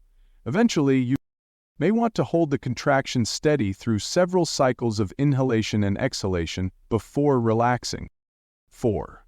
If you begin to feel tired during the day, you can energize your body by inhaling and bringing energy to your belly, to your genital region, and down to your pelvic floor with several full inhalations. Then you can expand that energy upward throughout your body by contracting your pelvic floor and bouncing the energy upward with an exhalation. Again, after experimentation, some people may find that it works better for them to bounce energy up the spine with an inhalation and bring energy down the front with an exhalation. 5. You can give a person energy from a distance for the sake of healing or revitalization without any physical contact at all. Over the course of several full inhalations down your front, accumulate energy in your abdomen and genital region. Then bounce it to the person with an upward contraction of your pelvic floor, combined with exhalation, visualization, and feeling intention. That is, along with the physical part of the exercise, lovingly intend your energy toward the person to whom you would like to give it. Feel the energy filling the person with healing and light. Once you learn how to accumulate and move energy, you will be surprised at the results. Although this kind of exercise may seem like wishful thinking at first, with practice the transmission of energy becomes very powerful, effective, and tangible both to you and to others. 31. Lock energy in your soft parts. The soft parts of your body are the most important places through which to regulate the flow of internal sexual energy. In addition to your anus, genitals, and perineum, the soft parts include your throat and entire belly area. Throat area. As mentioned earlier, during sex it is important to keep the tip of your tongue gently pressed against the roof of your mouth in order to complete your internal circuit so energy can flow from your head down through the front of your body. In addition, the tongue can also be used to regulate a diaphragm located near the back of the throat. With some strength, push the thick back part of your tongue up into the soft palate toward the rear of the roof of your mouth, while you contract your upper throat. If you do this exercise correctly, you will feel a pressure in your head. By experimenting during your sexual practice, you can determine just the right moments to apply this tongue pressure to help move the flow of energy upward and temporarily seal energy in the head, for example during brain orgasms. After applying this energy lock, always remember to draw the energy back down the front of the body with a full inhalation and an expanding belly so the energy doesn't become stuck in the head area and create pain or tension. Belly area. The solar plexus, the soft region in the center of the body just below the ribs and above the navel, is another major energy regulator. The solar plexus should, in general, remain completely relaxed. If energy is flowing unobstructed through your complete internal circuit during sex, you will experience a pleasant sensation of fullness in the solar plexus as well as the whole abdominal region. as this entire area fills with sexual energy descending down your front. Occasionally, you may want to emphasize the upward flow of energy along your spine, perhaps when you have accumulated too much energy in your genitals, or when you want to experience a whole body or brain orgasm rather than a genital orgasm. We have already described how to do this by using your breath, intention, visualization, and upward tension in your pelvic floor. The solar plexus and the entire belly can participate in this process, especially when the urge toward genital orgasm becomes particularly intense. We will look at two basic methods for contracting the belly and solar plexus. The first method increases the upward flow of energy so that it fills the body. Inhale energy up the spine while simultaneously contracting and pulling in your pelvic floor, belly, and solar plexus. Your belly and solar plexus move in toward the spine as you inhale, the opposite of their normal movement, then lift up toward the head. Your belly and solar plexus are not merely made hard and tense, but are actually made hollow or concave as you inhale, pulling inward and scooping upward during the contraction. Remember that normally your belly and solar plexus expand with your inhale, as energy moves down and fills the front of the body. This exercise of pulling inward and upward with your inhale is a unique practice for helping to convert genital orgasms into whole-body orgasms. A second method can also be used for equilibrating genital energy and continuing to make love without an excessive urge toward ejaculative or depleting orgasm. First, exhale all your breath. It is important to exhale completely so you feel no air remaining in the body at all. Then, while you are still empty of air, simultaneously contract your pelvic floor, belly, and solar plexus while pulling inward and upward at all these areas. In other words, after a complete exhalation, hold the breath out of your body while applying inward and upward tension at the front of your body all the way from your anus to your ribs. Your belly is sucked inward, the entire area from your pubic bone to your sternum is concave. Hold this for as long as you comfortably can while your breath remains held out. For added effect, you may also apply the tongue pressure toward the back of the throat that we discussed previously. When you finally need to inhale, first relax the front of your body and then inhale slowly and deeply, allowing your belly and solar plexus to become large, soft, and round. It is good to maintain a subtle upward tension of the pelvic floor in order to seal the energy that comes down the front with your inhale. While you are holding the exhaled breath out and your belly and solar plexus are contracted inward and upward, energy in your lower body will dissipate upward. Your excess genital stimulation will spread out as the energy moves upward throughout your body. Follow this exercise with several cycles of full and deep breathing down the front and up the spine, circulating fresh energy in a smooth and even fashion. The intensity of your genital energy will spread wide, easing into a whole body fullness and internal brightness. All these exercises are best learned by making them quite muscular at first. While doing the throat lock, for instance, really push the broad part of the back of your tongue up toward the back of your throat. While doing the abdominal lock, really pull the belly and solar plexus inward and upward with significant force and strength. This takes practice, but over time it will become easy and effortless. You can feel the effects of these exercises on your energy immediately, and you will begin to develop a style that works best for you.